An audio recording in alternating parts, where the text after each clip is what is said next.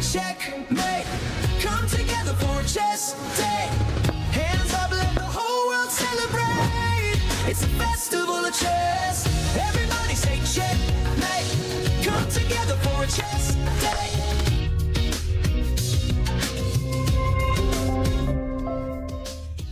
It is the final stretch of the Tech Mahindra Global Chess League, and now the race to the finish line is officially a sprint. What a day of action we have ahead of us. It's going to be a lot of fun. And to set the stage with me, I'm joined by the fantastic duo of women Grandmaster Ketty and Grandmaster Sahaj Grover. Guys, what an event this has been so far. The storylines, the drama, the brilliancies, the blunders, the turnarounds, the roller coasters. We've had it all. Ketty, is this the moment? Is today the day the teams finally ask themselves, can we qualify? Do we deserve to qualify? Tanya, that's a very good question. Today is the day the teams have to show their best and go there, fight for them. Everyone still has some chances, but this is the last day for them. I think it's the last day, indeed, second last day, but for me, between the teams, for the PBG Alaska Knights, it feels like the show is already over, but there is still a slight chance that they can make a comeback, but more or less for PBG Alaska Knights, I wouldn't say the same, but for the others, there is still a fight. All right, so Sahaj Grover calling it out. PBG Alaska Knights potentially out of the race. For the rest of the 5 teams, it's still a big fight ahead. Take a look at our leaderboard. And we have got the Triveni Continental Kings at the top. The usual story that we've been seeing in the league so far. I have to say, Triveni Continental Kings are becoming the Chennai Super Kings of chess. Just the events that they've been winning 2 times. Global Chess League champion, looking for their 3rd. Fantastic performance. We heard it from the team yesterday that they have perfected their model. They know exactly what to do, and they've been showing that on the board as well. Is this potentially becoming a race for that final 2nd spot? And this is what we have ahead of us today on the menu. Before we go on to that, let's talk about what we had, the action coming on yesterday. Now, we've got the score lines there, Sahaj. I'll start with you. You know, 3 closely contested battles on this one. But that top 16-1 victory of the Fire's American Gambits against the upgrad Mumbai Masters, for me, that's been one of the standout matches. An absolute blowout. You know, actually, for the Ganges Grandmasters, this is exactly the scoreline they need to stay in the top 2 spot today. Because Mumbai Masters have the best shot at the 2nd place, since they're playing with 2 white pieces today. But the Ganges Grandmasters are right behind them. And if they manage to lose today with a similar stat, but it's not possible, I don't believe that. But still, if theoretically, this is what they're looking for. It almost felt like a glitch in the matrix. You know, the upgrad Mumbai Masters going down 16-1, a single draw, lost on every single board.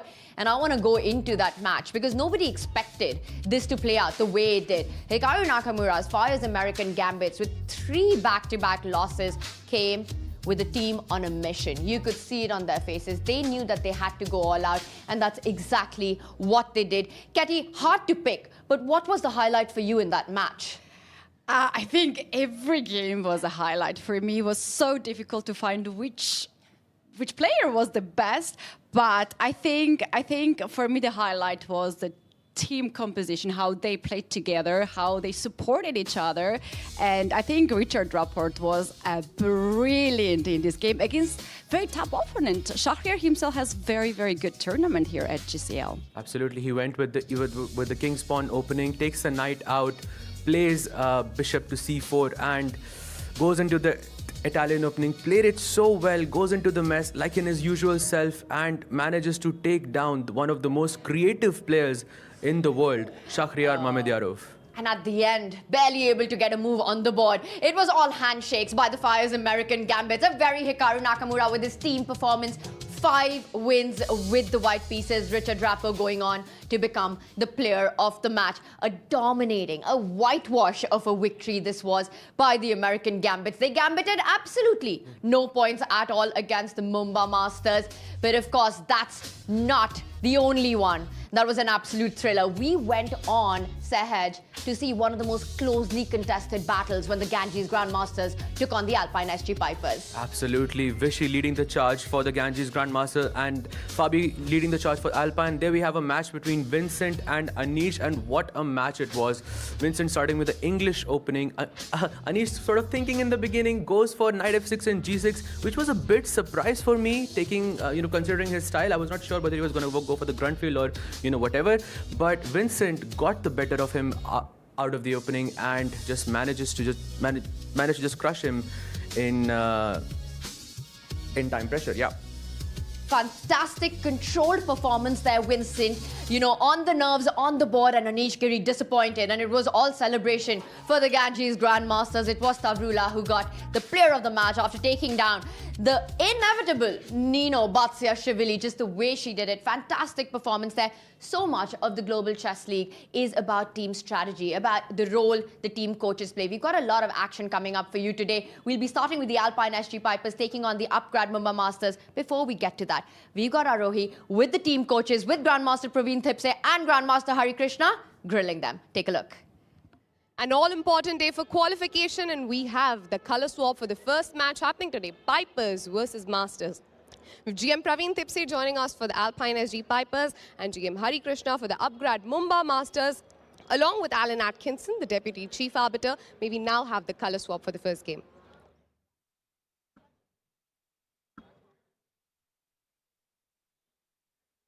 Hari Krishna, 2 games today for the Mumbai Masters, playing white in both. Do you see that as an advantage? Yeah, I mean, it's nice to have white pieces after yesterday's loss. So it's an important day, and we'll give our best. You unfortunately had a crushing victory yesterday, but I'm sure the team must have gotten over it because Mumbai Masters are known for the team bonding. They're known for overcoming such challenges. What has the team done? Yeah, of course, all players are professionals, and in professional chess it happens sometimes. And we had, just some usual spending time, and we are ready for today. Big day today, all the best. Thank you very much. Mr. Praveen Thipse, black, bigger the risk, bigger the reward. Is that the mantra for today? Yes, I think the point system is such that if you do well with black, then you have greater benefits as you see more point system. And of course, we are playing a very strong team, and it's going to be a very tough match. As you can see, almost all the players are the world-class players, best among their respective categories, and we've all been playing with each other. So I think what matters is now your reflexes, your how you play on this particular day. We also have a match later in the day, so I think it's going to be a long day for us, and hopefully a great day also. Well, we've entered the business end of the tournament. Every match matters from here for qualification. Is the qualification pressure on? Yes, it is there towards in the last half. It's always there because what happens today and tomorrow decides our fate, in the sense whether we play the match for the championship or we play the match for the 3 or 4, or we don't play any match at all. So these are the things which are very tough. And yes, the pressure plays, but everybody is a professional player, and they have faced this situation, like must-win situations to qualify to candidates and many important events. So they are all very great players, all of them, the opponents as well. And I think who plays well today, I think that will decide the matters. All the best for your game today. Yeah, thank you.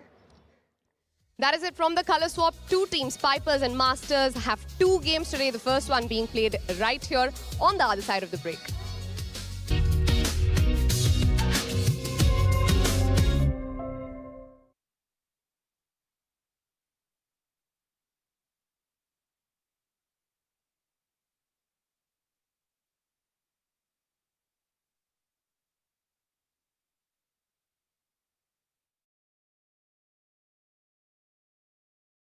जब घर में कोई किलकारी गूंजे, ये लोरी की धुन में गाती है।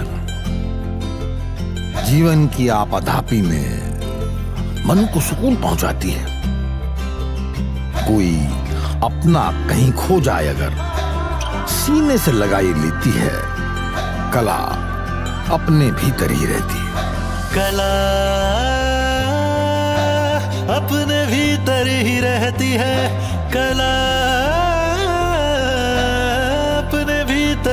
रहती है. While they make game-winning moves, you make career-winning moves with Upgrad. Make your move now.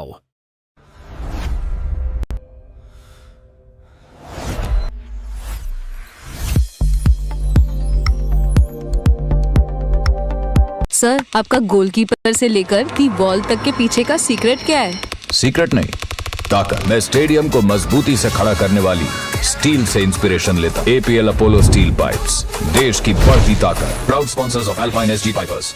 Some moments deserve something extraordinary. Melted Joy's limited edition assorted box. Crafted dark chocolate, naturally sweetened, made to share, made to savor. Celebrate the game. Celebrate yourself. Sir, आपका goalkeeper से लेकर the ball तक के पीछे का secret क्या है? Secret नहीं, ताकत. मैं स्टेडियम को मजबूती से खड़ा करने वाली स्टील से इंस्पिरेशन लेता. एपीएल अपोलो स्टील पाइप्स, देश की बढ़ती ताकत. Proud sponsors of alpine SG pipers.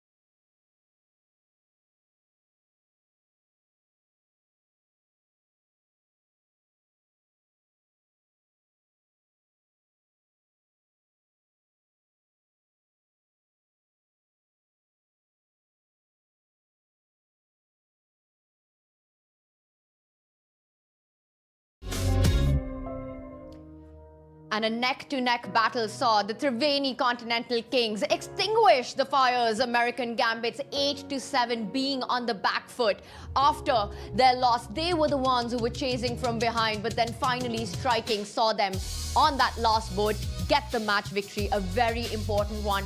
And Ketty, they have 1 foot firmly into the finals with that victory. That's correct, Tanya. I think all of us would agree that Triveni Continental Kings has been dominating this tournament, this event, and this leaves only 1 spot for rest of the teams. Absolutely. Alireza Firouzja is an absolute beast, and Triveni Continental Kings, you know, are just completely dominating. But I still have reason to believe that, you know, Upgrad Mumbai Masters, which is the team that I'll be rooting for, have a very good chance of making it today. They might make it to the finals, but Triveni Continental Kings making a big case for that contention, for that 3rd title of the Global Chess League. And this is what tells the story of the team spirit of this team. The final moments with Marc-Andre Morizzi getting it done. And there you see Vidit Gujarati congratulating him. Where he comes in to the picture, Alireza Firouzja. That is a Chinese Grandmaster, a French Grandmaster, and an Indian Grandmaster, all super happy with the Frenchman getting the job done. It truly is a global chess league, this one. Absolutely. And they're congratulating a French chess, you know, Grandmaster. So that's complete chess for you right there. But yep, what team unity they have. And speaking of team unity, we will go into a very short break, and right back, we've got something very special for you. Bharat का अपना solar, Navita solar, India's finest module manufacturer. We bring the power behind every winning move. And the Ganges Grandmasters indeed will be in action today. A big day for them coming up for Vishy Anand's team, but that's all for later. Let's talk about more of the action that we saw yesterday, setting the stage of coming into this day 8 of the Tech Mahindra Global Chess League. Once again, it's only 2 more days of the qualifiers. It's all about finishing in that top 2 spots. And of course, Triveni Continental Kings, I don't think you'll be amiss by saying they're going to be one of those 2 top teams. The big question, who will be the second one? I think that's a great question because there's only 1 spot remaining for the rest of the teams. And for me, theoretically, it makes sense that it would be Upgrad Mumbai Masters because they're playing with 2 white pieces and they have an extra game at hand. Whereas for the other teams, there's only Alpine SG Pipers who have an extra game at hand and they're playing with 2 blacks today. I think that kind of makes Upgrad Mumbai Masters a slight favorite in my eye. Huge day for these teams with those two matches. For Upgrad Mumbai Masters, a match in hand. Can they make the most of that? And right now, I'm being told that Arohi has got a very special guest with her. Arohi, what do you have for us?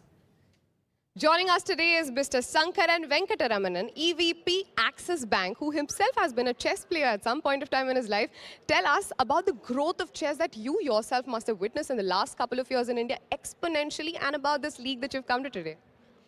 Thank you, Arjun. You've been really kind in calling me a chess player. I wouldn't call myself that. I used to play chess for fun when I was a child. But it's really amazing to see this platform. You know, way back we used to have a bunch of kids in our class or in our neighborhood, and we used to play for fun. But then this is really a serious sporting stuff that is really growing, and it's amazing to see. Not 1-2 players, but every state has a lot of budding players and so many grandmasters. A lot of them becoming grandmasters at their teenage. It's an exponential growth, and very happy to see this happening. You've gone around through the fan zone, and you will be heading to the auditorium as well for the first game and for the first move. But I want to know, would you be trying your hand at chess today now that you're here? Yeah, I wouldn't mind. I'm really looking forward to it. Thank you so much for joining us, and I hope you have a great time today that you've come here. Thanks for having me. That is it from here. Back to the studio. Thanks, Arohi. Can't wait to get back to you to bring us all the action that's coming from the fan zone later on. And of course, the action's about to get started here on this day 8. But let's also set the stage of what happened in the final match of the day just yesterday. It was the PBG Alaska Knights Gukesh's team getting the win against Vishy's Ganges Grandmasters. And I have to say that when Vishy plays Gukesh, that is an emotional clash for the chess world. It was so emotional as an Indian chess fan and for the chess world as well, because the two Indian world champions are playing against each other. We don't get to see that very often. Katie, I think that was a treat to watch. It was the moment of a day, but also there were more stars in the team, and we have here Arjun Erigais against Vincent Keimer. Arjun was fantastic in this game, and this was not the first time when he celebrated the very beautiful victory alongside with Sarah Hadem. This game was something very special. We can see Vincent, he couldn't even make any move and he just resigned. Arjun was a player of the match. And so deserving in the way he handled those last few minutes, getting the win done, getting the job done for the PBG Alaskan Knights. And this is how our leaderboard shaped up at the end of the 4 epic battles that we saw, and right at the top, take a look at that right column. Six match point leads there for the Triveni Continental Kings, looking strong to make it to the finals. And then we've got 2 teams with 12 points, the Upgrad Mumbai Masters and the Ganges Grandmasters. And I think it's safe to say that for these 2 teams, today is going to be an extremely decisive one to see where they finish. We've also got the Fires, American Gambits, Alpine SG Pipers, Alaskan Knights, all tied with 9 match points. They just have to go all out. They can very well play the role of the spoilers. And this is what we have for today. Bringing up day 8, we start the action with the Upgrad Mumbai Masters against the Fires American Gambits. American Gambits languishing at the bottom of the leaderboard, but can they play spoilers? Can they take down the Mumbai Masters? We'll follow that up with the Ganges Grandmasters against Triveni Continental Kings. We also have Alpine SG Pipers playing against the Fires American Gambits. The Upgrad Mumbai Masters will have a second showing today against the PBG Alaska Knights, and we'll break down all this action that's coming up. We'll give you all the insights and the scoops when we're back. Stay tuned with us.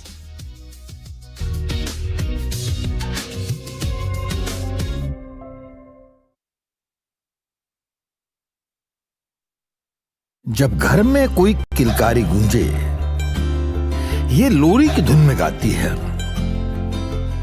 जीवन की आपाधापी में मन को सुकून पहुंचाती है। कोई अपना कहीं खो जाए अगर सीने से लगाई लेती है, कला अपने भीतर ही रहती है। कला अपने भीतर ही रहती है, कला अपने भीतर ही रहती है। While they make game-winning moves, you make career-winning moves with Upgrad. Make your move now.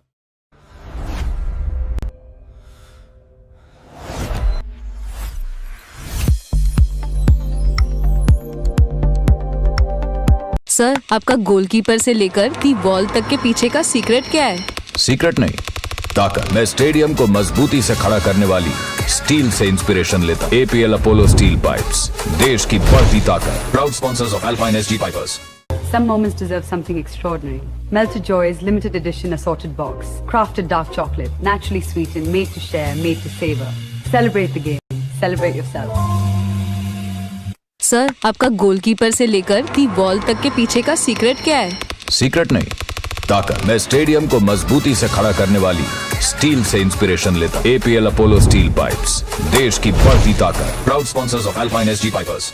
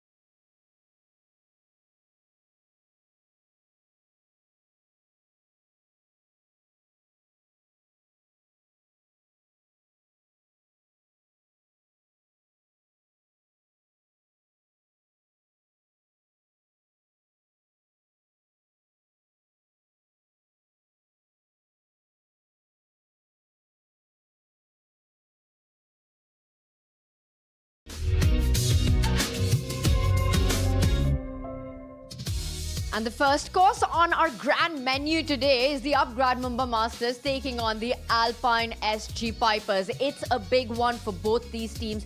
Their destiny, their fate in their own hands coming into this first clash of the day. And I will point out that the Alpine SG Pipers, they pretty much piped down the Upgrad Mumbai Masters in their first clash 9-7. Not just that, Ketty, the storyline that the Upgrad Mumbai Masters coming out of a very difficult 16-1 loss yesterday. A complete whitewash of a performance that was by the Fire's American Gambits against them. What do you think? Where is their mind at? We saw Hari Krishna earlier. He seemed like he's in good spirits.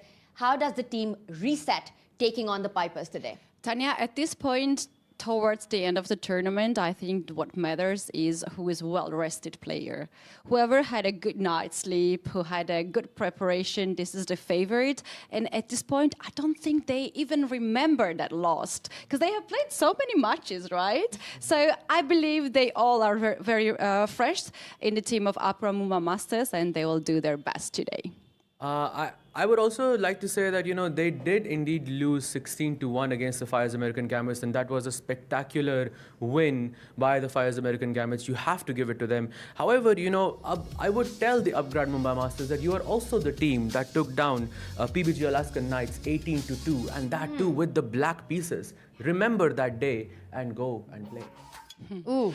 Those are some big words, some pep talk there straight from Sahaj Grover here in the studio. If only the Upgrad Mumbai Masters could hear you right now. Bardya Daneshwar against Mendonça is how we start on the Prodigy board. Who would you give an edge to in this one, Ketty? I would give a slight edge to Leon Lucas. He's taking white pieces, right? Or no, sorry. He's taking the black pieces. And you know, this 1 point, if he wins and gets 4 points, will be very important for the team. Leon actually won their previous encounter, so I would definitely be giving it to them. But let's move to the Superstar Women's board between Nino and Harika. This match ended in a draw previously between these two players, and I think between them, the favorite could be Nino because she's in such great shape. But Harika has been playing in such, a spectacular fashion, trying to play for a win with each game. So it can go either way, but maybe a slight preference to Nino. Yeah, I take my girl Nino in this match, guys. And then we've got the clash between Hu Yufan and Koneru Humpy. Is there a favorite in this battle? So Hu Yufan did win their previous clash with the white pieces against Koneru Humpy. She does have the edge, but I would say I'm going to give it to Humpy this time. Let's go. Mixed feelings there on this one. Humpy for the Upgrad Mumbai Masters, Nino for the Alpine SG Pipers on the women's superstar board. Let's move forward with our men's superstar board. And what a lineup. Look at those 4 players staring down at us. You've got Anish Giri, Wesley So, and then Pragg taking on Shakhriyar Mamedyarov. To me, this just means it's going to be fireworks all around. It feels like it's going to be decisive on both these boards. I would be surprised to see a single draw. Absolutely. I think I would be surprised as well because all of these players are so just such amazing players, and it's very hard to predict who's going to win. It just depends on whose day it is. Yeah, exactly. And look at Shak being so nice, smiling to us on the screens, but he's not a nice person on the board. We have seen him doing the crazy stuff. I think board 3, Pragg, Shak will be decider. And I'll also remind everyone that the superstar men board, both of them did end in a draw last time. We're predicting decisive results. And what about this decisive matchup that we've got on the icon board? You've got 2 icons off the spot here. It's world number 3 Fabiano Caruana taking on the former world blitz champion Maxime Vachier-Lagrave. He's the Frenchman with 3 names. He's the French magician here. He's been leading the Upgrad Mumbai Masters even in the previous 2 seasons. He's such a strong team player as well. Alpine SG Pipers finding late form here in Mumbai. How do you rate this matchup, Katie? I think that Fabi lost the first match against MVL in their matchup, and I think at this time he will be very careful. Very least, he will take a draw. For me, I think because MVL defeated Fabi with the black pieces, that gives them a really big psychological advantage. Because now they're playing with the white pieces, and that gives you some slight maybe opening psychological advantage as well. So I'm going to go with MVL here because he's the faster player. He's world blitz champion for a reason. And there we have it. The Upgrad Mumbai Masters. So proudly. We have said their names and he just arrives. Yeah, Wesley So, Shakhriyar Mamedyarov, Humpy, Harika, all arriving at the same time. And what a team this is. It really is, Sahaj. It's been all the way up for the Upgrad Mumbai Masters. They've been at the top of the leaderboard pretty much from the start of this event. And can this team put a stop to that spree that they are on? It is Anish Giri along with Fabiano Caruana right at the top. Fabiano followed by Pragg there. These are our 3 candidates for Cyprus as well. What a lineup the Alpine SG Pipers have. Former women world champion, the 2nd strongest female player in the history of the game, who you found, Nino Batsiashvili. What a performance she's had here in Mumbai. And Ronak Sadhwani for their prodigy board. Praveen Tipse has a lot of reason to be proud about the names that we've just taken. Absolutely. They should be proud. Did you guys realize how both teams were walking towards the venue, right? We had Upgrad Mumbai Masters walking one by one, but Alpine SG Pipers, they just went all together as a team, right? That was such a funny moment. And it's so much about that team spirits, team camaraderie. You've got to play for each other. Every single board matters here. We set the stage for this immense day of action coming up. It's day 8 here at the Royal Opera House. We will start the action with the Upgrad Mumbai Masters taking on the Alpine SG Pipers. It will be Fabiano Caruana playing against Maxime Vachier-Lagrave. The pieces will be flying soon. The action will get started. On the other side of the break, you will see legends across the board.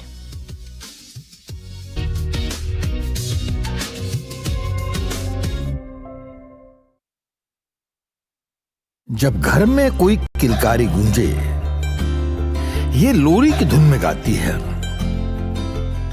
जीवन की आपाधापी में मन को सुकून पहुंचाती है। कोई अपना कहीं खो जाए अगर, सीने से लगाई लेती है। कला अपने भीतर ही रहती है। कला अपने भीतर ही रहती है। कला अपने भीतर ही रहती है। While they make game-winning moves, you make career-winning moves with Upgrad. Make your move now.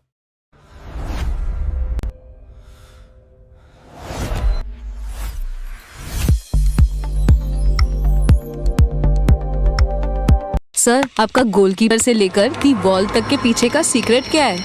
Secret नहीं, ताकत। मैं स्टेडियम को मजबूती से खड़ा करने वाली स्टील से इंस्पिरेशन लेता। APL अपोलो स्टील पाइप्स, देश की बढ़ती ताकत। Proud sponsors of alpine SG pipers. Some moments deserve something extraordinary. Melted Joy's limited edition assorted box. Crafted dark chocolate, naturally sweetened, made to share, made to savor. Celebrate the game.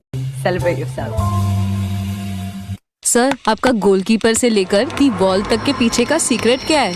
Secret नहीं, ताकत। मैं stadium को मजबूती से खड़ा करने वाली steel से इंस्पिरेशन लेता एपीएल अपोलो स्टील पाइप्स, देश की बढ़ती ताकत। Proud sponsors of alpine SG pipers.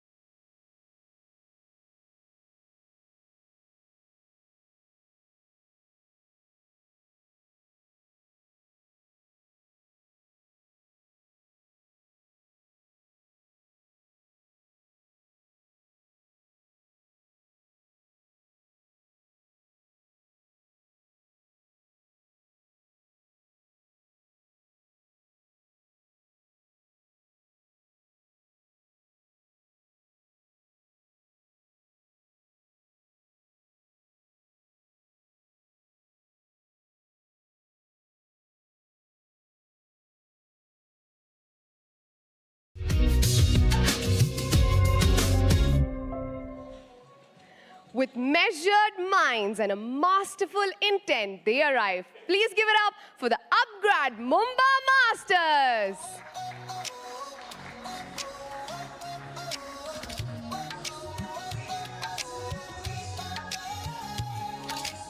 Spotlights burning through the night.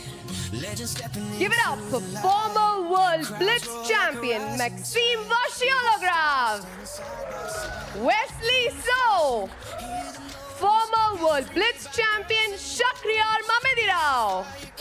The reigning Women's World Rapid champion Koneru Hampi. Harika Dronavalli. Badia Daneshwar. And their coach GM Hari Krishna.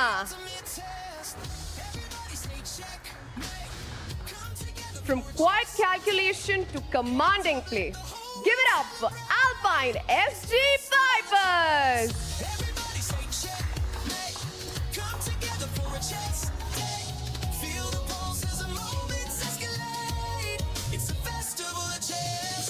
Introducing the players. Former World Championship challenger Fabiano Caruana. Anish Giri. Olympiad gold medalist Pragg. 4 times Women's World Chess Champion Hu Yifan. Nino Batsiashvili. Leon Mendonça. And their coach GM Praveen Tipse. All the best to both the teams. You may now take your boards. And now for the first move, may I please call upon Mr. Sankaran Venkataramanan, EVP Axis Bank, along with Mr. Bharat Singh Chauhan, the Tournament Director.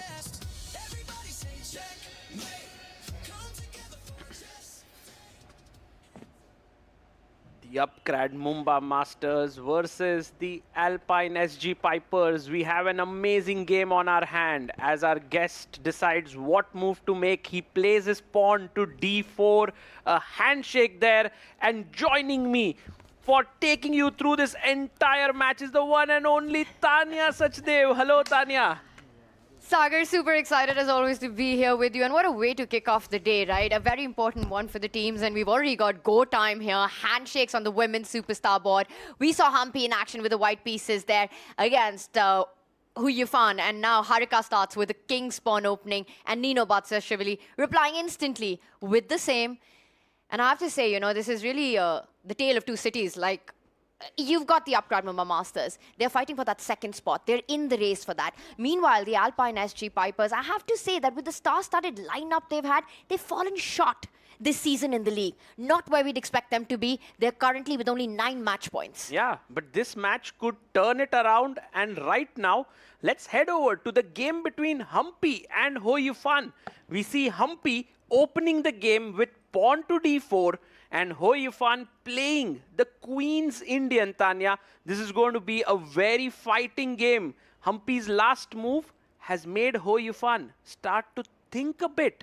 This is one of my favorite openings against the Queen's Indian defense. With the white pieces, you stop the black bishop from coming to b4 and only then bring your knight out to development. It's the Petrosian setup, and usually it ends up in a very dynamic middle game where white will have control over the center. We can eventually see Humpy play on the right side of the board. Meanwhile, for Hu Yufan, the action will be on the left flank, so a bit of a race brewing up. Right, and we go to Harika versus Nino, and already we have some very exciting moves coming up here. We have the 4 knights, and here the knight jumps in, and oh, this is the line where you take here, and all of that happens. But we have Wesley So versus Anish Giri, a big matchup here. This is going to be super exciting, and Pragnananda takes on Shakriyar Mamedyaro. Arey, so cool.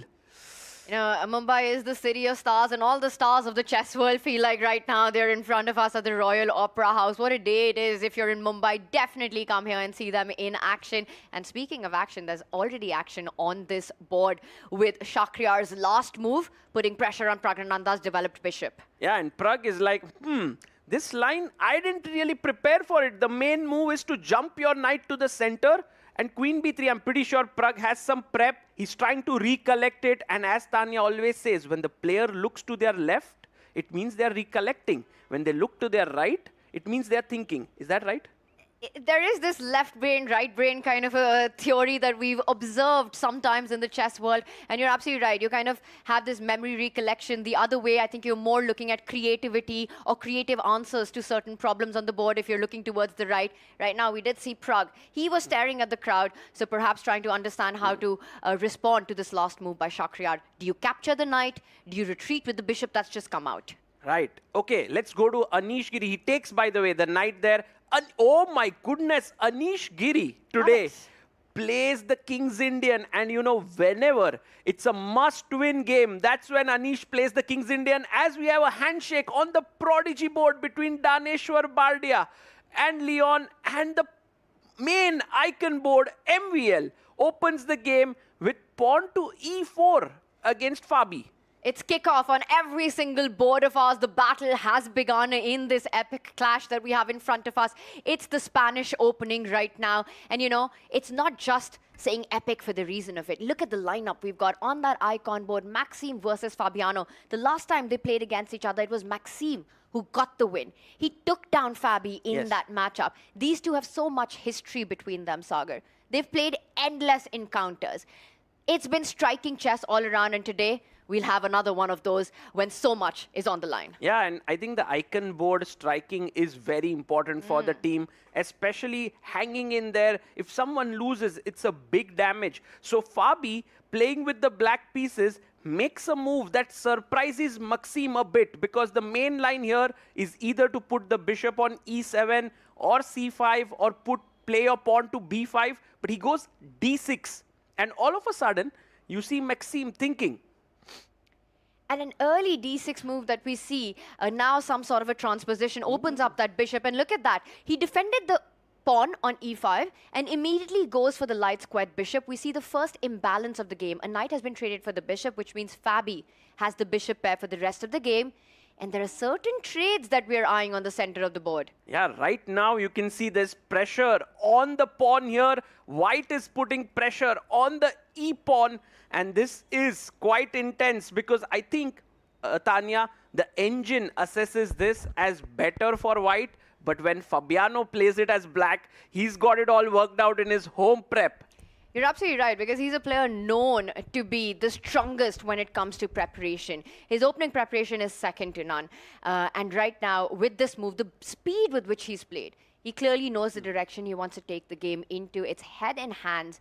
It's Maxime's play right now. I will also add, though Maxime won their last encounter here against Fabi, the team went on to lose. Right. Upgrad Mumbai Masters lost 9-7. And it all came down to the lower boards. Maybe that's a sign to, as the players are also watching out the action that's happening with their teammates. Sagar, let's do a trip around the world. Okay, let's go to the second board. This is where I feel is going to be very exciting. As we see, the owners of the Upgrad Mumbai Masters, Suhail there, Ronnie there, they are really locked in. They would love if their team does well today, because it might just take them to 15 points, which is very close to qualifying for top 2 spots. And while the upgrade Mumbai Masters have only 12 match points, they also have a match in hand. Today they've got 2 showings here at the Royal Opera House. It is an absolutely big day for them. They are one of the big contenders to join the Triveni Continental Kings in the fight for championship. Right. Okay. And right now, Anish Giri has gone all out, Tanya.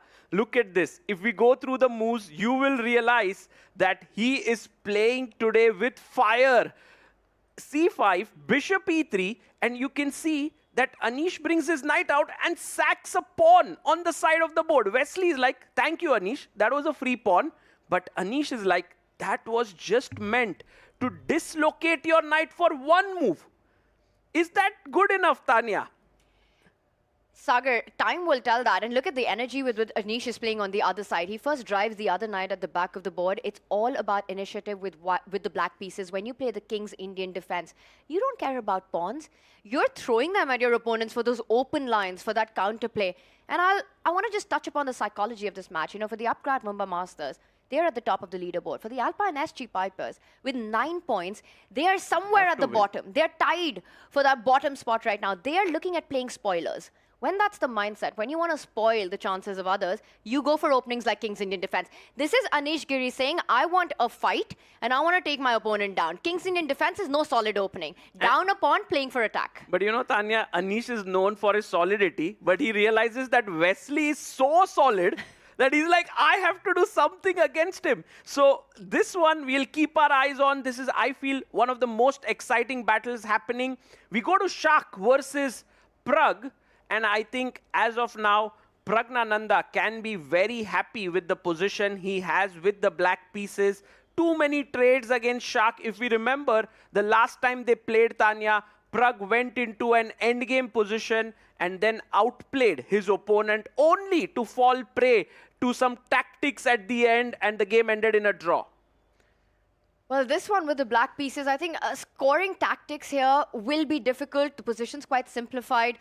You know, you've got 7 versus 7 when it comes to the pawns. The pieces will be developed soon. In fact, what I'm looking at for Shakhriyar Mamedyarov is a potential minority advance on the left flank of the board as well to try to dislodge that black bishop that has just stepped into the longest diagonal.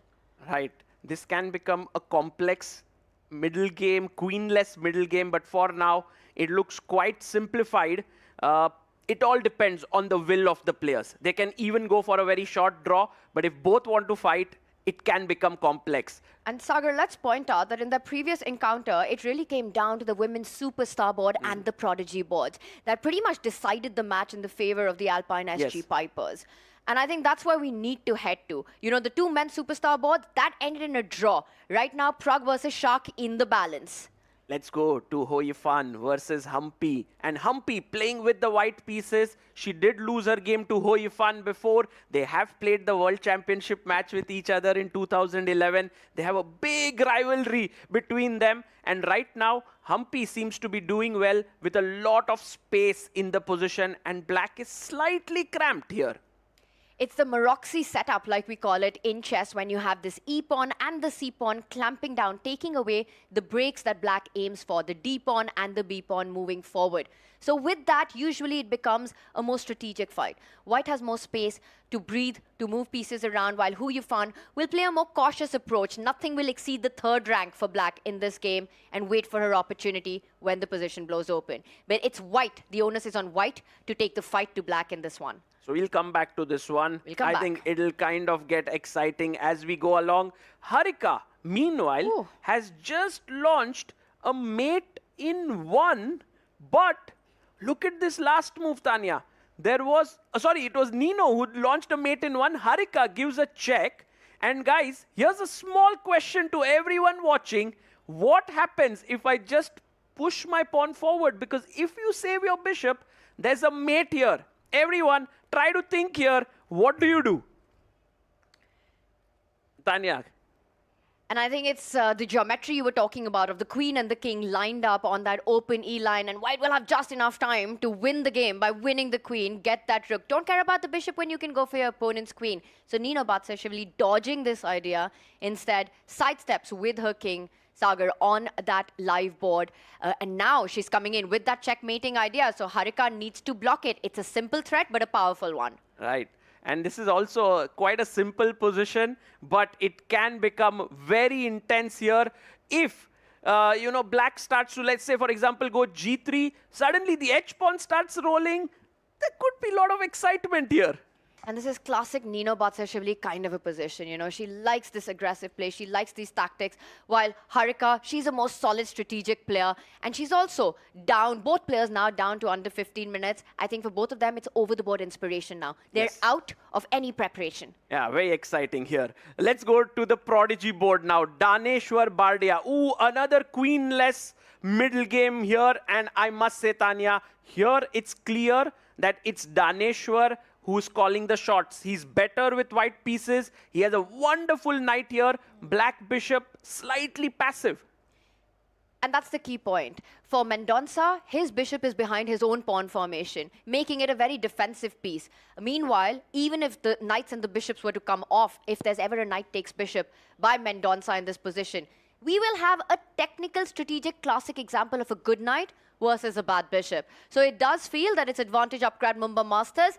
Is it enough? Too soon to say. Yeah, very soon to say. In fact, there's one board where things have shifted and Wesley So went very hungry right now. He's like, I want to chop off all the pawns that are there. A question mark, Mutania, to go into the black camp to take another pawn. Is it too risky? High risk, high rewards. That's 2 extra pawns currently for the Upgrade Mumbai Masters on this board right now. The thing is, if you're Anish Giri, you need to prove your sacrifice. Yes. You have to show initiative. You have to show your attack for the 2 pawns that you've given up. So time is going to be extremely important. Momentum will be everything here. You allow Wesley to consolidate, to finish development, and you could be completely lost. You mentioned 2 pawns, but there's a pawn hanging on the board for white as well. Rook takes pawn, taking control of the second file, very dynamic game. Yeah, let's just imagine Anish takes here, pawn takes, and now boom, rook takes pawn. And at this point, you can see a wonderful knight here. Another knight that can at some point start to sacrifice itself. The bishop on this diagonal, there are tactics in the air. You know, this is a dream position for black, for a player in these kind of opening thematic ideas. We see them very often in openings like the Benko, like Benoni, where you give up the pawn for opening up your sniper bishop on g7, and you're basically looking for piece activity. You're playing for those minors in the center. You're playing for the open A and the B line. Again, it's going to be a double-edged sword, this one. You know, he's taken big risks, but it looks like Anish wants to get Wesley out of solid positions right now. I think when you come with that mindset that today I'm going to take risks, you are better prepared for it. But also, Sagar, do you think that having less pressure about qualification into the finals, for the Alpine SG Pipers, their best shot is if they win everything, you know, maybe mathematically they'd pray for some of the other results to go their way, they have a chance. But the only thing in their control the controllables, is to go all out. They need match points, they need game points. Absolutely, and a win by a big margin. Remember, we saw a win by 16-1 yesterday. Against this very team, against the Upgrade Mumbai Masters. And you know, that kind of really pushes you. So it's not impossible right now, because if they win today, they'll reach 12 points, which is the same score that the Upgrade Mumbai Masters have. The one advantage that the Upgrade Mumbai Masters does have currently is that extra game in hand today, as they will have 2 showings. That is for later in the day right now. This one, Sagar, has all the makings of a very decisive battle. Could very well come down to this board. Yeah, this one, I think Anish rightly taking his time here. He's thinking whether to push this pawn, capture in the center, straight away take this pawn. And he makes a decision. He does go for the central trade. I think he wants to go rook takes pawn next. He wants to capture that b2 pawn that you highlighted earlier on. And we'll see what Anish has in mind. Wesley with an immediate response there. Yeah, there's a lot of pressure here that's mounting. I love this angle, by the way, to just show both the players. And you know, Wesley already has a connect 4 at the center of the board. He's captured towards the center. And now Anish has to be ready with the response, because Sagar, clock is also an extremely important factor. You have a lot of critical decisions lying ahead in an opening like this. Okay, Anish still taking his time. Guys, it's time for us to go to another board. We must look at the game between Harika and Nino, because here, Tanya, it seems like Nino's early kind of attack has been thwarted by Harika, and she pushed her pawn forward. The queen has moved here, and now white seems to be better, because look at black's king, uncastled. The rook, in order to come to the game, will take time. And meanwhile, Harika can bring out her bishop, bring her queen out, the rook comes out easy. It's actually quite a pleasant position for Harika.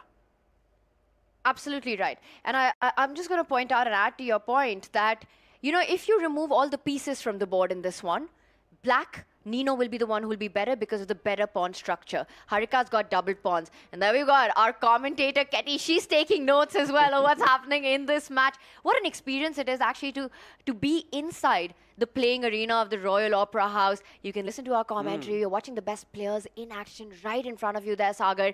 And it's goosebumps when you're in there. And also when it gets really intense at the end, guys, you can have a lot of fun looking at the players there. Ketty, you can see, generally, she would be somewhere out there, but she's sitting inside. She can look at the players, their body language. Also, Nino is a very good friend of hers, both from Georgia. So, you know.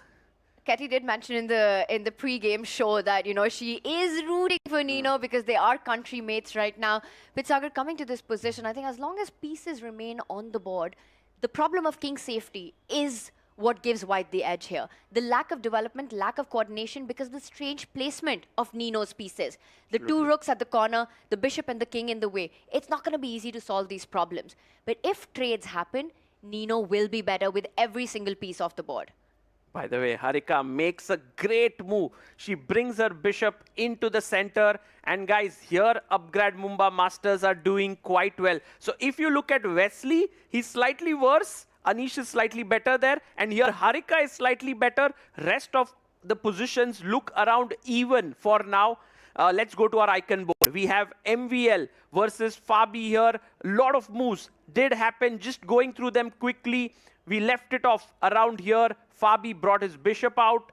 Queen came up, which was perhaps not the best move, but white kept a small edge, Tanya, and at the right time, Fabi struck in the center, brought his knight, and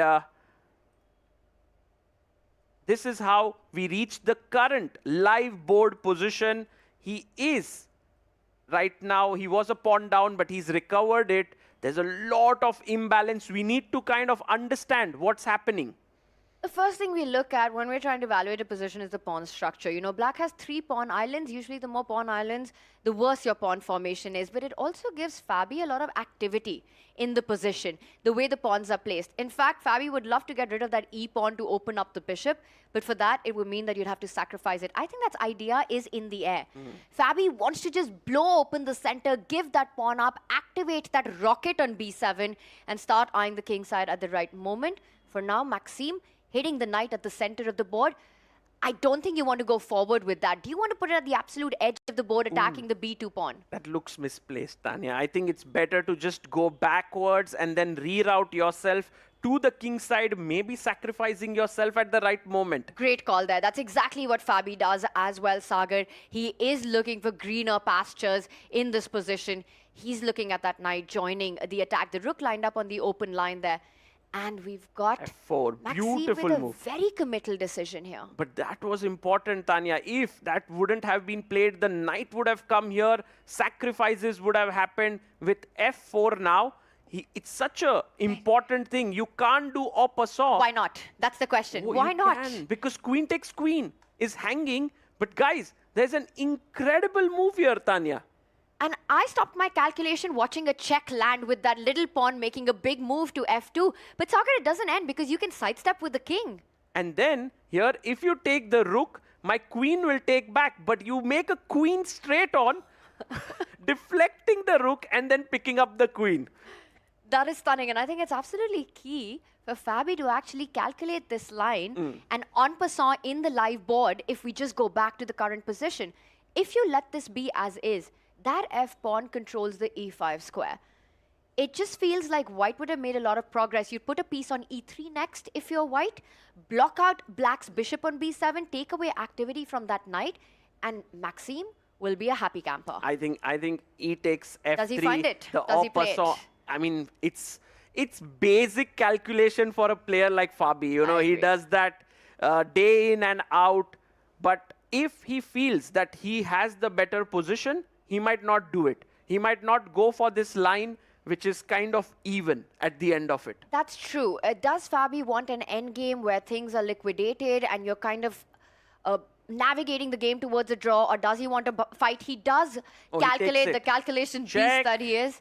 We see this line being played out. He picks up the queen and he's like, okay, I make a queen, takes, and this is exactly what's happening, what we analyzed. And guys, my call here, and I guess Tanya, you would also agree that this game will end in a draw. That's the feeling you get. You know, it's level material right now. Black has a weakness of the d6 pawn. White has two double pawns. The opposite color bishops have huge drawing tendency. This one is about to fizzle out. Okay, but things have changed in the Wesley So versus Anish Giri game. Guys, look at what happened. At this point, we did see Anish chop off this pawn. He had the advantage, and then pawn to a4 to kind of rescue the knight. The knight was like, guys, I'm on the other side. Please send some rescue troops for me. Okay, the pawn comes forward.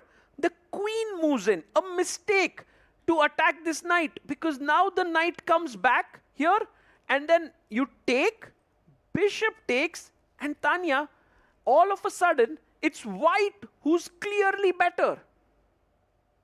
Anish has just given one more pawn up right there. And for Wesley, this A pawn, super strong. It's a passer down the board. You know, queen is the last piece you want to be stopping that from moving ahead. It's a powerful piece. You want it to be attacking the king and not be defending against your opponent's threat. Meanwhile, not just that. It's also 5 versus 4 on the right flank as well. For Wesley So, that means 2 extra pawns, the bishop pair, more pieces are off the board. He's not feeling the attack. Where's the attack on the white king when the black queen and the rook are offside? I mean, something has gone wrong for Anish. Maybe he calculated that he brings his queen here and attacks both these pieces, but maybe he missed that there's a bishop here that could pick up his rook. Something has gone wrong totally, because there's also queen moving up. So I don't understand. And now Anish is almost... Tanya, it might be an overstatement here to say that it's a losing position, but I don't see any compensation for black. I completely agree. A totally different narrative from when we checked in last. This last voluntary pawn moves, just pushing it forward and giving it away, the only way to explain it is that Anish wants the open C line. He wants to get this his... pawn. Yes. Right here, to give this pawn in the manner that he did, not only that, give the d4 square away. Anish is really counting on his majors activity here, the queens and the rooks. That's a great point, because if the bishop comes here, then maybe, Tanya, you jump in with your rook, and then with this little pawn coming in, could be some attack. It starts looking a bit scary. It doesn't even matter what our evaluation bar is saying, because these are players with a heartbeat. You see those 2 rooks on the 7th rank, on the 2nd rank in this place, and you don't want to get into these troubled waters. And you know, I saw an incredible variation here. If you bring your rook in, there's rook f2 to trade off the rooks. So what you do here is, you actually sacrifice your bishop entirely here, just so that now the rook comes in and black is having an advantage here. That's how tactical this position is. That is an insane deflection tactic. What you've done is you've taken away the resource of the retreat on the f2 point. Yes. Now there's nothing stopping rook takes pawn, coming in with check, check, checkmate. Yeah. That is a stunner. Bishop 8-6, just giving it up for free. Not because you're coming in with a check, but because you're coming with a mating attack that can no more be defended. Okay. Guys, there are many tactics here. It's like It's position. not over. This is not over no matter what the bar says right now. Yeah, there are many landmines here. Wesley has to be careful, but someone who's taken over the initiative here for the Alpine SG Pipers is Hoi Yifan. On board 4, we see that she is clearly better against Humpy. Tanya, this has gone wrong for Humpy.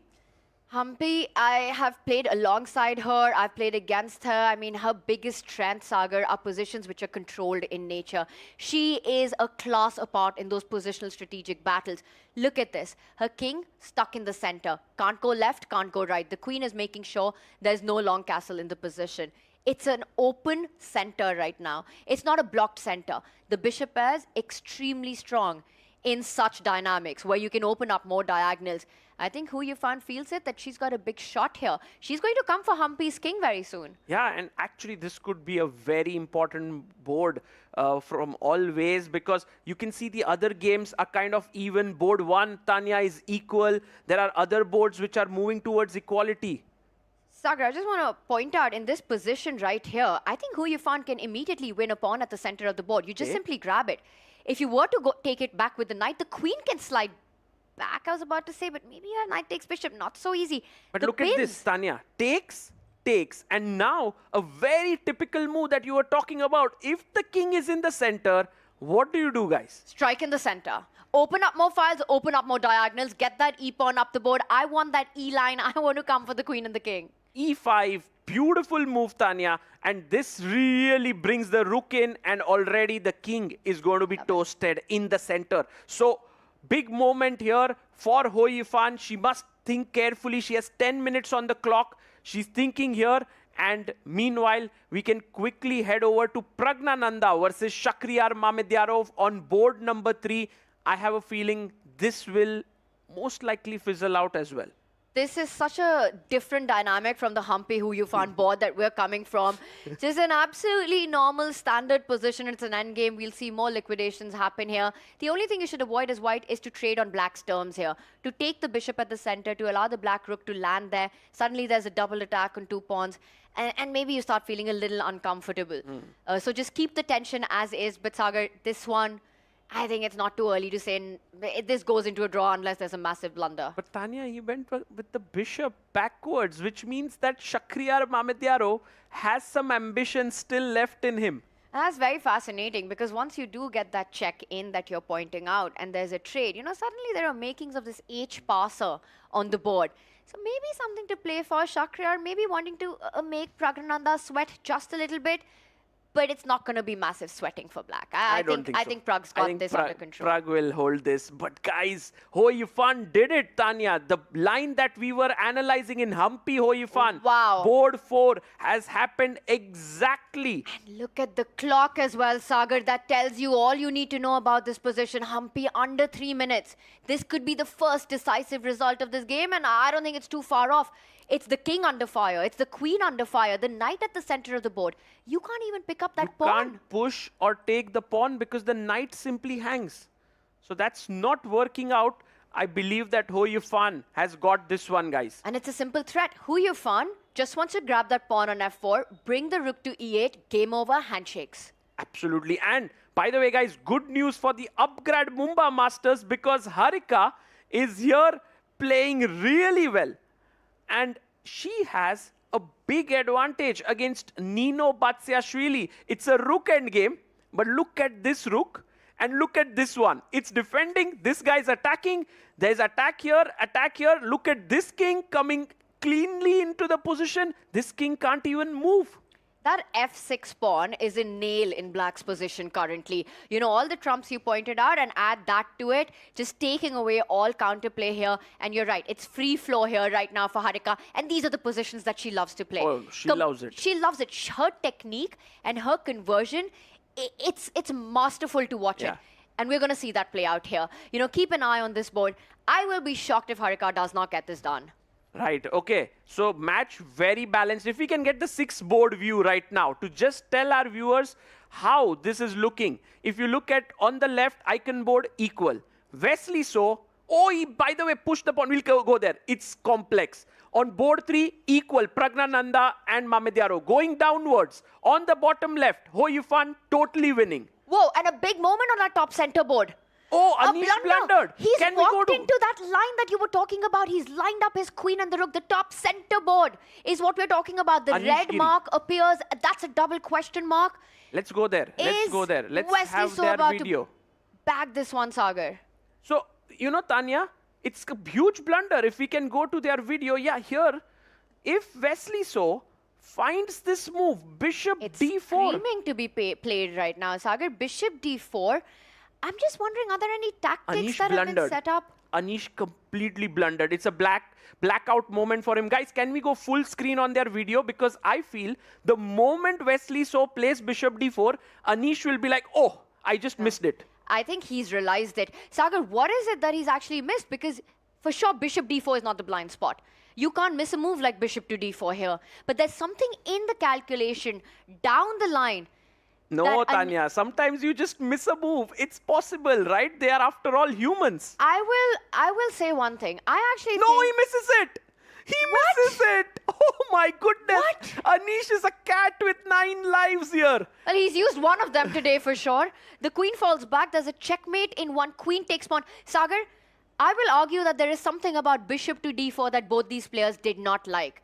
You know, maybe one misses it, but two world-class players missing that you're losing that rook on b2. I don't know. Queen takes bishop, bishop takes rook. What's more to see? There's checks here, but the king just slides over. I don't see it, Tanya. I think it's sometimes a blackout moment for both players. Anish Giri blundered. Wesley So was like, Anish can never blunder like this. And he makes a move. He didn't see it. Queen e5, and we are back to a position that can go, that's equal. I'm finding it hard to digest and accept what has just happened. You know, one player missing it, but two players at the top of their game missing bishop d4. Very hard to imagine. I still feel that there's a chess explanation to it. Maybe if we have Arohi with one of the players later, she could get this question in and solve the mystery of bishop d4 not being played. But this means Anish is back in the game. Man, the match has changed totally right now for the upgrade Mumbai Masters and the Alpine SG Pipers, because the top 3 boards are now equal. This game could very well end in a draw, although Wesley can still try. He has this pawn here. But Humpy is totally lost. That's not changing. But Tanya, Harika is now no longer better. If we can go to board number 5, Nino somehow managed to get things sorted. And this is what happens when the clock goes tick-tock, you know, nerves in play. It's hard to be precise. We said it, that Harika will convert this endgame. She has all the trumps, but look at that. She trades the central pawn for that master pawn on f6 for the upgrade Mumbai Masters here. She's trying to create more weaknesses on the left flank for Nino. But as more pawns get off the board, Nino gets closer to that draw, to equalizing the position completely. We are 37 minutes into this match and no result has come out yet. That's how close it is. Meanwhile, Daneshwar Bardia on the Prodigy board is somehow putting pressure on Leon Mendonça. Slightly better endgame for him. It really is, you know, taking control of that d4 square, the knight ready to jump onto other juicy outposts, a5, c5, again the bishop on d7. That is the problem child for Mendonça in this position. You pick up that bishop and place it on e4. If we play the pick and drop game here, Sagar, you will be talking about a completely different endgame. I agree. But there is one factor working in Mendonça's favor, which is the rook lining up against the c-line. But we've got big result coming on from the icon board, ends peacefully. Yes, it's a draw here. First result coming in. 1-1 is the score. Everything even here. Humpy versus Ho Yifan. If we go to board number 4, this is over. Because Ho Yifan here just has given a check. The king moves here. And now the next check, Tanya, is going to give not only a check, but the pawn is going to be lost. Sagar, can we see how Hu Yifan crashed through? We left it when e5 happened on the board. We felt that Humpy was in big trouble right about now. Here. She jumped in with the knight, controlling the e8 square, the center of the board. Hu Yifan blows open the center, is coming for the white king. She does it with a check, forcing Humpy's king up the board. It was much better to keep the queen here, but she went here and king d2 and Humpy was back in with her chance. She had to find this very tricky move, counter-attacking the black queen. She did not find it. She played queen to the center, and now Ho Yifan once again is pressing. And we have another draw coming in on board number 3. We have Shakhriyar Mamedyarov and Pragnananda drawing their game. 2 games done. 2-2 is the score line. And very different draws, you know, while the Maxime Vacher-Lagrave versus Fabi had that fire on the board, but I think for Pragg and Shak, it was always in the balance in that one. Absolutely. And here we have king c2. I mean, just take this pawn is also completely fine. But I do get the feeling, 28 Tanya, seconds, Sagar, for Humpy. Yeah, but Hoi Fan is not doing this cleanly, Yash. We need to go full screen on the players right now because I have a feeling that this could potentially be the only decisive game of this match. Maybe. Let's stay here for some time. For Hu Yufan, she has to crash through. And Humpy's idea is clear. She wants to get her king to safety to the left side. That king lands on A2. And then we're talking about Humpy being back in the game for the Masters. And she gives a check, blocked, pushes the pawn. Now, Tanya, you see the home that you were talking about is no longer looking like a safe home. Now a check. And, queen takes h2, a check. It's a good move, guys. It's a good move. And now you're going to pick up another pawn with a check. That's extra pawns. She's coming for Humpy's king. And Humpy down to under 20 seconds as well. And you're losing the b3 pawn. And if you block with the queen, there's rook f3 coming in. And Humpy resigns. And with that, the Alpine SG Pipers take the lead. It's Hu Yufan who gets it done in the women's superstar board. And I have to say, she finished that flawlessly, got the advantage in the opening, never let Humpy's pieces get to safety. And then Hu Yufan, playing in true Yufan style, gets the job done. And now it's the Upgrad Mumbai Masters on the back foot here. 6-2 is the score. 4 points for a win there. Big one as we go to Harika's game. This doesn't look like winning. It's equal pawns here. 3 versus 3. Although White has a passer here, that's not going to be enough, I feel. But should we go to the game of Wesley So? And there we also on our screen see the icon for the Masters, Maxime Vachier-Lagrave with team coach Hari Krishna. You can look at them and you know that they're feeling the pressure and the nerves of the match. On paper, on form, the better team at the Global Chess League. Right. So far. But it's the Alpine SG Pipers who are also looking nervous here right now. Can we go Wesley versus Anish here? Just to show the people here that this one also, Tanya, should very well end in a draw. There you have it. A draw has been agreed. 7-3 is the score. Where are the points coming for the Upgrad Mumbai Masters? They have to win both their games now, which looks unlikely. That's the thing about the scoring system at the Global Chess League. One black win can only be overtaken by 2 white wins. Yes. Because it's worth only 3 points. And that really puts the pressure on the side playing with and look white. at Harika. She's looking at the scoreboard there. She's like, oh my God, I need to win this with white. I'll tell you one thing about Harika. She is an absolute team player. She knows that she needs to win. She's going to play this out till the very end. Yes. Even though she's got only 30 seconds on the clock, she has that B passer. It's not completely symmetrical. It's not a complete draw. And Tanya, you know, she has hopes here for her team because if you go to Daneshwar Bardia on the last board against Leon Mendonça, Daneshwar is pressing. Look at his king here. He can break in here with the pawns. This could become a very intense match. And it all comes down to these 2 boards, Sagar, our last remaining boards. And for the Upgrad Mumbai Masters, both their players have to score a win to win this match. Otherwise, Alpine SG Pipers takes it. Right. And Daneshwar trying to play this carefully. He has 3 minutes on the clock. He can do it. Can we go to Harika's game and see if there's any hope here? More pawns coming off the board. I believe the answer draw. to that question is no, Sagar. Nino Batsashvili's king beautifully placed against that B passer. And I think we're going to see handshakes in this. And that would mean the result of the final game will not even matter. If this ends in a draw, Alpine SG Pipers take the match. Right, and that's a very smart thing that Nino has done. She's defending it passively here. It's a B pawn. You don't need any fillet. Okay, she's done the Philidor.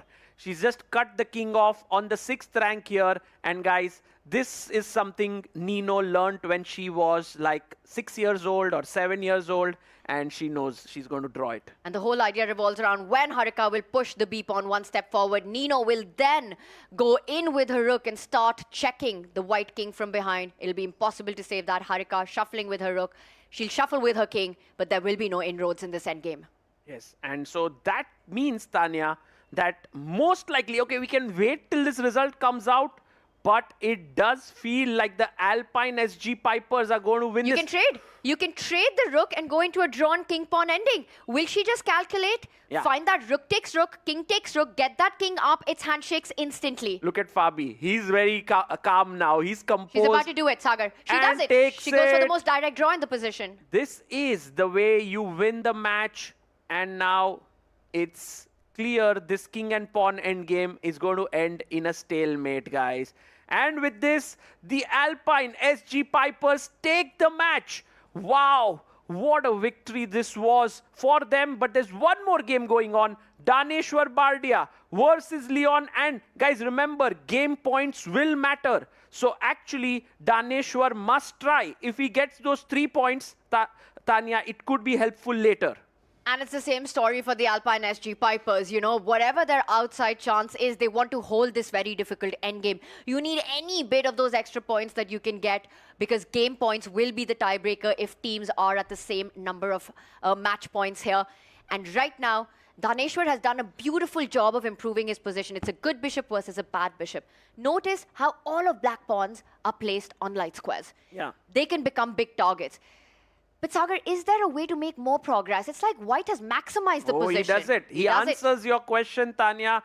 Now with bishop takes and h5 coming in, it seems like Daneshwar has found a way to break into black camp. And at the right moment, he wants to get another break in h5. The rook moves forward. Maybe even the f-pawn will step ahead. But it's Mendonça who's saying, I'm not going to sit and suffer. I'm not going to wait for you to come at me. I'm breaking on the other side. But this one now is not looking great, as the pawn here also has become a weakness. The bishop can drop back and attack this. I don't get this good feeling for Leon here. And Pragg, he's all smiles right now. He knows that they have the match victory, 8-4. It's an insurmountable lead right now. The maximum the Mumbai Masters can do is get 3 game points. It will not be enough. It's a battle for game points right now, this game. Right. Not the match victory. But Tanya, you know, the battle for the second spot in this tournament Heating to up. reach the finals is getting more and more intense, as all the teams are sort of converging on that 12-point mark. And Upgrad Mumbai Masters are not feeling safe anymore. You know, they've been neck to neck with the Triveni Continental Kings so far at the Global Chess League. But with this loss, you know, they'll have to get those match wins in. It's not a given anymore for them. I agree. I agree. This tournament is getting so exciting here. You can see the Upgrad Mumbai Masters team there. They are unhappy. Wesley So had a big chance today. He could have got those 3 points for his team if he had found that move bishop d4, Tanya. It didn't look so difficult. And what a moment it was, and it just really felt like it was going to happen.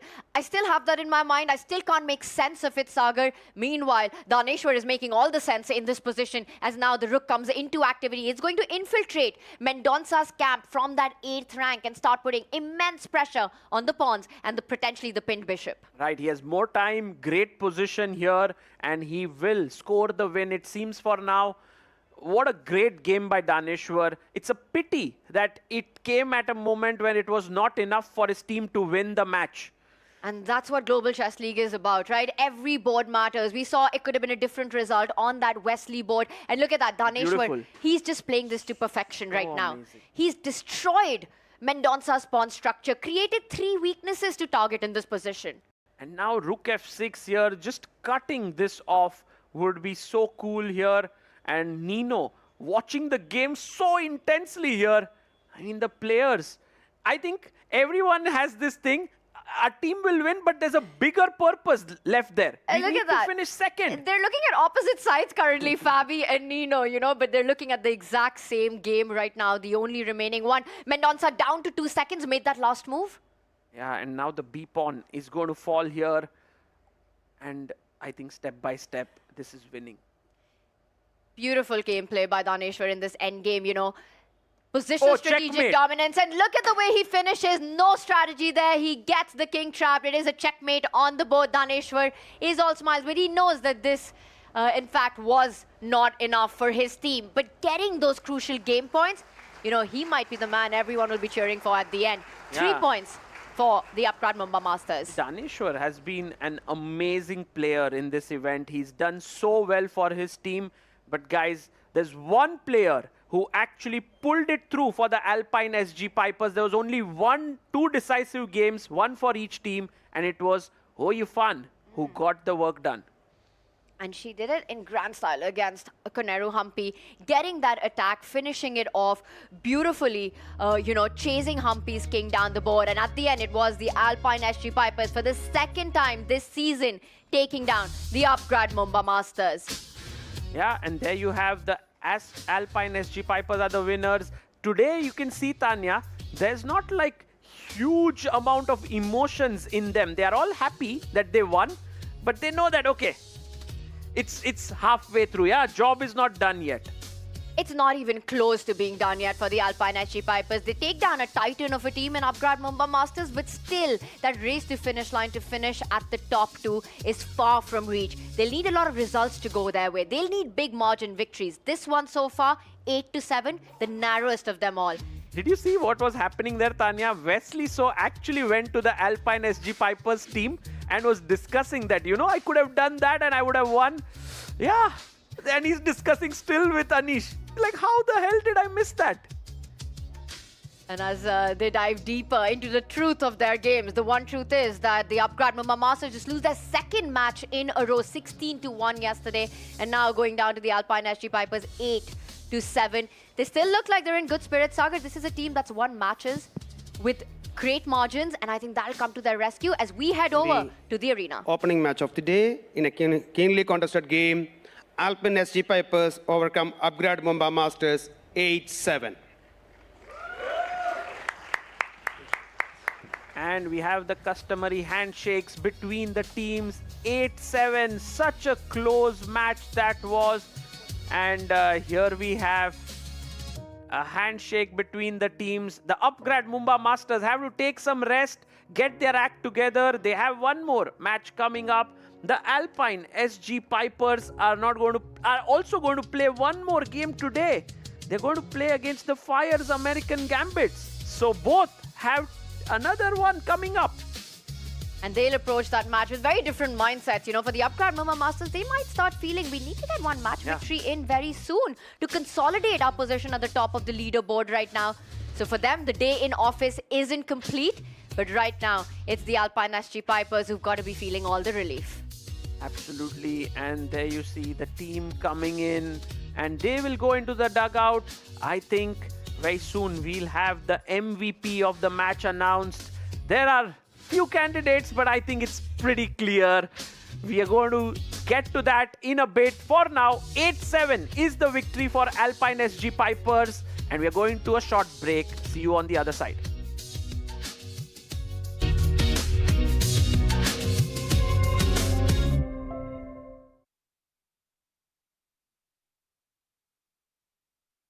जब घर में कोई किलकारी गूंजे, ये लोरी की धुन में गाती है। जीवन की आपाधापी में मन को सुकून पहुंचाती है। कोई अपना कहीं खो जाए अगर सीने से लगाई लेती है, कला अपने भीतर ही रहती है। कला अपने भीतर ही रहती है, कला अपने भीतर ही रहती है। While they make game-winning moves, you make career-winning moves with Upgrad. Make your move now.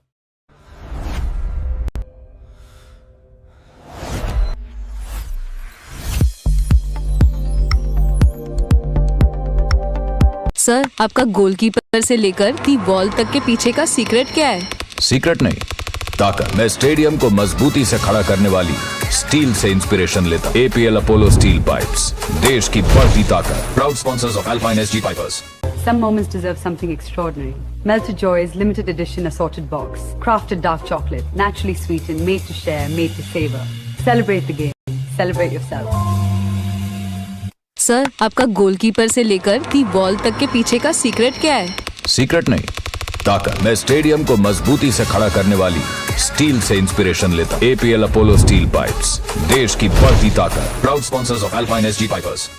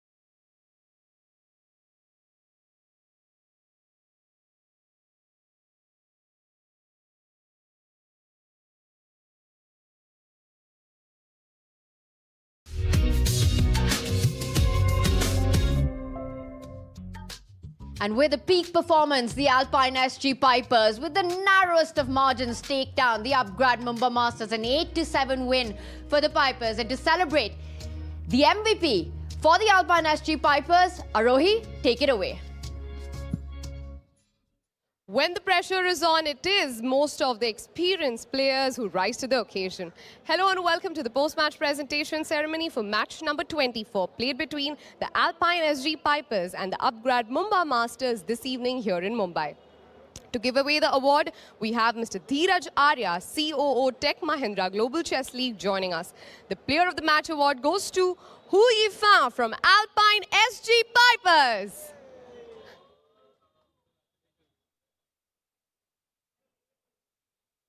What a smooth victory today. Where do you think Humpy went wrong? Well, I think we got a very interesting opening, and I didn't know exactly what was the moment that became critical, but I thought when Humpy allowed her king stays on the center and allowed me to have the pair bishop and the breakthrough with f5, e5, I got much better. And also, I think she were really low on time, so that also makes her position even more difficult. I think when I play knight g4, maybe not bishop takes g4, I'm not so sure. So I was calculating something like bishop f3, and I didn't see exactly how to proceed. Yeah, but anyway, I decided to just play some interesting moves, interesting games, try to a little bit recover from my actually previous losses. Yeah, except for 2 games. Yeah. So, I know that you and Humpy go a long way. Let's talk about the 2011 World Championship match where you won. In this tournament, you have a 2-0 victory against her. How do you see Humpy as an opponent? Well, actually, we played a lot. Even before that, we faced each other in the semi-final of the World Championship, both in 2008 and 2010. So we know each other very well on board and over the board.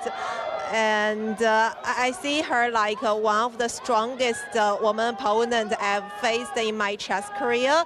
Although I achieved, as you mentioned, I won 2 games with her this time. But actually, I remember one of the previous GCL, maybe the first one, I even got minus score. I lost 1 game to her. So we played a lot. So there's up and downs. But I do admire that she's still playing very actively nowadays. And also she won the World Rapid Championship last year, right? So that's all amazing. Somewhere or the other, it does help knowing the player so well when you've played against them for so long. But all the best on today's win. You have another match coming up. All the best for that. Yeah, thank you. That is it from the presentation ceremony. We'll be back with 3 more games today. Back to the studio as of now. And a huge congratulations to Hu Yifan, who got the job done. The breakpoint victory for the Alpine SG Pipers, getting the win against the Upgrad Mumbai Masters. But also, let's talk about the big words of praise that she had for Humpy. So much history between these 2 players. They fought in so many epic battles, including a World Championship clash there. And you could see, Ketty, the mutual respect that they have. I love the word she used. I admire Humpy that she's still playing actively. This is very important words, but talking about how you found herself, she won 2 out of 2 against Humpy. She had fantastic game today, control over the board, on the clock as well. She didn't even allow her opponent to castle. And yeah, it's not a joke to play against Hu Yifan, right? Without castle. And you could see the respect. Yeah, she still called her one of the most strongest opponents that she has faced in her chess career. Those are big words from the 2nd greatest female player of all time.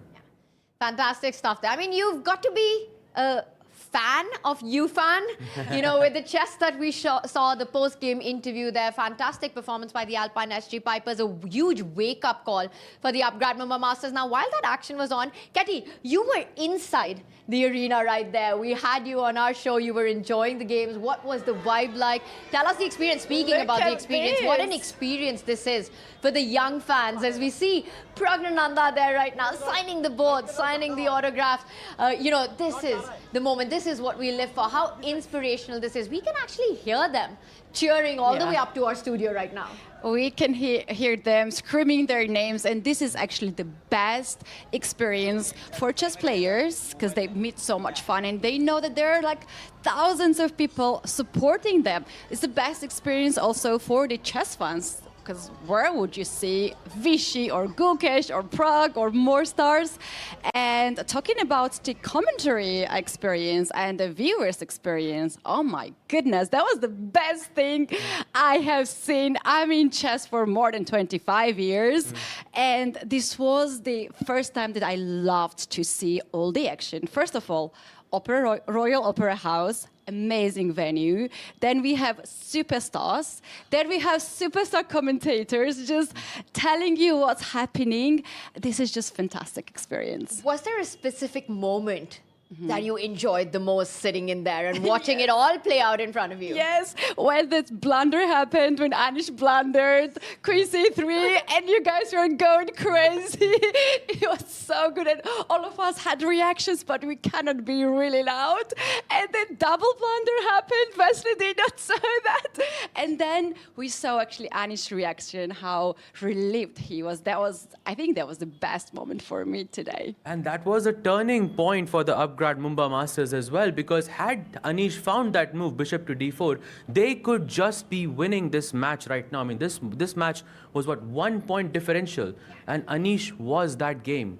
And yeah, what a loss. Could have been a completely different narrative. An 8-7 victory for the Alpine SG Pipers at the end, and that has to be a huge shake-up for the Upgrade Mumbai Masters and our leaderboard. Keep an eye out on those game points, the center column right there. It could come down to tie breaks on that to decide our top 2 spots. We've got the top, the Triveni Continental Kings. You know, we've been calling them the Chennai Super Kings of the league so far, just at the very top. When you see 3 teams here tied for 12 points, you know, the Alpine SG Pipers leapfrogging to 3rd place right now, how do you see this being shaped up, and how will the Upgrade Mumbai Masters come back? What kind of a race is this, Sahaj?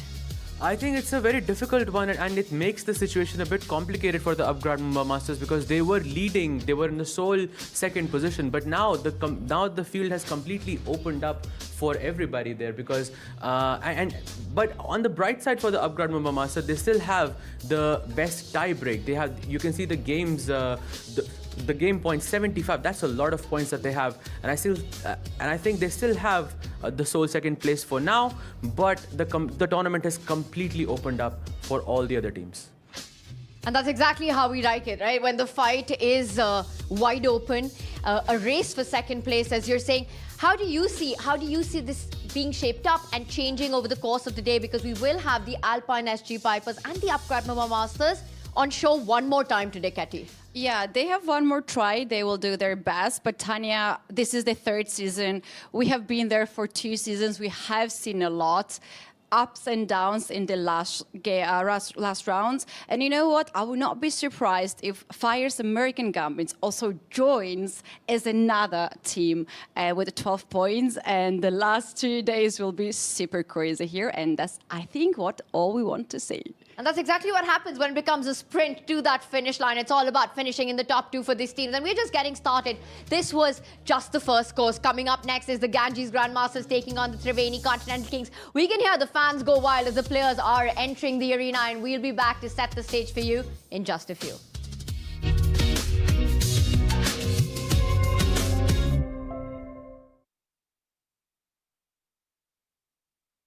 जब घर में कोई किलकारी गूंजे, ये लोरी की धुन में गाती है। जीवन की आपाधापी में मन को सुकून पहुंचाती है। कोई अपना कहीं खो जाए अगर, सीने से लगाई लेती है। कला अपने भीतर ही रहती है। कला अपने भीतर ही रहती है। कला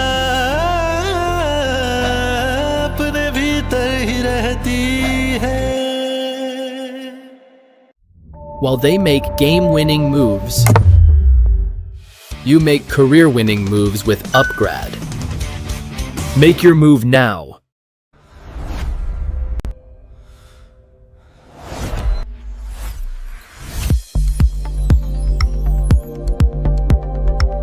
सर, आपका गोलकीपर से लेकर की बॉल तक के पीछे का सीक्रेट क्या है? सीक्रेट नहीं, ताकत। मैं स्टेडियम को मजबूती से खड़ा करने वाली स्टील से इंस्पिरेशन लेता। एपीएल अपोलो स्टील पाइप्स, देश की बढ़ती ताकत। Proud sponsors of alpine SG pipers. Some moments deserve something extraordinary. Melted Joy's limited edition assorted box. Crafted dark chocolate, naturally sweetened, made to share, made to savor. Celebrate the game. Celebrate yourself. Sir, आपका goalkeeper से लेकर the wall तक के पीछे का secret क्या है? Secret नहीं, ताकत। मैं स्टेडियम को मजबूती से खड़ा करने वाली स्टील से इंस्पिरेशन लेता। एपीएल अपोलो स्टील पाइप्स, देश की बढ़ती ताकत। Proud sponsors of alpine SG pipers.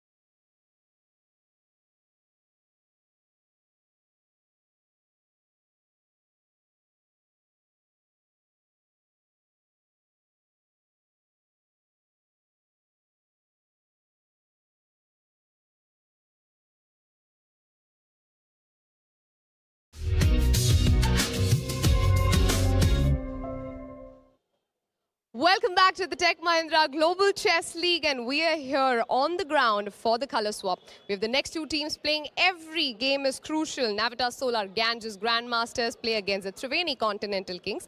GM Vishnu Prasanna for the Navitas Solar Ganges Grandmasters and GM Luke Van Veli for the Triveni Continental Kings joining us for the color swap.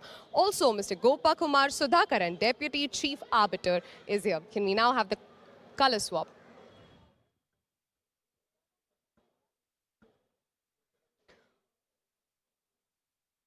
Vishnu playing white today. You've had a team where somebody or the other has put their hand up in every game, right? But today you need everybody to perform. Yeah, that's been the way for the second half itself, and I think it's been a little up and down, but the team is still in high spirits, all young and full of energy. So I'm very happy with that, actually. So nothing brings them down so easily. They're still very spirited to do well in the remaining two games for us. By the way, did you know that Polina is a very good singer and Stavarula is a very good dancer? We haven't had the chance to try that yet, but maybe they'll show it on the board today. But yeah, that's what. They're going to have to make their pieces sing and dance today. Yeah, definitely. I think everybody has to show up now, like you said, and I think they're up for it, and let's see. Yeah. Any pressure for the qualification because you need all wins? Definitely. I mean, but these players are trained to be under pressure, so hopefully they thrive under it, and I think they enjoy it. So, yeah. There's definite pressure because every game is serious now, and yeah, but we'll do well, I think. All the best for your game. Thank you. Thanks. Luke, welcome back. This time with a black. Yes, well, yesterday we also played with black, and tomorrow we will be white, so, well, doesn't change much. How's that pressure that you're putting on Ali Reza or him putting on himself going? Well, actually, I mean, for us, it doesn't change much. I mean, we hate losing and we love winning, so every day it's the same. One win for your team and probably you secure your place in the top two and you qualify. Are you all going to go aggressive today? Well, you know, compared to the season 1 and season 2, we had 6 wins in total. We are on 6 wins now, so we are kind of in a luxury situation. And, well, we're not ever paying attention to what we need. We just play our match and we just see what it will be. Do what you all do best and all the best for today's game. Thank you very much. That is it from the color swap. This time, the Navitas Solar Ganges Grandmasters play white. A team that indeed loves to win, and they have been playing like royalty. 2 times a league champion, Triveni Continental Kings, looking for their third and doing it in style so far. They've never lost control on the leaderboard, have been at the very top. What do you make of their coming to say, you know, we don't like losing and we're going to continue our winning ways. I love how he said, we hate losing, we love winning, and every day is the same. This is a perfect words by Luke. I think they're just best team, and they have actually few players from the previous season, and maybe that's their secret. We have Wei, Alireza, and Alexandra, 3 players from the previous season, so that says a lot, maybe. Well, they did win 11-6 in their previous encounter. The Triveni Continental Kings took down the Ganges Grandmasters. And before we break down this big clash coming up for our leaderboard, huge shakeups could happen in this one. We've got a special sponsor message for you. Bharat का अपना solar, Navita solar, India's finest module manufacturer. We bring the power behind every winning move. Wow, what a match this one's going to be. For the Ganges Grandmasters, they're currently in 3rd place. Let's bring up our leaderboard and talk about what's at stake for these two teams as we go into the second battle of the day. You know, Triveni Continental Kings, a 6-match point lead at the top, ahead of the rest of it. But there is a wolf pack chasing them. You've got 3 teams at 12 points currently, including the ones they're playing for the Ganges Grandmasters. Their fate is in their own hands. They take down Triveni Continental Kings. They're looking at a real shot to make it to top 2, Sahaj. Absolutely, because the Upgrad Mumbai Masters losing to the Alpine SG Pipers was a great result for the Ganges Grandmasters because now the spot for them has completely opened up and they are playing against the tournament leaders. They have to win. There is no excuse. They just have to win to have a shot in the top 2. That's it. I love where your head's at with that. Kenny, do you think the other teams right now, apart from rooting for themselves, are actually rooting against the Upgrad Mumbai Masters in this leaderboard? Oh, that's a very good point. Maybe they don't want to face them, right, in the finals. And Tanya, these two teams have different motivations, right? Ganges Grandmasters, they have to qualify. And Triveni maybe wants to keep some energy because finals are the most important. That's what detects the winner of the tournament, right? And also Ganges playing with the white pieces, also having best dancers and the singer in the team, Paulina and Stavro. I think that's a big advantage for them. And let's not forget, they also have the World Cup winner, Javokir Sindar, who I think is going to be a very key player because they don't just have a dancer and a singer, they also have a stone-cold killer in their team. Love that. You know, I know, Said, you're a big Javokir fan as well, and who will not be with the performance he had at the World Cup, being the youngest ever winner. And of course, this is the big clash that is coming up. As Grandmaster Vishnu Prasanna said it, singing, dancing, the moves will have to be played on the board. We had the starters with the Upgrad Mumbai Masters going down to the Alpine SG Pipers and a big clash coming up with Triveni Continental Kings, the leaders taking on the chasers, Ganges Grandmasters, and all the action on the other side of this break.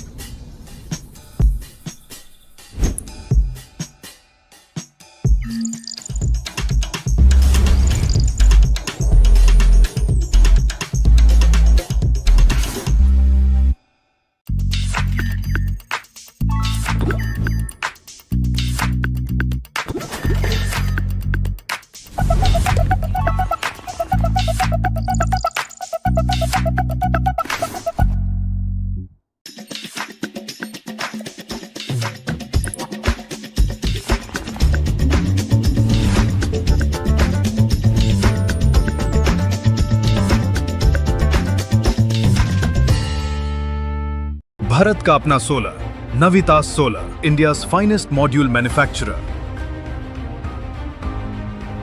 We bring the power behind every winning move. माँ मैं निकल रही हूँ। खाना भी तैयार है। आखिर कौन सी ट्रेन छूट जाएगी? माँ मैं लेट हो जाऊंगी। बचपन में क्या सिखाया था? खाने में समझौता नहीं, जिसे मंजूर ऊंचा उठे वो बड़ा जाए बहुत ही दूर। तुझे बहुत दूर जाना है, उड़ जा उड़ जा, तुझे बहुत दूर जाना है। खाने में समझौता नहीं, अच्छा खाना शुरुआत से ही। इंडिपेंडेंस। भारत का अपना solar, Navitas Solar, India's finest module manufacturer. We bring the power behind every winning move.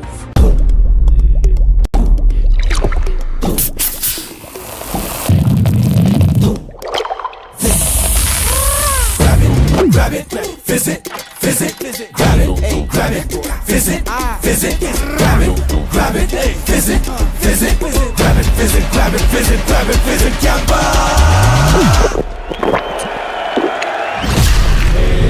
Grab the fizz, Campa wali fizz. Bharat का अपना solar, Navitas Solar, India's finest module manufacturer. We bring the power behind every winning move.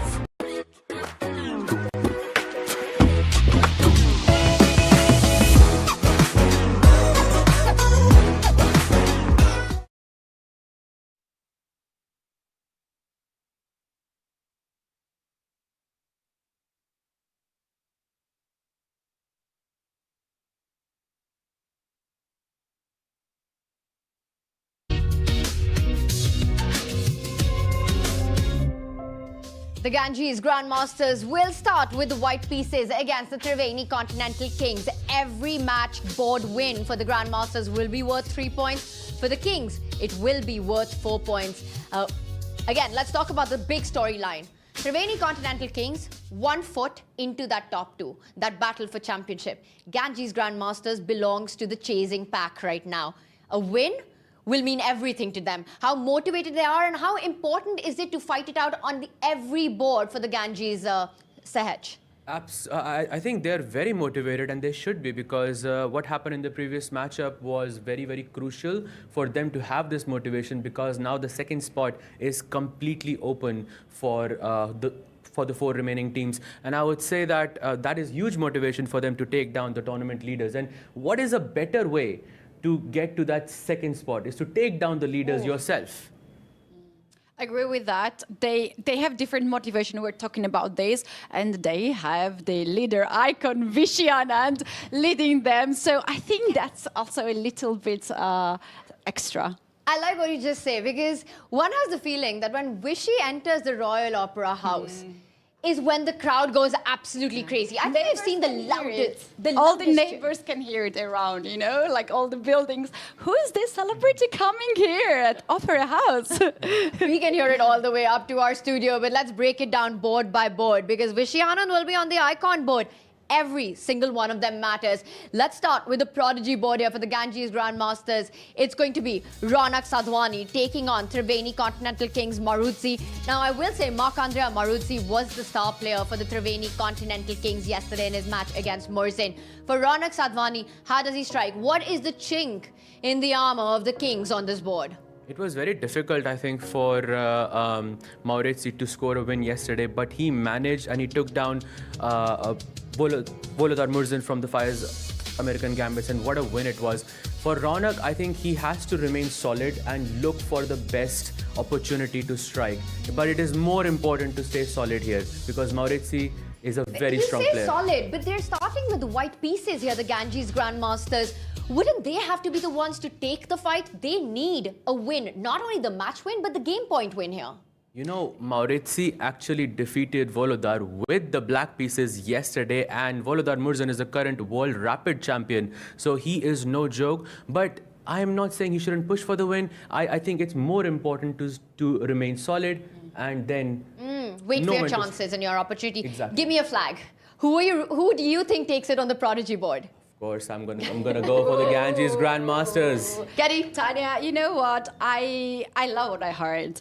And when it comes to down to seconds, it really doesn't matter you're with white pieces or black pieces. So I think this match will be tight. So I'm gonna just so that's a agree draw, with a draw by yes. Ketty on the prodigy board. Let's move forward. Let's bring up our women's superstar board. And I want to point out on this one, it was for the Triveni Continental Kings, Alexandra Kostanovic, who got the win against Stavrula in their previous encounter. Do you see a plot twist as we go into these two battles? I see Alexandra actually taking some edge here, because Taurula is really struggling at this tournament. She can't find herself, so I would just give a slight advantage to her. I think I would agree with Katie there, and going with the other superstar women's board, we have Polina Shuvalova playing against Zhu Jinner, and in that matchup, it's very topsy-turvy for me, but because Polina is such great form and Zhu Jinner, well, she's a legend, so I mean, I'm gonna wave both flags there, but on the star buildup board, I'm gonna have to give it to Alexandra Kostyniuk.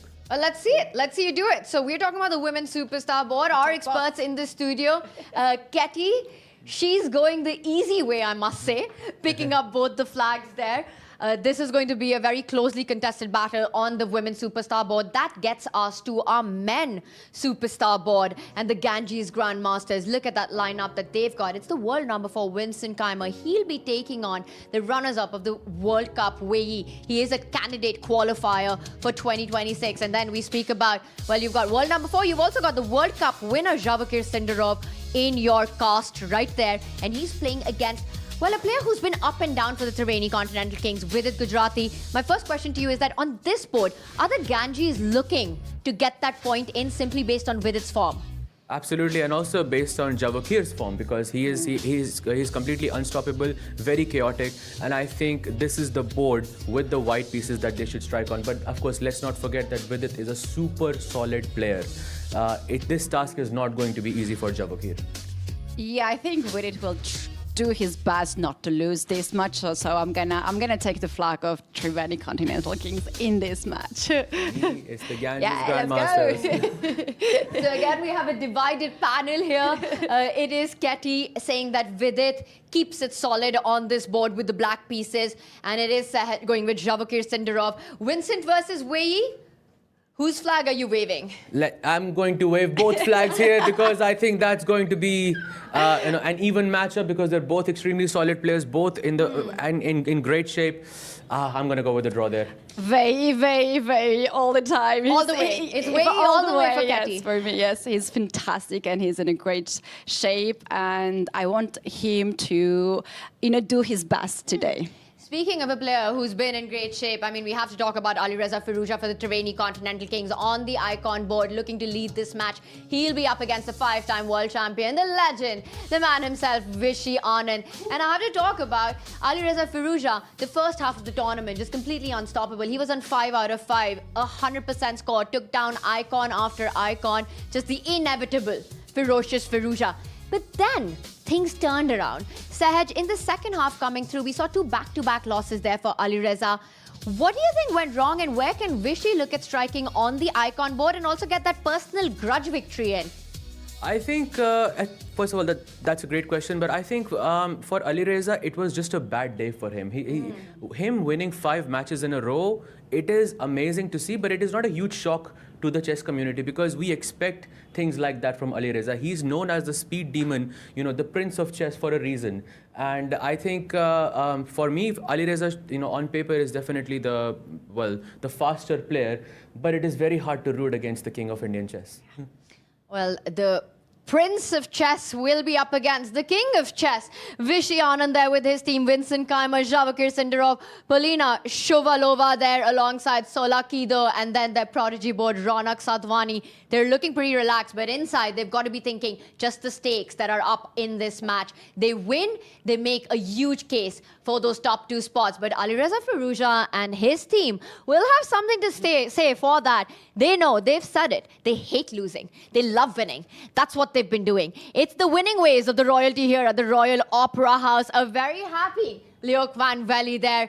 They're about to enter the arena, and that brings me to my final question with my panel. We've got the flags in front of us, we've got the players in front of us.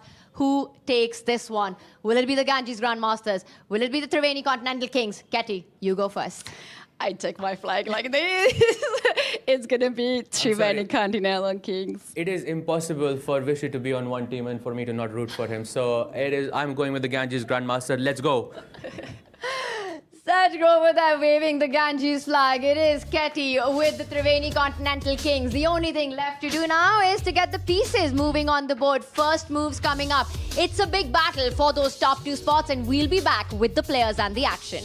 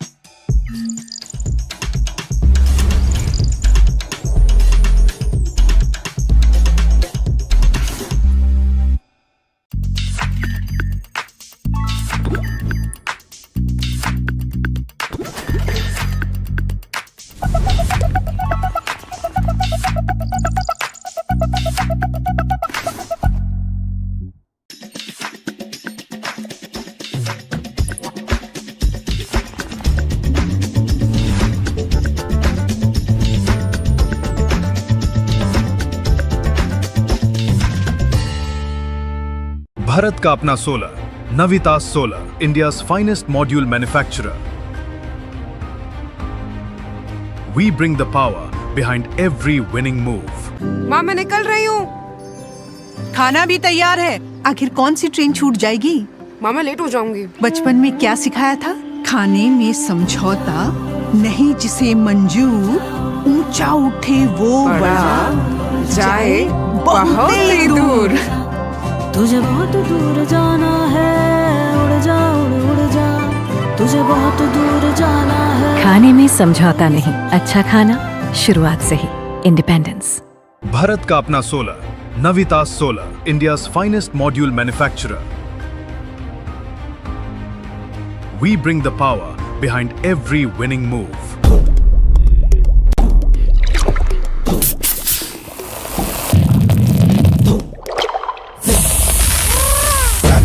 Grab it, visit, visit, grab it, grab it, visit, visit, grab it, visit, visit, grab it, visit, grab it, visit, grab it, visit, Gampa!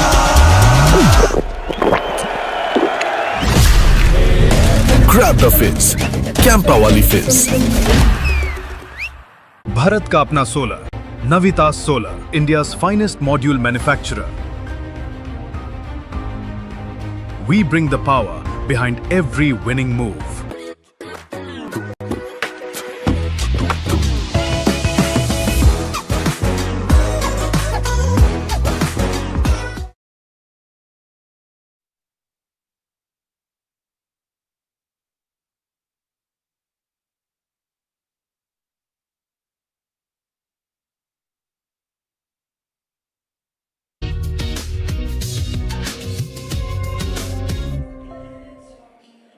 From depth comes dominance, and here come the Navitas Solar Ganges Grandmasters.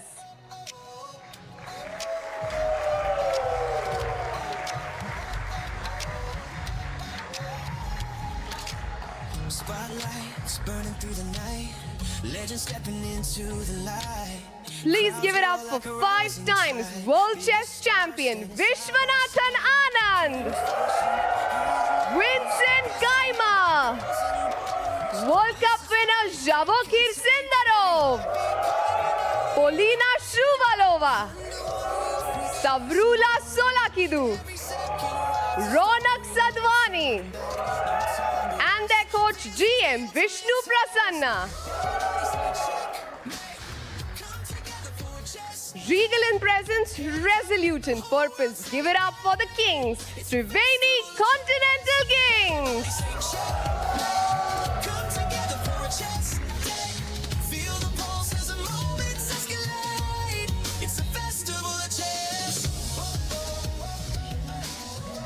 Introducing the players, Ali Reza Firoja, World Cup runner-up Wei Yi, Vidit Gujarati, Women's World number 2 Zujina, former Women's World Champion Alexandra Kostenюк, former World Junior Champion Makandria Moridze, along with their coach GM Luke Van Veli. Give it up for all the players playing today. You may now take your boards. All the best. And now for the first move, may I please call upon Mr. Anil Tembe, CGM, State Bank of India, along with Mr. Bharat Singh Chauhan, the tournament director. Fasten your seat belts, guys. It is time for action as the Ganges Grandmasters take on the Triveni Continental Kings as our guest of honor makes the move C4. It's the English opening on the board, and joining me to take you through this game is Grandmaster Sehaj Grover. Hello, Sehaj bhai. Hello, Sagar bhai. Super excited to be covering this match with you. We have Firuja playing against Anand, and there we have liftoff between Polina Shuvalova and Zujina. She goes with E4. E4, E5 on that board, and Stavrola Solakidu versus Alexandra Kostenюк and Karo Khan. Did I see that right? Yep, absolutely. It's Karo Khan indeed, and she goes D4. So far, we are in mainstream preparation. She goes D5. And by the way, advanced Caro-Kann board pe aa chuka hai, and she goes with c5. Some interesting prep by Kostenyuk. By the way, guys, you can see all 6 boards here. Amazing view, amazing shot. 2 coaches in the back, the arbiters on 2 sides, and 6 players in yellow jersey, 6 in pink. Let's go to the board of Polina Shuvalova and Zhu Zhinner on board 4. We see a very calm Italian here. This is going to be a calm, slow game. We can come back to it, but the real fireworks are already on board number 5, Sahaj Bhai, between Stavrula and Alexandra Kostenyuk. I think you're absolutely right. And I think let's also go a bit deeper on that, on why this is an important game. Kostenyuk had sidestepped twice in this game already by playing the third move c5, which is usually not as conventional. Usually bishop f5 khelte ho yahan pe, and you go into the Caro-Kann advanced variation.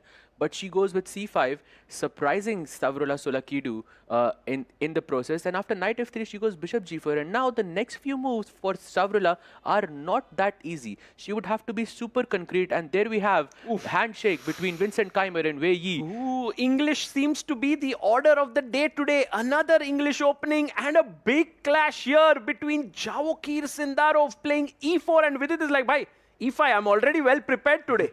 Absolutely keeping it solid there. He goes Italian. Arey, aur ek Italian. I feel like Italian is the opening for the here at the Tech Mahindra Global Chess League, because we see so many Italian openings. Italian is that opening where for 10 to 12 moves players are like, bhai, sab pata hai humko. Uske baad game shuru hoga. But bishop g5, and guys, this move makes the game super exciting, Sahaj Bhai, because when you play at 6 and the bishop goes back, you can kick it away, and that makes the game very dynamic. Absolutely, because once you have expanded on the king side, you are not as comfortable castling on the king side anymore. Same goes for white as well. White ko bhi dar lagega ki should I castle on the short side or not.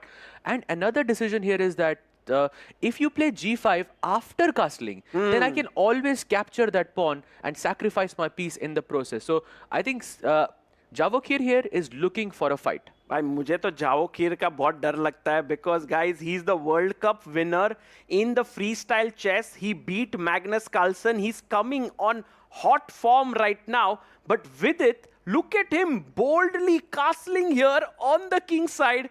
And meanwhile, we have the prodigy board beginning here. Raunak Sadhwani takes on Marc Andrea Morizzi, and the big clash. 5-time world champion Vishy Anand plays e4, and by Sicilian.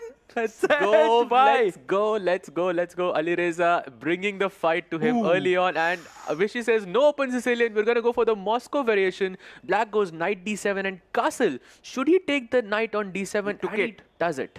But bhai, what is the meaning of this opening employed by Vishy? Does it mean that he's trying to be more solid here, or is it very ambitious? What is your feeling? I feel Moscow variation is generally more positional in nature, and you play to have a longer game, and also to avoid some deep opening prep in the process, because in the open Sicilian, Black has multiple choices. There's the knight off, there's the classical, there's the dragon, and so on and so on and so on. So I think Vishy is trying to avoid all of that and go into some deep opening sort of positional battle and see what Ali Reza has in store. And guys, Vishy has given up one of his beautiful bishops here, the light squared bishop. He is missing that already, but he has gained something in return. That is the speed of development. He's castled here. His rook is in the center. He can play d4, maybe quickly aim for e5 break. This game already has imbalances in it. Absolutely, the bishop for the knight. That's a great point there, Sagar Bhai. And he goes h3, kicking that bishop away, or saying, are you going to capture? No, he goes back to h5, and now Vishy has a golden chance to play d4, and played it. Pawn takes pawn. Pawn takes pawn. Strong center here. And Ali Reza says, I have also a very solid center. I'm going bishop here. I'm going to castle. Vishy, show me what you've got for giving up your important bishop. Absolutely. And I think one very crucial factor in this match is time. I feel Vishy should try to match with Alireza's speed, which of course is not an easy task. You can already see there is a difference of almost a minute, and this difference should not increase by a lot, because in the end it could cost Vishy. Yeah, for sure. I think Vishy right now is taking a call on what should he do. The most natural move is bring the knight out. You can also develop your bishop here. And Sahaj bhai, I don't think pushing the pawn makes any sense right now, because takes, the queens get traded and Vishy pushes the other pawn. D5. I think that's a great move, because if you go pawn takes pawn now, pawn takes pawn is a check. And I gain a tempo in the process. And your pawn on d6 could be a potential weakness. So this is a question to Alireza. Are you going to capture the pawn, or are you going to play e5? Plays e5. And you know what Vishy has done very smartly is that he has given up his light squared bishop here and now placed his pawns on light square so that his other bishop looks very active. Absolutely. And another point here, Sagar bhai, is that Alireza has double bishops and Vishy has chosen to close the center. Double bishops are infamous for being super active when the position is open, when the center is open. Right. So closing the center was a great decision by Vishy. I think he has some advantage in this position. You know, one of the things when Alireza faces Vishy Anand is that he wants to complicate the game. We saw that yesterday as well. The youngsters, when facing Vishy, want to muddy the waters as much as they can, because they know that if the position is simple, the legend can play on his intuition. He has that years and years of experience. But when it gets to core calculation, he can go wrong. Exactly. And this is what I think Firouzja is trying to do. But I think in this position, it will be very hard to sort of muddy the waters. Meanwhile, he goes queen b3. But Sagar bhai, meanwhile, we should really check out the game between Javokir and Vidit, because look at where his king is. Oh my goodness. Bhai, what a call. This is king on f6. What is Vidit doing? Vidit's king is like, bhai, today I'm going to lead from the front. I may even go here and capture this knight. He took a page out of Alireza's book in that game when that king went all the way to the other side of the board against Fabi when his queen was down, and he said, okay, I'll also do the same. But yeah, wow, what a position. How did we reach here? So it was here, we left it here, castles, king g7, rook came here, he pushed it, and now bishop h4, a mistake. With it quickly got his knight here. He wants the knight to come here, kick the bishop away. By the way, just to tell you guys, taking the knight would have been a not so great idea. The queen would come in, immense pressure on f6. So he decided to reroute his knight, and Javokir thought, this is the moment I should take the knight. King aa gaya bhai. Knight goes to h4, and even though the bar is not super comfortable, I have to say that king looks a bit weak to me. It looks a bit in danger. But the good news for Vidit is that Javokir does not have a dark colored bishop anymore. So you cannot put pressure on, you know, the h4 square, the f6 square, and so on and so on. So the king can feel more or less safe in this position. I just get this feeling that Vidit is feeling immensely confident. You can't play like this if you are not confident and believing in your abilities. And guys, a move like knight g6, just think about it. He played it? Yeah. Oh, knight g6 on the board. That's actually a very good move. But I'm pretty much... By the way, it's a question... Oh! Bhai, Javokir Sindaro soch hi nahi raha hai. Absolutely. And look at this, Sagar bhai. It is possible for Vidit to go bishop takes knight, pawn takes bishop, and king takes pawn. It is technically possible. My king. Oh, king hi, matlab. You know, there are these companies where the leader says, I lead from the front. I lead by example.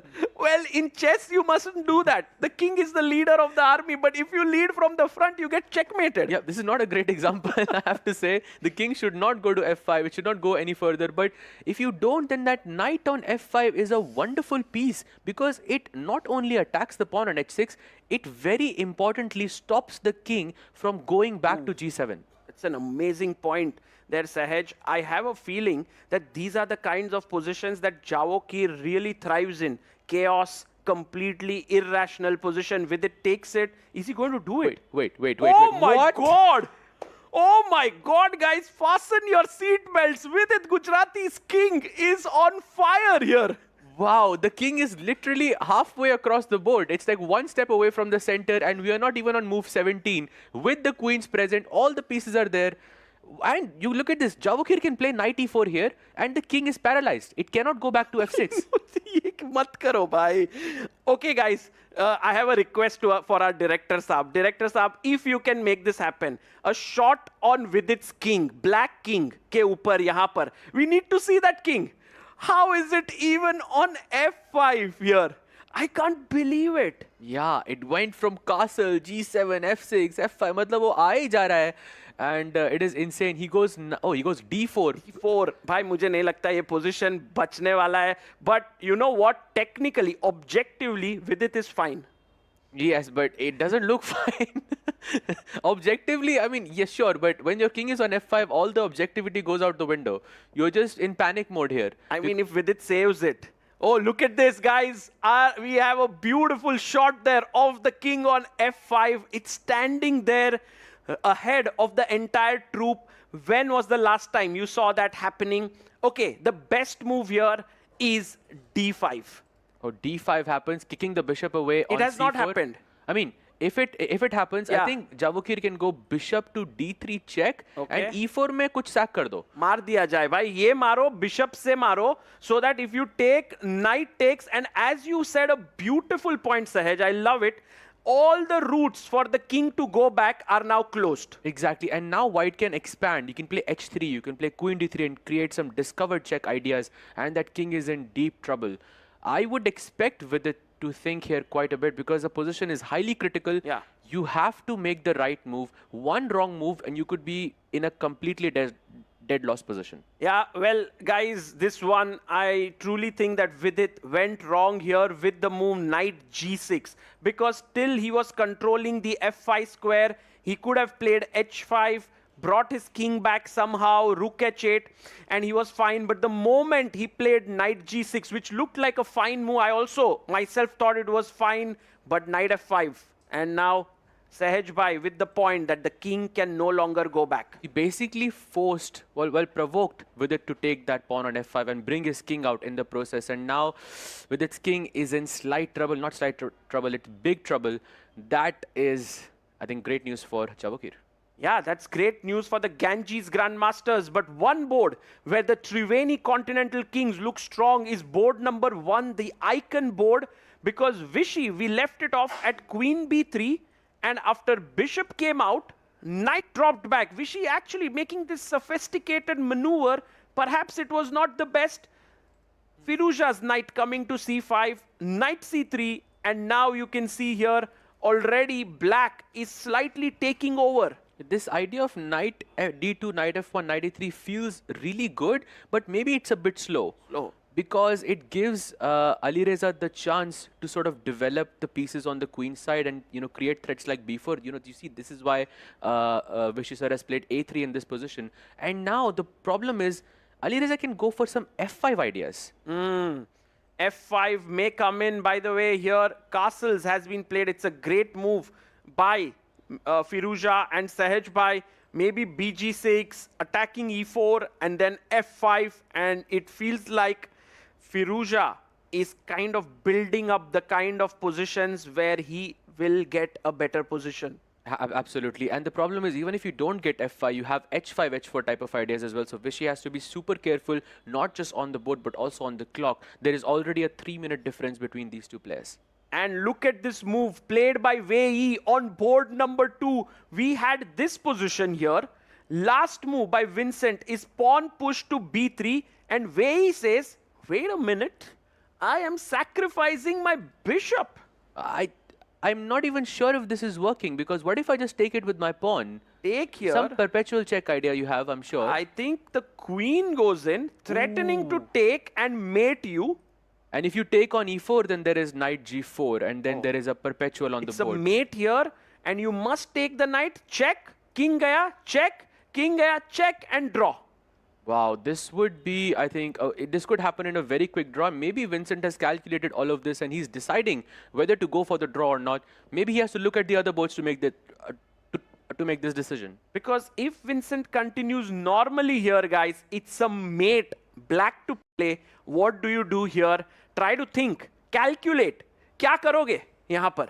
Absolutely, and it's a very nice calculation exercise as well. I think it's a mate in a couple of moves, maybe a few moves, but it's a very nice move. Sagar bhai, What is the move here? Queen to g4 by mate ho raha hai yahan par. If you push the pawn, queen comes in and there is absolutely no one who can stop this checkmate. Absolutely, and that rook on f1 being the problem. Yeah, you would love to play queen f1 here, but sadly that rook is present, and this is the problem. So Vincent is deciding whether to take the draw or not, and for now, I don't see any other move. It is such a clinical performance here by Wei, just neutralizing Vincent Keimer's white pieces, and you know, in some ways, this should be a very good result for the Triveni Continental Kings, but it can backfire here because on the other boards, Javokir Sindarov is putting pressure on Vidit. By the way, good news for the Triveni Continental Kings. Vidit has gone d5. That was the best move in the position, securing his place in the center. And if Javokir goes back with bishop to d3, he retreats the bishop. We were discussing this line where Javokir might have to sacrifice his piece to stay ahead. That's not an easy decision, Sagar bhai. Absolutely. So bishop d3, e4 would be coming in, but Javokir has bishop here, bishop here. So this one looking good for Ganges Grandmasters. Also another game that's looking amazing. Oh, by the way, check on the board. Wow. And Vidit must go now. Can he go back? Can he start running away? The problem is if you go back, you're losing the pawn on g4. That's what I thought was the problem here. Yeah, and maybe also Sahaj, you can take here and take this pawn. Yes, and then you capture. Take this, and then you are really materially down. So, oh, this has happened. Bishop e4. Javokir Sindarov has taken here knight e4. And what a moment here. The king is completely cornered. Absolutely. This guy is, I mean, absolutely chaotic. I mean, in every single game of his, you see some action. Yeah, 100%. And Vidit right now is in an only move situation. If he does not find this move, he will be worse, maybe even lost. And Sagar bhai, what is that move? I think basically Vidit's king needs to start running here. Knight h4, making way for the king to go back could be an idea, because if you go something like, let's say, queen h4, it doesn't work. Queen d3 and you are in trouble. Absolutely, because the discover check ideas by the queen will be so dangerous. But the question is, why can't I play queen d3 here anyways? Yes, because now, Sahaj bhai, you start running backwards, and although there is a discovered attack here, it's not deadly, and Vidit plays it. Nice. Great news for the Triveni Continental Kings. That was a very, very crucial decision by Vidit. If Vidit saves this game, I am going to him and saying, I'm going to salute him for this. To bring... It's very difficult right now to do it. It's super difficult. This king is in big trouble. I'm expecting Javokir to give a check with his knight, take this pawn. But let's see. Vidit is trying his hardest. We need to actually go to board 4. Polina Shuvalova, like she has been doing in this tournament, is once again pressing against Zhu Jinner. Wow. And she has this amazing center with e4 and f4, and that knight wonderfully sitting on d4 as well. Black's pieces just look kind of uncoordinated and a bit passive to me. That knight on f8, the queen on d8 has not even moved yet. And that rook on a5, it's securing this entire rank, but there is no place for the rook to go. Correct. Correct. Not a single square that the rook can go. So it feels like the situation is maybe slightly favoring to Polina. And look at the time difference, Sagar bhai. It's double the time that Polina has in comparison to Zhu Jinner. That is great news for the Ganges Grandmasters. Amazing. And then we have Stavrola Solakidou against Alexandra Kostenyuk on board 5, where the Triveni Continental Kings are better. 2 boards. Oh my God, a huge moment in the Vidit Gujarati game. Can we go there? Javokir Sindarov has made a mistake. Vidit is now better. What? What the hell? Wow, because I think Javokir is... found the best move. He's running. King is like, bye guys. That's my time. I'm going back. Captain Cool, yeah. I mean, in this situation, to remain calm is not an easy decision. And now the king has to go back to the same place where it... That king came from g8 to f5, now it's going back to g7, yeah? Oh my goodness. If Vidit Gujarati wins this game, Sahaj bhai, kya hi hoga ye? It will be an insane win, bhai. I think a huge and fully deserved, I think, for Vidit, because managing all of this stress is not an easy task. And he's kept up his time. He's at 9 minutes 12 for Jawokir. The best move now is to go King G7. And guys, it's not clear that Vidit is better or something, but the king looks so much safe now on Yes, G7. Absolutely, but Jawokir does have a couple of pawns in as compensation, and I would also argue that his knight on E4 is a much more powerful piece. So there is some compensation for Jawokir, but objectively Vidit should be better. Yes, Vidit's position becomes easier to play, and what a miss by Jawokir to go H3. He had to give a check here, and then if the king ran, he could snatch this pawn, King H7, bring the rook in, bring the other rook in. It was better for him. But now he's staring at a worse position. Roller coaster here, guys. And so, can we pull up the... No. Wait, he just went F5, and I think that's a slight error, but I'm not sure why. It's F5, and if you take on F5, Vidit is fine with knight F5. So actually, it's not such a bad idea. I mean, the better one was to rush back with the king, but F5 is on the board. You know, this for sure means that Vidit is feeling super confident today. I mean, look at the way he's playing G5 in the opening, bringing the king all the way down to F5, and now playing F5 because even though his king is completely exposed, yeah, he is there to win the match. Yeah, bhai, ye game bahut sundar. Like, this game for me is my favorite game of today. So many stories, you know, unraveling here. I don't know how it will finish. But can we have the 6 boards on our screen just to give you a feel of what's happening? If we look at it, white pieces are the Ganges Grandmasters. Black is the Triveni Continental King. On board 1, Firuza is already better. So good for Triveni Continental Kings. Then we have equal on board 2, Vei versus Vincent, going to end in a draw. Vidit versus Jawokir can go in any direction. Board 4, Polina Shuvalova almost winning for the Ganges Grandmasters. Board 5, Kostenyu clearly better for the Triveni Continental Kings, and board 6 is equal.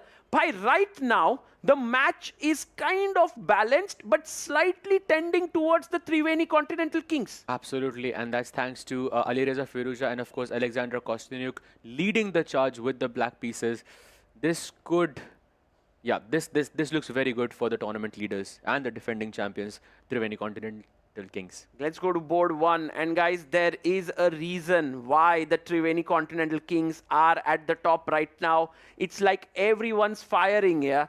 There is Firuza who fires, then suddenly Kostenyuk starts to fire. All of a sudden, you have Marc-Andrea Morizzi who says, okay, I'll do it. Vidit is like, why should I be standing behind? You know, I'll bring my king. What a team. Everyone is just trying to win because, you know, their coach has also said they hate to lose, they love to win, and that's their team strategy. So why not just go for the win, even though they're playing with the black pieces? Yeah, I love the Triveni Continental Kings. Their attitude here has been impeccable. Is there any team that can really cause them some damage? Well, right now the Ganges Grandmasters need some things to go their way, especially Jawokir Sindaro needs to beat Vidit. Absolutely. I think that's a very key match for them. Let's maybe go to that board and see what's going on as he thinks after F5. And by the way, Jawokir has played Knight G3. Knight G3, retreating the knight, asking Vidit, are you going to take that pawn on G4? Because if you do, I can bring my queen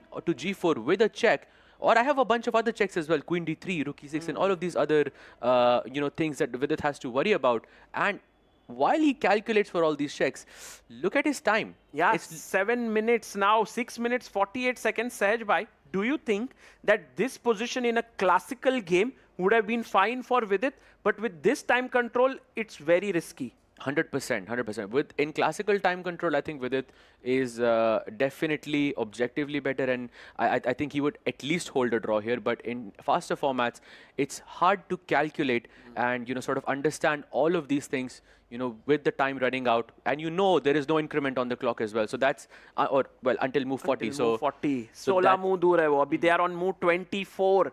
Guys, we haven't checked the game between. By the way, Vidit goes Queen G5. I felt that was the move that was coming because, you want your pieces around the king.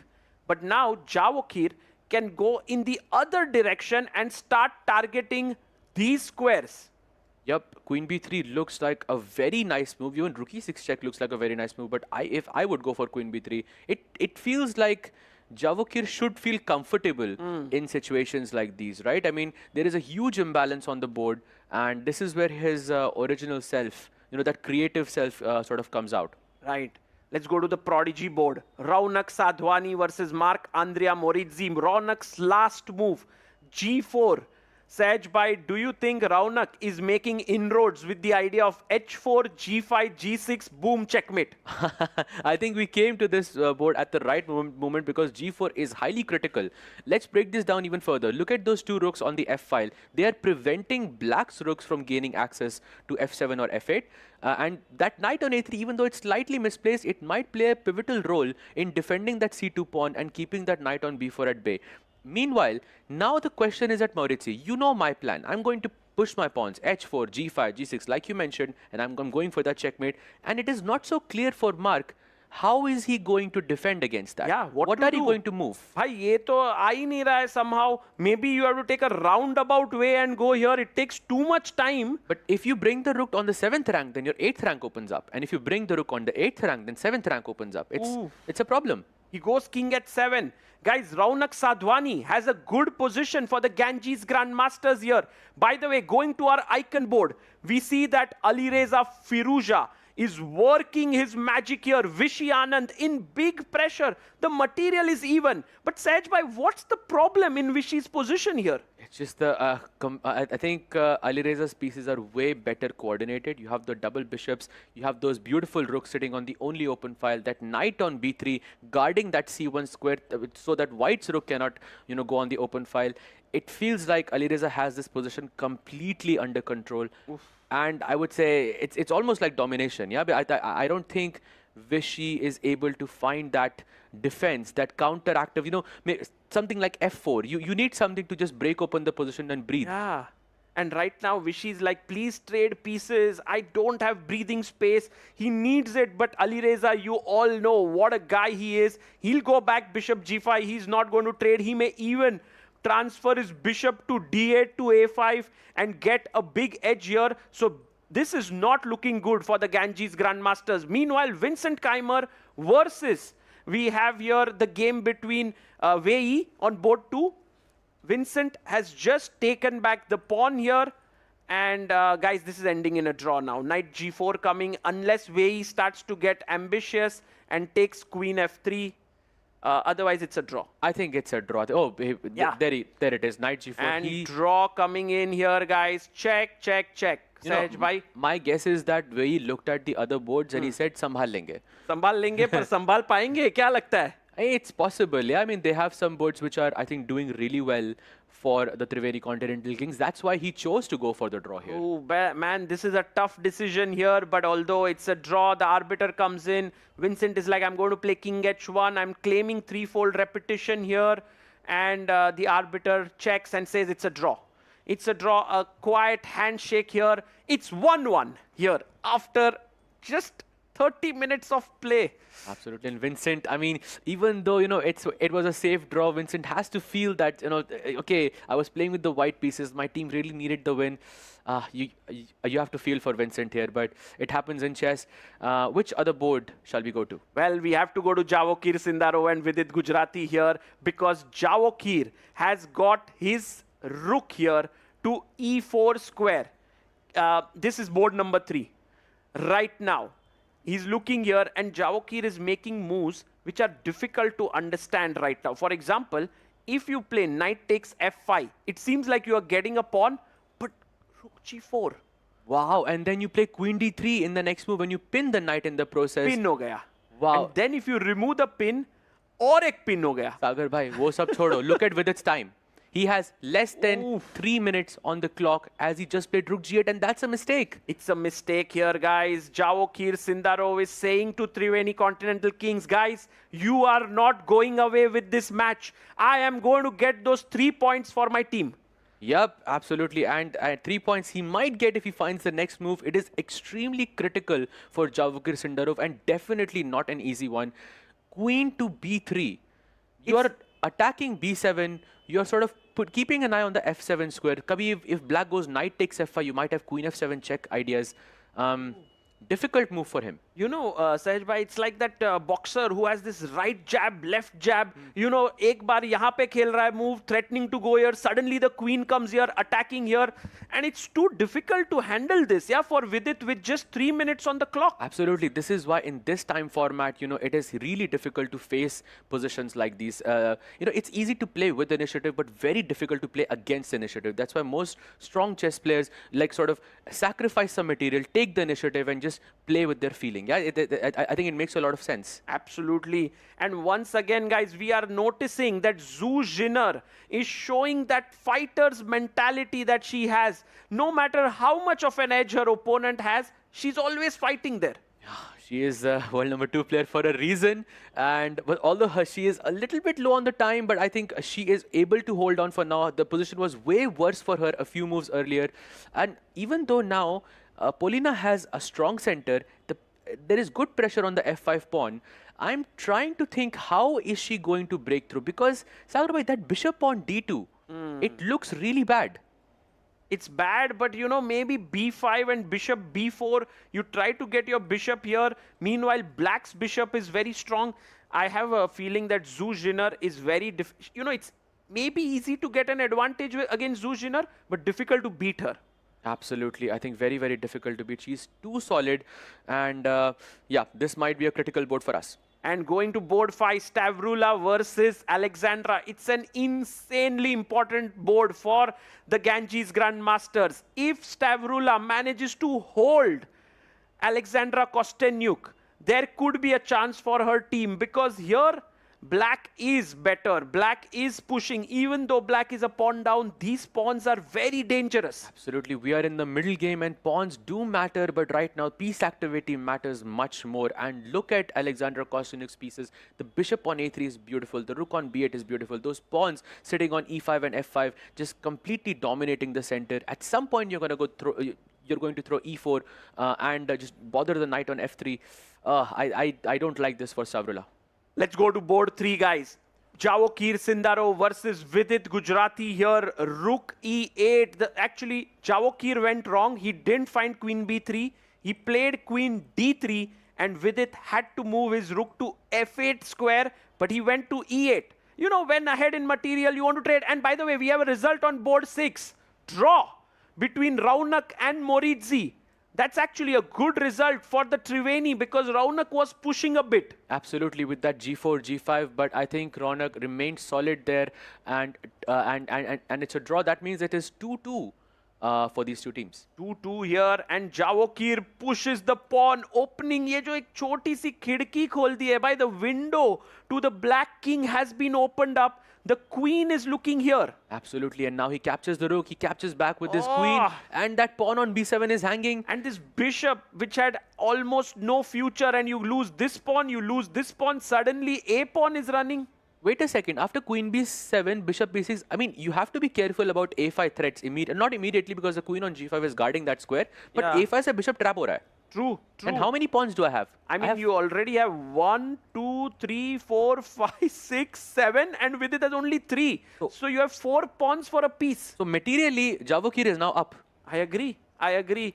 Guys, Vidit has a very tough task. He goes bishop b8. I think a very smart move. Someday he wants to push the pawn and attack the knight. And now Javokir says, no, I'm going to put my queen in front of that pawn. Bye.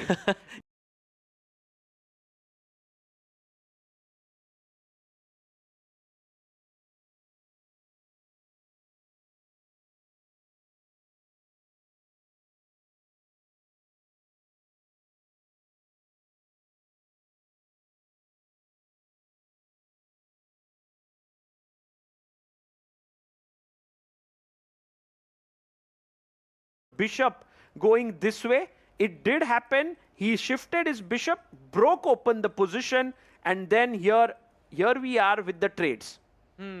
I think after the trades, that queen on b6 might be a bit exposed, because I can exactly knight d4. I liked Vishy slightly back. It's a mistake here, Sahaj bhai.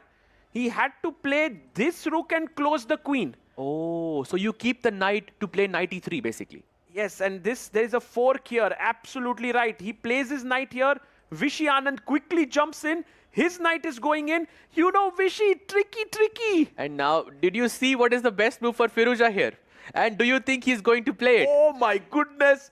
Firouzja has to sack his bishop. Firouzja, oh my goodness, gracious me. What a move by Firouzja. Bishop takes h3, bhai sahab. And no hesitation.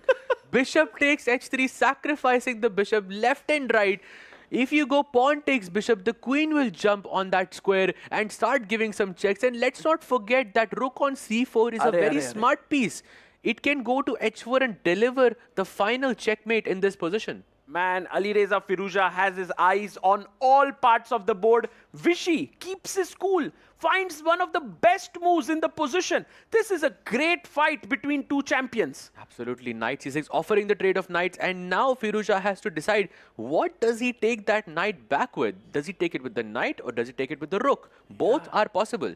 This is a key moment for Alireza. The best way to play here is to take, and Vishy then snatches the pawn here, take here, and then Firouzja gives a check, king goes away, and finally you see this rook you were talking about delivers the killer blow. Wow, that's a checkmate. And also, you know, that queen on b5 also looks a bit trapped to me. Yeah, you can, some rook b6, rook c5 type of ideas could be possible. So double attack in this position. But yeah, rook h4, what a beautiful checkmate. Oh, he took it.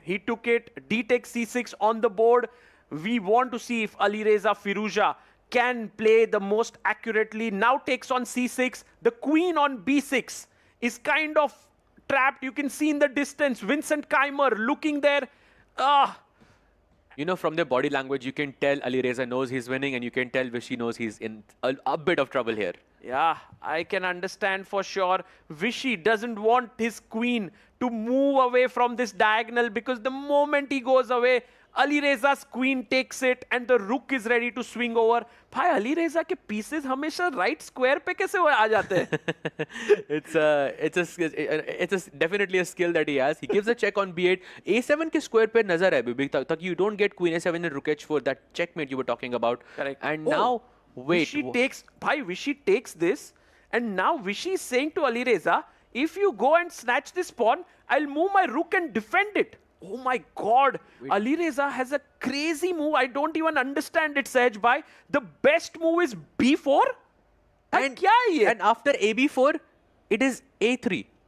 Oh my goodness, that's what we were talking. Left jab, right jab. You have to sack here and play on the queen side. That's even tough for Alireza Firouzja standards. Exactly. I don't think it's possible. Because you have sacrificed on the king side, and now you have to shift your focus completely on the queen side. And I believe the whole point of breaking down on the queen side is that you want that rook on c4 to be on the 7th rank, because that's where it will join the queen with h3.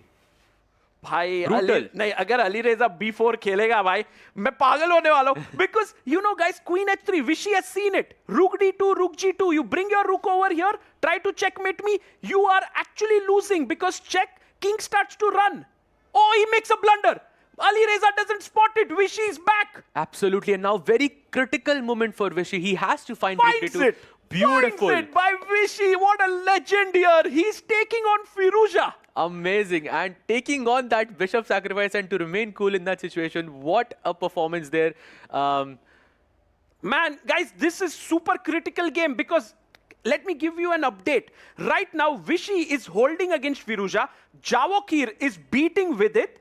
Polina and Zuzhiner is equal. Stavrula is losing to Alexandra Kostenyuk. So the match is wild. It can go any direction. Basically, it all comes down to the icon board. Fifth board is done. Alexandra Kostenyuk wins it for the Triveni Continental Kings. The score is 6-2 in their favor. Oh, that might be a very critical win for the Triveni Continental Kings, as it gives them 4 points with the black pieces. Now they have to win. Two white players have to win their matches. Two white players. Javokir says, I'll do it, guys. Koi ek jan aa jao bhai. Either. Oh, Polina Shuvalova is doing it. Look at this. Zuzhiner. Has she blundered? What? Wait. No way. This is not happening. No way. There's rook g2. That's a mate. No way. What? Wait, what? What? She played king g1. Whoa. Wait, what? Okay, the point was here. to take Rook G2 with a check. Why did she miss it? Polina Shuvalova misses incredibly easy move. She moves her king, and now Zhu Jinner is winning. That was a complete...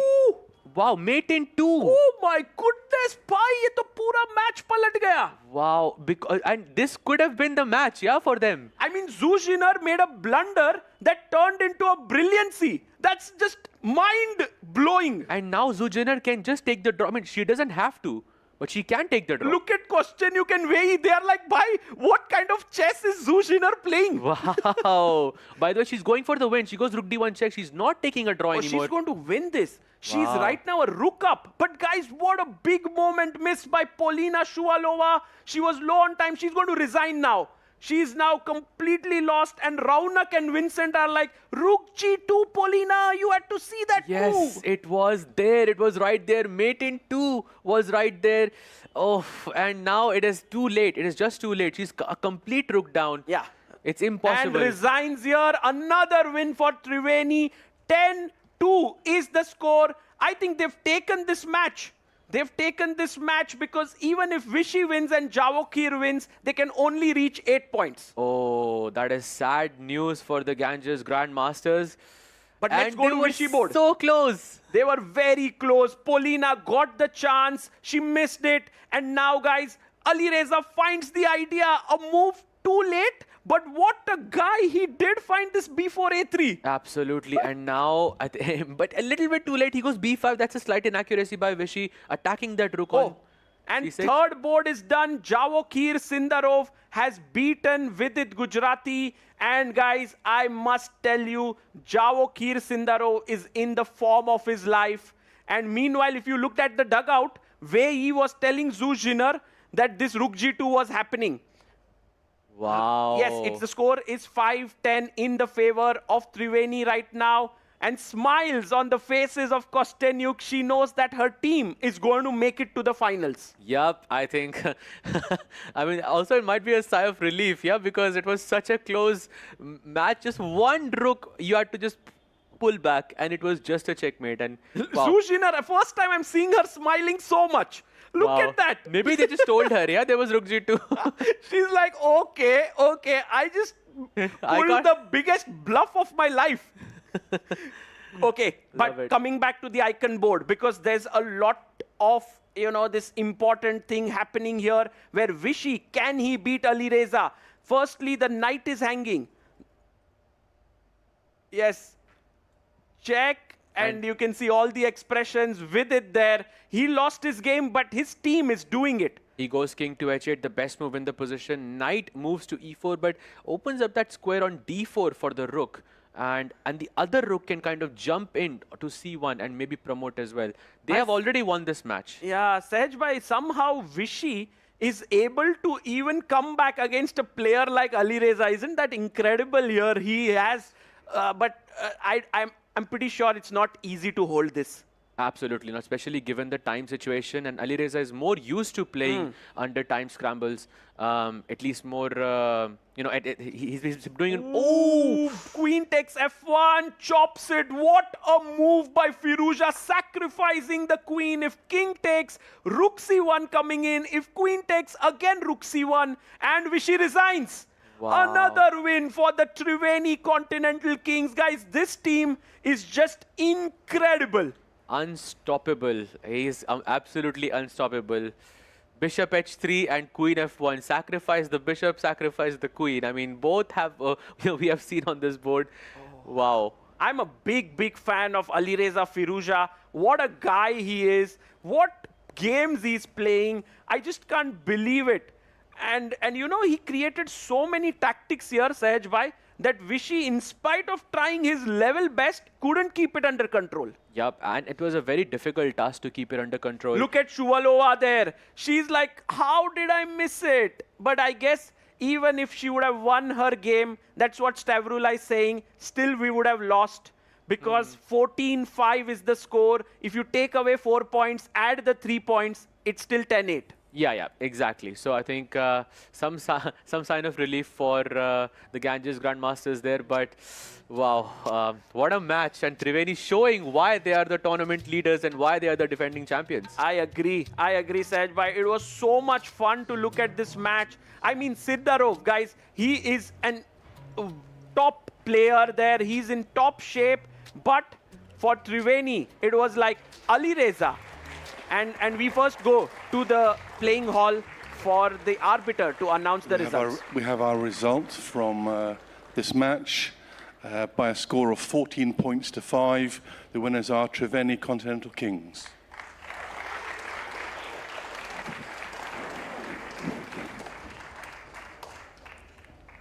And there we have the handshakes here between the players. 3 players today delivered for the Triveni. It was Firuza, Zuzhiner and Kostenyuk. Both the women superstars board did it. And look at the crowd. They were in for a treat today. Absolute treat. It's a packed house at the Royal Opera House here in Mumbai. 2 more days are left after this. Guys, if you are looking forward to seeing a top-class chess tournament, what are you waiting for? The Triveni Continental Kings teams comes with their heads held high. Yep, I mean they are showing again why you know, they are the tournament leaders, and this is, I think, an incredible feat for them. Previously, I think they won 18-2 if I'm not mistaken against this team, and now this is, wow, what a win. Yeah, absolutely insane win as the teams go into their dugouts here. Tough day for the Ganges Grandmasters. It meant a lot to them if they would have won. But for now, the scorecard is 14-5 as we head over to a very short break.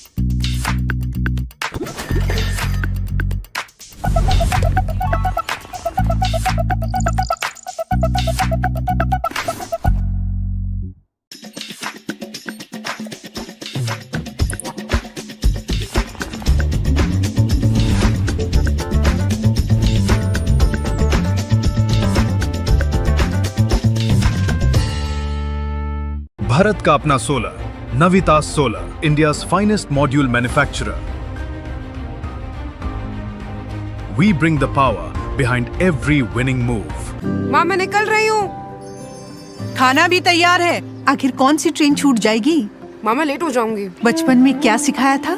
खाने में समझौता नहीं, जिसे मंजूर ऊंचा उठे वो बड़ा जाए बहुत ही दूर।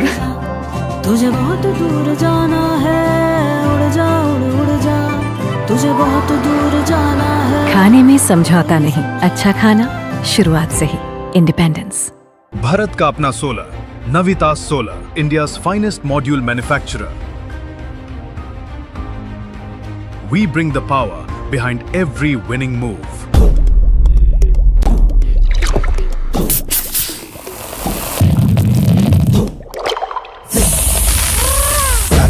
Grab it, visit, grab it, grab it, visit, grab it, visit, grab it, visit, Yabba!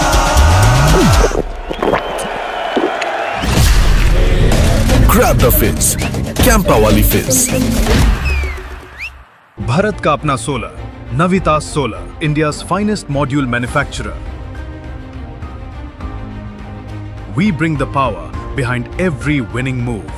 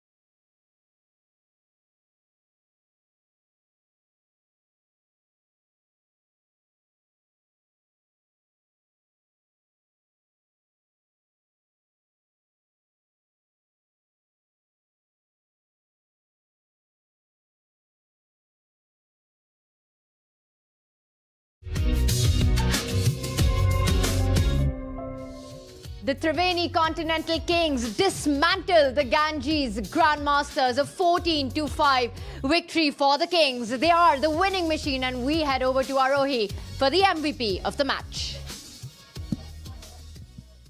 If there's one thing that the Kings know how to do well, that is winning. Hello and welcome to the post-match presentation ceremony of match number 25, played between the Triveni Continental Kings and Navitas Solar Ganges Grandmasters this evening here in Mumbai. To present the award, joining us is Mr. Akshat Khamparia, International Master and Convener, Madhya Pradesh Chess Committee. And the Player of the Match award goes to Ali Reza Firoja from Triveni Continental Kings.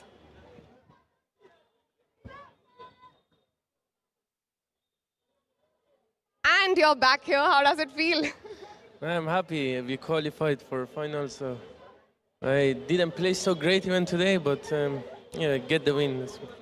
Yeah, you did manage to create some complications on the board, but you did manage to get out of them as well. Yeah, I mean, I have to win just cleanly, but I played a bit too risky, so. Yeah. Do you think Vishy played well today? Yeah, he played good, but he could have played better also, but yeah, I should have just finished it a bit better, but doesn't matter. Are you happy with your play today? Not so happy, but I hope I'll improve for finals at least. Definitely, and I'm sure that we're going to see you here more often in the upcoming games as well. Congratulations on being the first team to qualify to the finals, and congratulations on this personal win as well. Thank you. Thank you. And now we've gotten the first team to qualify to the finals, Triveni Continental Kings. But much action is coming your way today, so stay tuned. As of now, back to the studio. The first team to punch their ticket into the finals of Season 3 of the Tech Mahindra Global Chess League. It's the Kings. It's the Triveni Continental Kings with a victory and 14-5 win against the Ganges Grandmasters. And Ali Razor Sharp Firoja. What a performance it has been by him, scoring 22 board points just on the icon boards. He's an icon slayer here in Mumbai. And there he is with the fans. They can't get enough of him. He's earned so many hearts. He's won so many hearts in Mumbai with his personality, with his play, win after win. It's eat, sleep, win for Ali Reza Firoja. It is, Tanya, and on top of that, he promised us that he will improve in the finals. I don't know what he has to improve, but that is his promise. You know, not many people can say that, okay, I'm beating everyone and then still I would like to improve for the finals. I mean, that statement, I think, itself is, yeah, only Ali Reza can say that. It's Ali Reza also becoming a fan favorite here. You know, we've seen the crowd go wild when Vishy walks into the arena, when Gukesh is there. But I think with his performance on the icon board, the chess that he's been showing, the entertainment he brings on with his style, you have to say the Indian fans are loving him at the Royal Opera House. They are calling him Ali Reza Sir. That sounds a lot, right? And Tanya, Ali Reza mentioned Anand, Vishy Anand, and also showed such a big respect, right? He just commented so well about his play. Absolutely, and starting off with 5 out of 5, you know, against the top players in the world. I mean, it's fully deserved. But yes, him showing respect to Vishy is always nice to see. Yeah, and what a game it was by Ali Reza in that one. And it was a storyline on every single board of this match, right? For the Triveni Continental Kings, board by board, tactic by tactic, all across so many decisive games. 4 to be exact on this one. What was the highlight for you? I'll start with you, Sahaj. I think the highlight was maybe the Rook G2. It was a mate in 2 that was possible on the board of Zhu Jinner and Polina Shuvalova. And she pushed the pawn and she opened the way for her bishop, and she just didn't realize that there was a mate in 2 on the board over there. And I think this is exactly that moment. You see Ronak Sadhwani's hand. He is in disbelief as his teammate. Wow. Polina Shuvalova, in that moment, no one in the hall could believe it. It was from both teams, the exact same reaction. This is where it happened for the Ganges Grandmaster. A win in one move turned out to be the decisive blunder, with Polina Shuvalova missing a checkmate on the board. Unbelievable, Tanya. And we also remember this moment when Zhu Jinner sat down with her teammates and they told her about blunder. She could not believe it. She could not believe it. I have never seen her smiling. This was actually the moment I saw her for the first time smiling.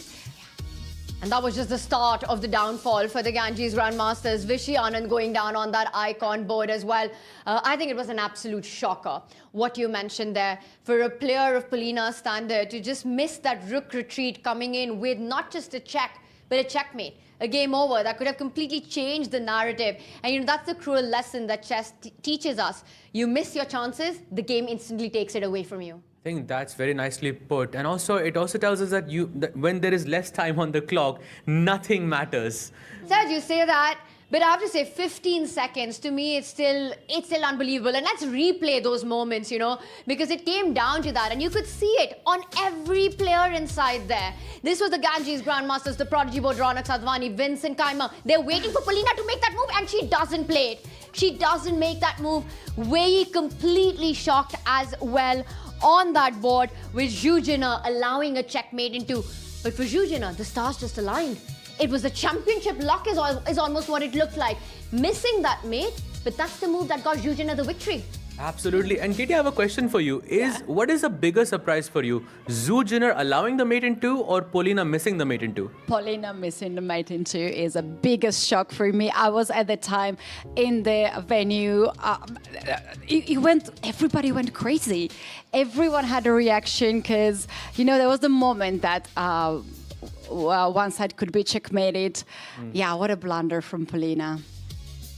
It had to be the moment of the match, that one. And Ali Reza Firouzja, the man of the match. Well, he's been the man of the tournament for the Ceremonial Continental Kings on the icon board. He's taken down the legends of the sport, the greats of the sport, right there leading the team from the spot. And they are the first to make it to the finals with 1 match to spare. That's just how dominating the performance has been. And that tells the storyline of how every single player on the team, Sahaj, has overperformed. I don't even know if you can say overperformed with this kind of a lineup, but just simply the wins that they've gotten. They played like a true team. Absolutely. True team indeed. But I have to give it to their icon board. Come on, he's an absolute beast. This guy has delivered again and again and again. I think he's only had one bad day, just one bad day, and that's it. And apart from that, he has won basically all of his games. You guys, I would also want to shout out to their team captain. Luc Van Welle is 7th player of this team, He always walks with the flags. He has the best energy. He has a really good sense of humor. And I think this is a big asset for the Triveni Continental Kings. And I would agree with that. I think in the first half, winning those coin tosses, the colors, choosing which player to give what color, the right time to go for white, the right time to go for black when Ali Reza needs it on the icon board. I think for Grandmaster Luc Van Welle, who has been leading the charge as a captain for Triveni Continental Kings, even in their 2 season wins that they had, he's doing it again. And I love how they said that, they've perfected their model. It's been a struggle for Triveni Continental Kings to make it to the finals in the first 2 seasons, but they made it look easy. This time, we've been talking about Ali Reza Firouzja, but also let's highlight the other players on this team. Alexandra Kostanovic is who I want to bring your attention to, getting a big win against Stavrula today. I think what's been incredible to watch about this team is, once again, every board matters, and that's what they've shown. It's not just the icon board they've been relying on. Completely agreed. She has a 2-0 score against, Stavrula at this point, and she delivered the first win. And when you see your teammates winning, I think it also gives you this confidence, this boost of confidence, to perform well on your board as well. So for sure, I think other players, Wei Yi, Vidit, Zhu Jiner, Alexandra Kostanovic, and of course Maurizi as well, all deserving of the recognition because they are in the finals and they are here to win. And you guys, I want to shout out also one player who is not in this team, but in opposite team, Ganges Grandmasters. Javohir Sindarov is actually one-man show in this round, and he managed to win a very good game against Vidit Gujarati. What a brilliant attacking game. He deserved to win that one, but it was only him who won for Ganges Grandmasters. We're all just catching our breaths with the action that we've just seen unfold. Unbelievable scenes on the board. Incredible moments of action right now. And while we let all of that sink in, we've got Arohi with a very special guest. We'll be back more with Chess Insights in just a few. Well, chess fans have been coming here right from day one, but we have another one who's joining us today on the broadcast, Mr. Anil Tembe, CGM, State Bank of India. Firstly, welcome this experience of you coming to the Chess League. I mean, it has to be so good for you because you got to do the first move for nobody other than Vishy. How did that feel? True. The environment here was really electrifying. And the great Vishwanath Anand, who is the great grandmaster for the chess, it was honor for me to make a first move for his game. And observing playing was a superb experience, very sort of inspiring. It will take the memories long ago to the long, in the sense, in the long level in my life, I will always remember all those memories. And sort of a chess, I also played a chess when I was maybe in the 9th standard for the first time. But later on, not followed it up much. But over the period of time, the players like Gukesh and others who make a great history for India in the age of 12 and 14, that is a great experience.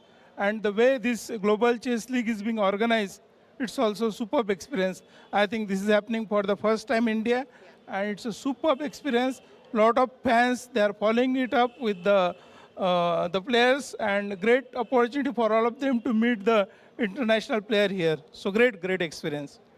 Anil sir, you spent a couple of hours here at the league, but you've spent many years in the corporate world. Can you draw any parallels between chess and the corporate world? Yeah. Actually, in corporate world also, the planning and strategy is very important. That is very true for the game of chess. You need to plan your move, and in fact, in some cases, you may even need to change your moves, depending on how the game flows and everything. That is also equally true for the corporate world. And then, of course, decision making. At one point of time, you have to make a specific decision. That is also happen in the corporate world and in the game of chess also. And finally, when the game is over, somebody will win, somebody will lose. But what lessons you learn out of those things is also important. So whether you win or lose, the lesson you learn are also equally very important. So that lessons we followed to the next corporate learnings for the next project. Same applies to the game of chess. So yeah, great experience. So very well said, not just in the corporate world. I think these are certain things which people can incorporate even in their daily lives. Yes. And that's something that is a big learning for all of us. But thank you so much for joining us. And we hope that you enjoyed today's day, how many hours you spent here with us. Yeah, thank you. It was really a great day. Great evening spent here at GCL. And I hope the Mahindra take it to the next level. I think this is the third such a league is being organized. In the game of chess, generally it's an individual game, people play, but organizing such league at such a great level is a great experience. Thank you very much. Thank you so much. As he spoke of certain decision-making powers, well, there's one team that has to make a decision on how to play the next game. That's Alpine SG Pipers. Back to the studio with the analysis. Thank you, Mr. Tembe, for those encouraging words also with all the excitement around the fan arena and talking about just how incredible this tournament is. And coming to India for the first time, happening in Mumbai at the Royal Opera House, is the Global Chess League. We started the journey with season 1 in Dubai, took it to London, now to, well, what you can almost call the root, the heart of the league. You know, it started right from here, happening in India for the very first time. And I want to ask both of you, what does this mean for the landscape of the sport to have a game like this, to have a tournament like this happen here in this iconic Royal Opera House with the very best in the world right here in Mumbai? First of all, I love the idea to bring chess back to the place where it was born. This is amazing. And also, there's no any other place as India to have such a big support for the chess players. All of us, and also the players, of course, we feel so good here to be surrounded by the chess fans.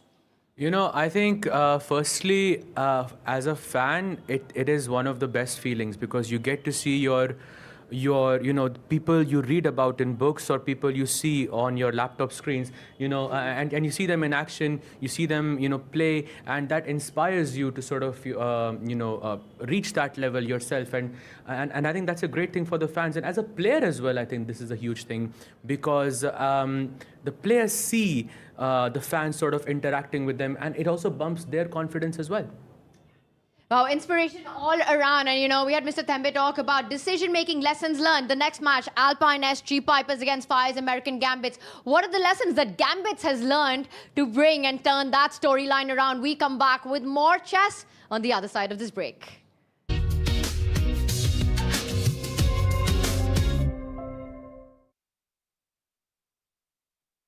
Sir, आपका goalkeeper से लेकर the ball तक के पीछे का secret क्या है? Secret नहीं, ताकत। मैं स्टेडियम को मजबूती से खड़ा करने वाली स्टील से इंस्पिरेशन लेता। APL अपोलो स्टील पाइप्स, देश की बढ़ती ताकत। Proud sponsors of alpine SG pipers. Magic हो या मार्केट्स, पैटर्न समझना ही स्किल है। जैसे फायर्स के एडवांस चार्ट्स, एडवांस इंडिकेटर्स से मार्केट्स के लेटेस्ट पैटर्न समझो और ट्रेड करो directly from the charts. Fires, for those who are born to trade. Investment in securities market are subject to market risk. Read all the related documents carefully before investing. Sir, आपका goalkeeper से लेकर the ball तक के पीछे का secret क्या है? Secret नहीं, ताकत। मैं स्टेडियम को मजबूती से खड़ा करने वाली स्टील से इंस्पिरेशन लेता। APL अपोलो स्टील पाइप्स, देश की बढ़ती ताकत। Proud sponsors of alpine SG pipers. Turbulence manage करने के लिए लगती है स्मार्ट टेक्नोलॉजी, जैसे फायर्स के smart automation tools.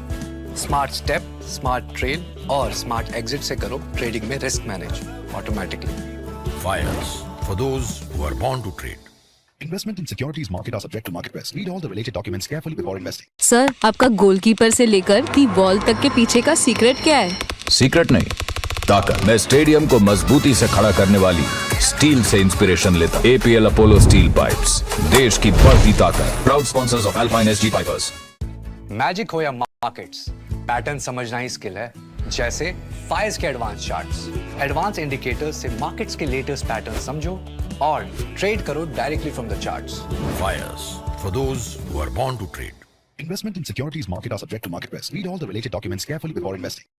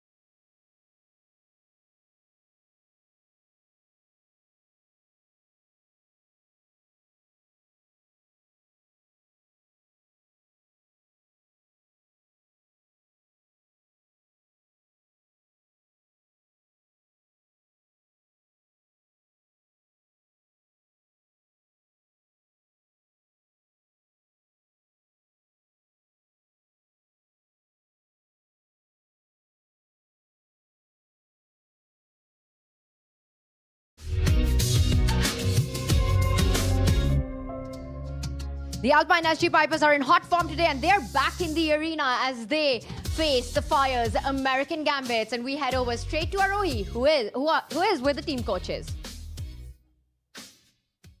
This is a big one for the Pipers. They want to win this in order to proceed to the finals. But right now we have Alpine SG Pipers, GM Praveen Tipse, and we have GM Srinath for the Fire's American Gambits for their match, which is starting in a short while. We have the color swap happening here with Mr. Alan Atkinson, Deputy Chief Arbiter, joining us. Maybe please have the color swap.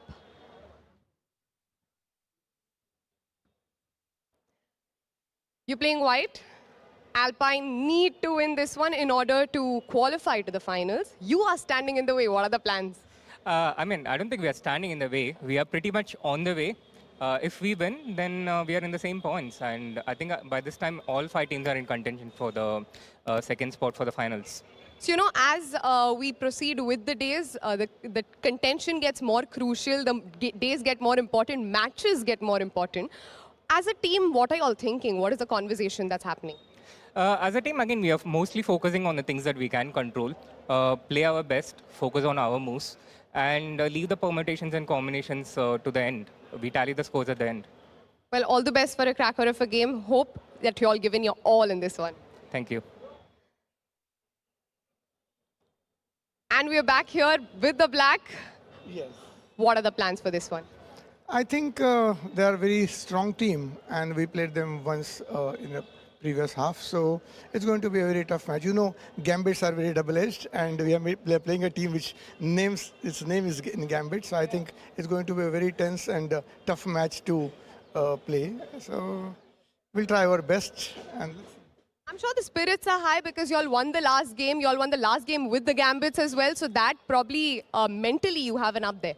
Yeah, I think the players have a lot of sense of responsibility, and somewhere they see the need of time, which is, I think, should try to win as many matches and as many games as possible. And that's very important. When in emergency, you find the best moves, and that's what has happened, and we are hoping for the same. Let's hope you all do find your best moves today. All the best for the game. Thank you. That is it from the color swap. We'll be back shortly with the game. As of now, back to the studio. Some hot words there by the team coaches, by both Srinath and Praveen Tipson. I want to first touch upon what Srinath mentioned, that they're not in the way, they're on the way themselves. You know, they're still looking at that one remaining spot. Triveni Continental Kings already through to the finals. Which will be the second team is the big question on everyone's mind. For the Fires American Gambits, Ketty, their task is clear. They need to not only win, they need to win big. Do you see them being able to do that against the Alpine SG Pipers, especially reflecting on the Pipers' performance early in the day against the Upgrad Mumbai Masters? Yes, Tanya, I see that. I know Srinath for many years. I have never seen him so strict to the goal. He speaks for the team, and I believe that Fires American Gambits will actually join rest of the teams to competition for the second place. Oof, big words. But I believe, the Alpine SG Pipers have 3 candidates on their team and they are on a roll. They won their previous match with the Black Pieces, and I feel this match is not going to be any different. That's exactly, we hope that this will be a big, big clash between the Pipers and the Gambits. We'll break that down even further. But first, we've got a very special sponsor message for you. Bharat का अपना solar, Navita solar, India's finest module manufacturer. We bring the power behind every winning move. And coming back, breaking all the action, let's bring you on our standings, on where we are on our leaderboard. And again, Triveni Continental Kings. What a team this has been. What a performance this has been. One match to spare. They are in through to Season 3 Global Chess League Finals. They will be battling for their 3rd championship. Triveni Continental Kings with 21 match points. And look at that big difference between the first team and the rest. It's the best against the rest, is what the storyline this tells us. It's the Upgrad Mumbai Masters, Ganges Grandmasters, and the Alpine SG Pipers, all with 12 apiece. And then at the bottom of the board, we've got the Fires American Gambits, who will be in action right now, and the PVG Alaska Knights with 9 match points. And the big one coming up is the Alpine SG Pipers taking on the Fires American Gambits. We bring you all the actions and the insights in just a few. You stay tuned with us.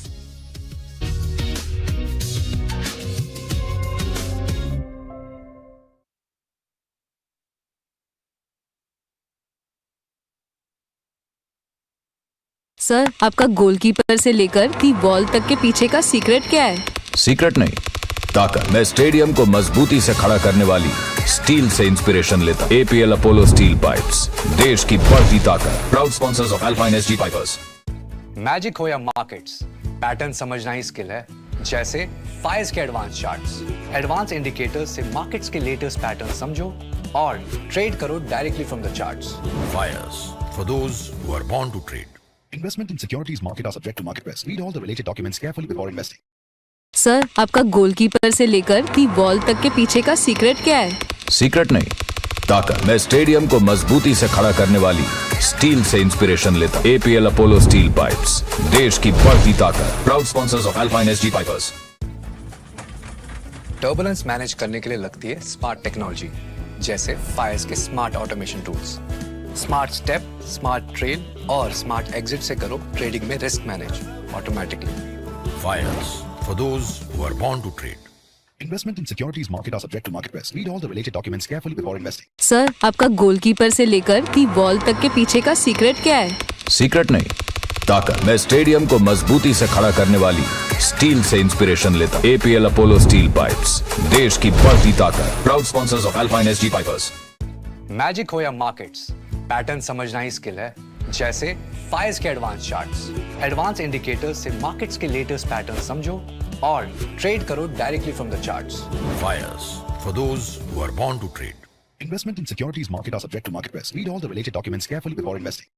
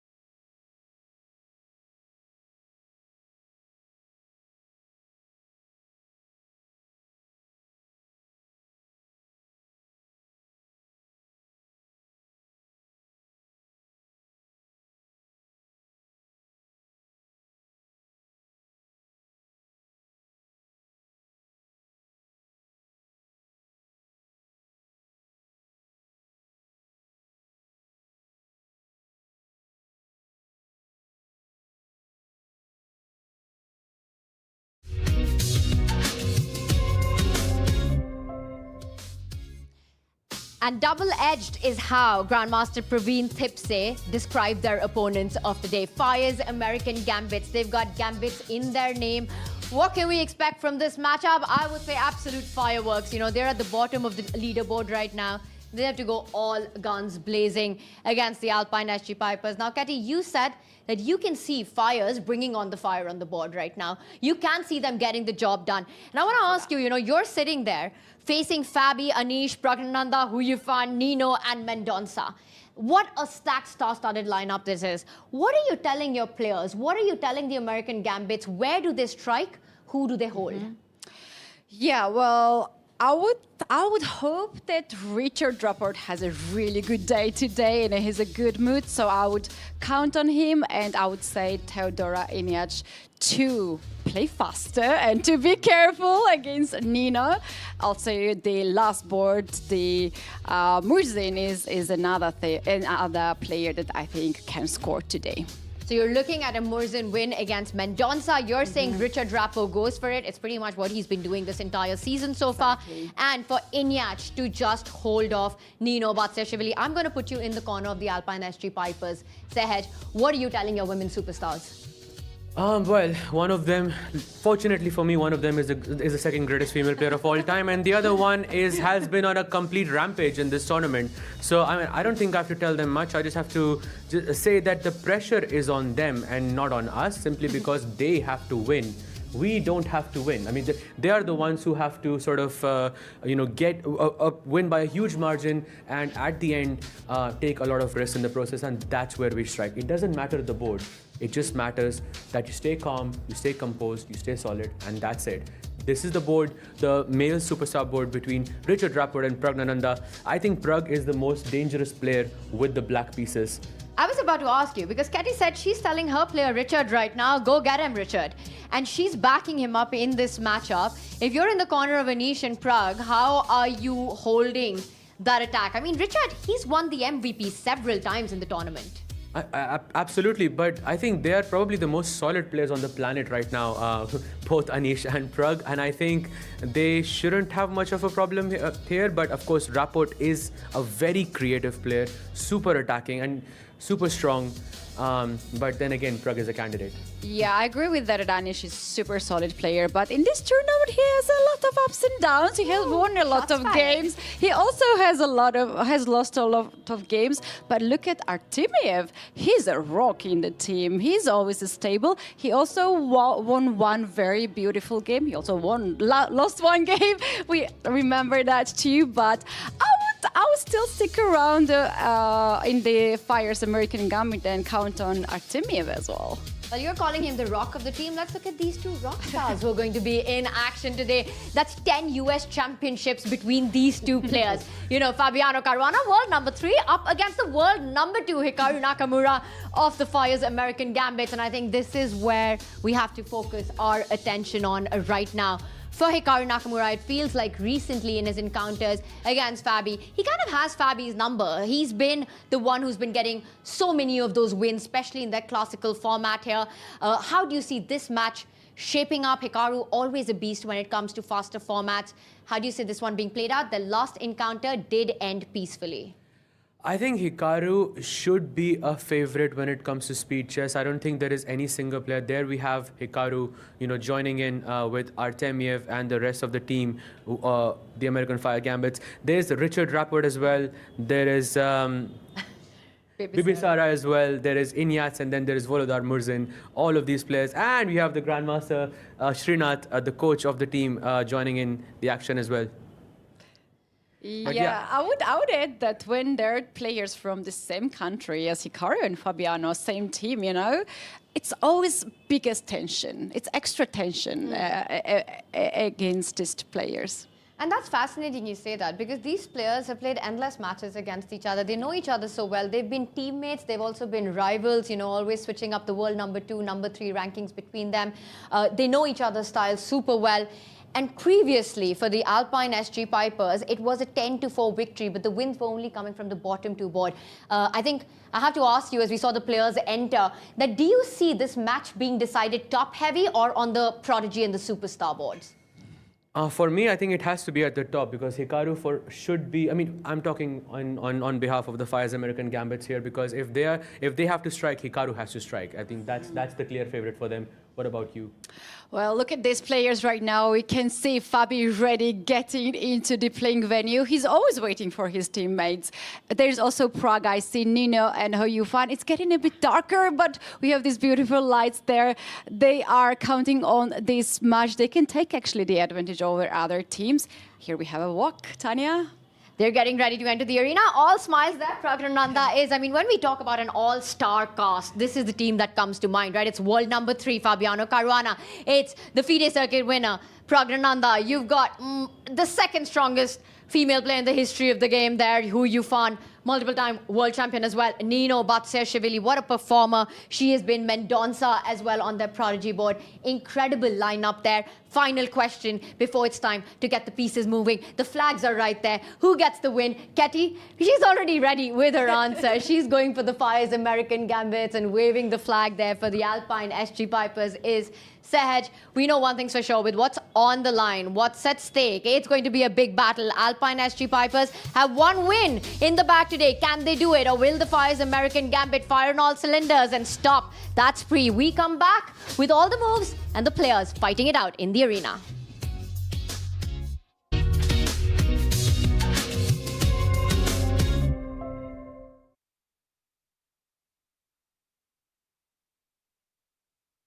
Sir, आपका goalkeeper से लेकर the ball तक के पीछे का secret क्या है? Secret नहीं, ताकत। मैं स्टेडियम को मजबूती से खड़ा करने वाली स्टील से इंस्पिरेशन लेता। एपीएल अपोलो स्टील पाइप्स, देश की बढ़ती ताकत। Proud sponsors of alpine SG pipers. Magic हो या मार्केट्स, पैटर्न समझना ही स्किल है। जैसे फाइज के एडवांस चार्ट्स, एडवांस इंडिकेटर्स से मार्केट्स के लेटेस्ट पैटर्न समझो और ट्रेड करो directly from the charts. Fires, for those who are born to trade. Investment in securities market are subject to market risk. Read all the related documents carefully before investing. Sir, आपका goalkeeper से लेकर the ball तक के पीछे का secret क्या है? Secret नहीं, ताकत। मैं स्टेडियम को मजबूती से खड़ा करने वाली स्टील से इंस्पिरेशन लेता। एपीएल अपोलो स्टील पाइप्स, देश की बढ़ती ताकत। Proud sponsors of alpine SG pipers. Turbulence manage करने के लिए लगती है स्मार्ट टेक्नोलॉजी, जैसे फायर्स के smart automation tools. Smart step, smart trail और स्मार्ट एग्जिट से करो ट्रेडिंग में risk manage automatically. Fires, for those who are born to trade. Investment in securities market are subject to market risk. Read all the related documents carefully before investing. Sir, आपका goalkeeper से लेकर the ball तक के पीछे का secret क्या है? Secret नहीं, ताकत। मैं स्टेडियम को मजबूती से खड़ा करने वाली स्टील से इंस्पिरेशन लेता। एपीएल अपोलो स्टील पाइप्स, देश की बढ़ती ताकत। Proud sponsors of alpine SG pipers. Magic हो या मार्केट्स, पैटर्न समझना ही स्किल है। जैसे फाइज के एडवांस चार्ट्स, एडवांस इंडिकेटर्स से मार्केट्स के लेटेस्ट पैटर्न समझो और ट्रेड करो directly from the charts. Fires, for those who are born to trade. Investment in securities market are subject to market risk. Read all the related documents carefully before investing.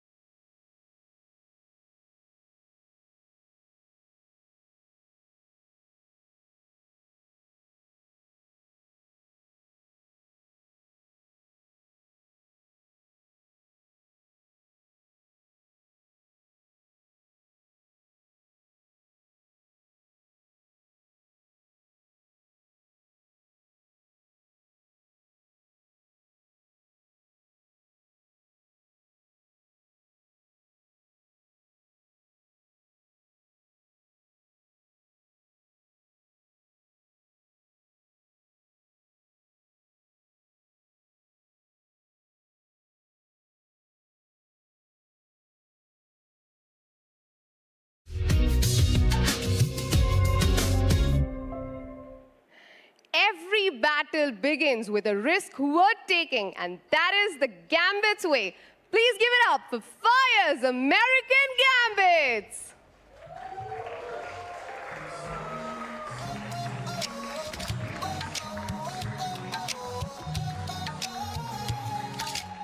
Spotlights burning through the night, legends stepping into the light. Give it up for world number 2, Hikaru Nakamura. Vladislav Artemiev.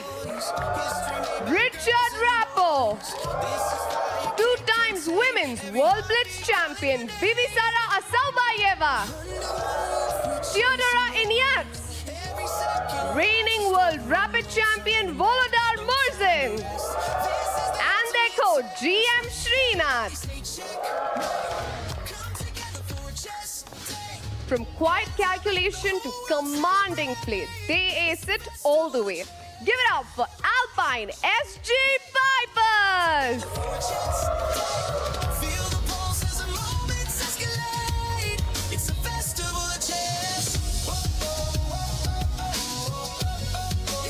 Let us welcome former World Championship challenger Fabiano Caruana, Anish Giri, Pragg,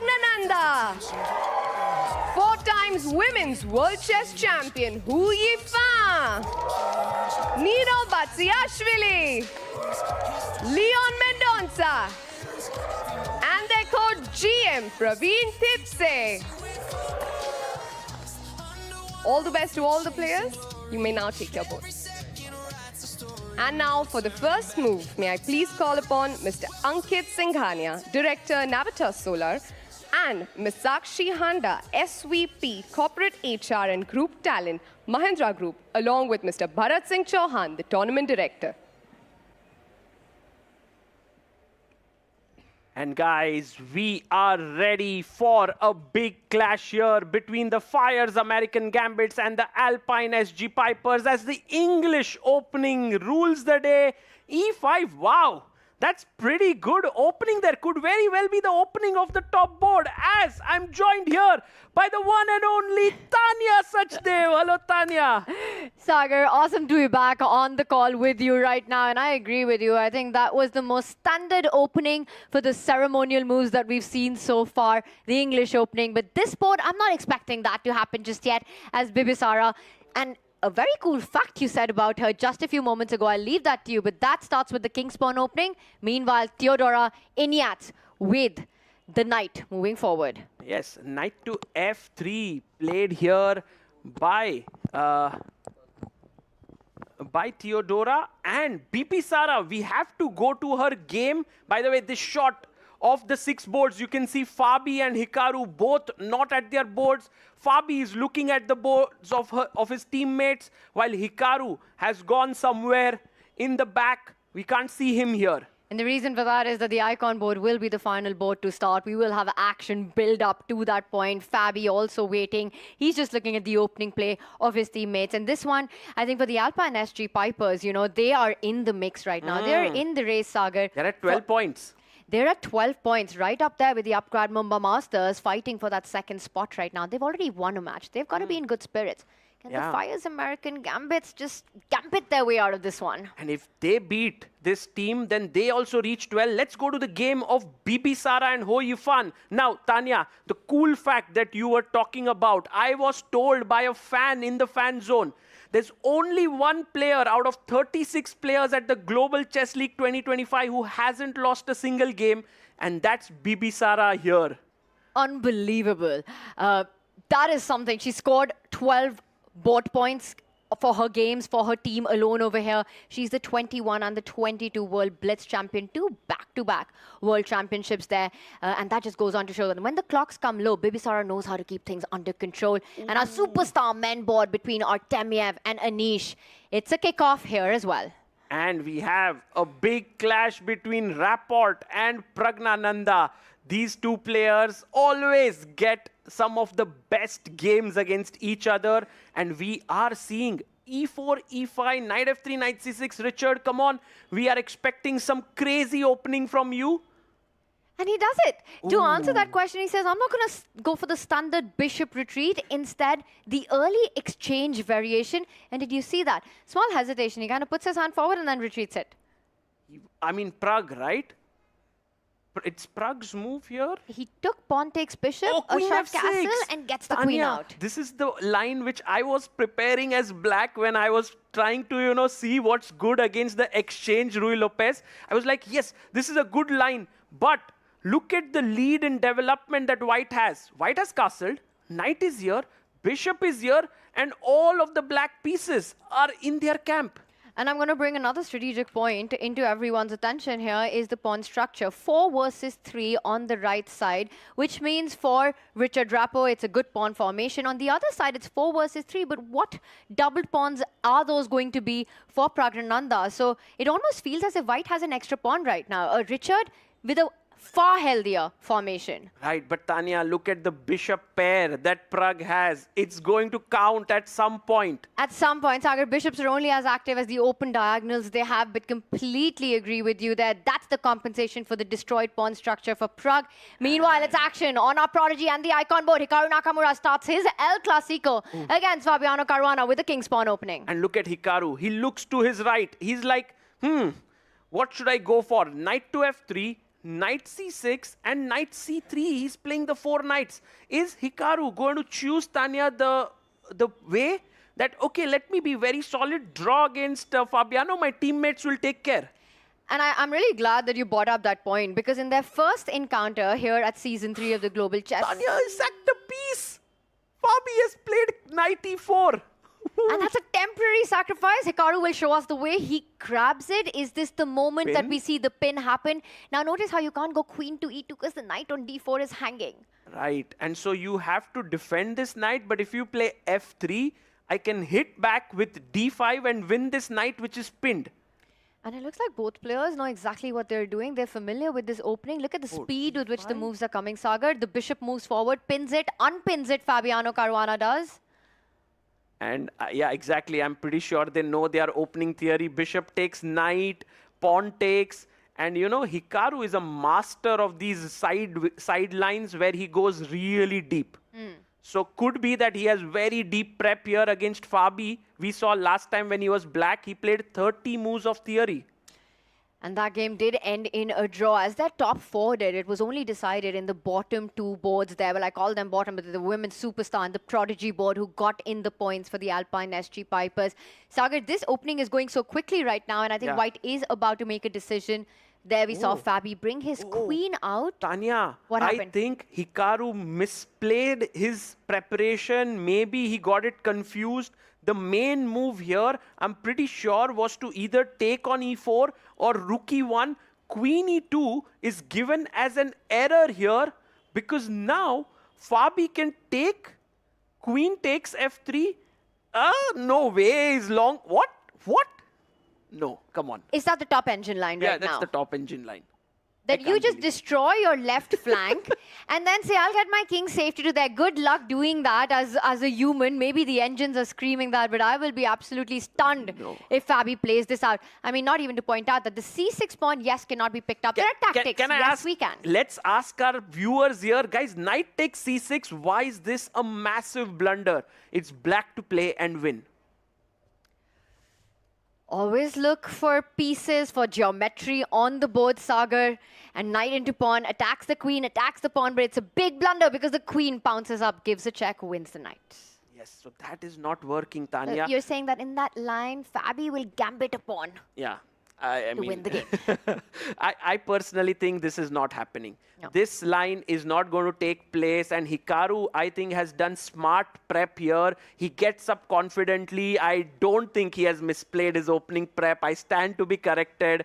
He's actually enjoying himself there. And what a feeling this must be, We just saw visuals coming out live from there of a packed Royal Opera House for the players to play in front of the crowd. Chess from a closed-door game has become so much about taking center stage, about playing under pressure, under the spotlight. And you generally see the players really adapt to that atmosphere. I think they've started enjoying playing to the crowd, playing to the galleries. I agree. And Tanya, the thing is, when you saw Hikaru entering in and the crowd cheered for him, he was nodding his head. He was like, yeah, this is what I love. I mean, I don't think there's a bigger stage player than Hikaru Nakamura. He is so used to being under pressure, under spotlight there. He loves it. He thrives in it. I would say him and Magnus Carlsen, they truly enjoy performing, you know, when there are a lot of people watching and cheering for them. Absolutely. And by the way, guys, you saw shots from inside the Royal Opera House. There's also a fan park outside. You can see, and look at that young kid. I think he spotted himself. Yeah, he was like, Dad, I'm on television there. Yes, and you are. Here are all the people in the fan park. Guys, give a cheer here if you can hear us.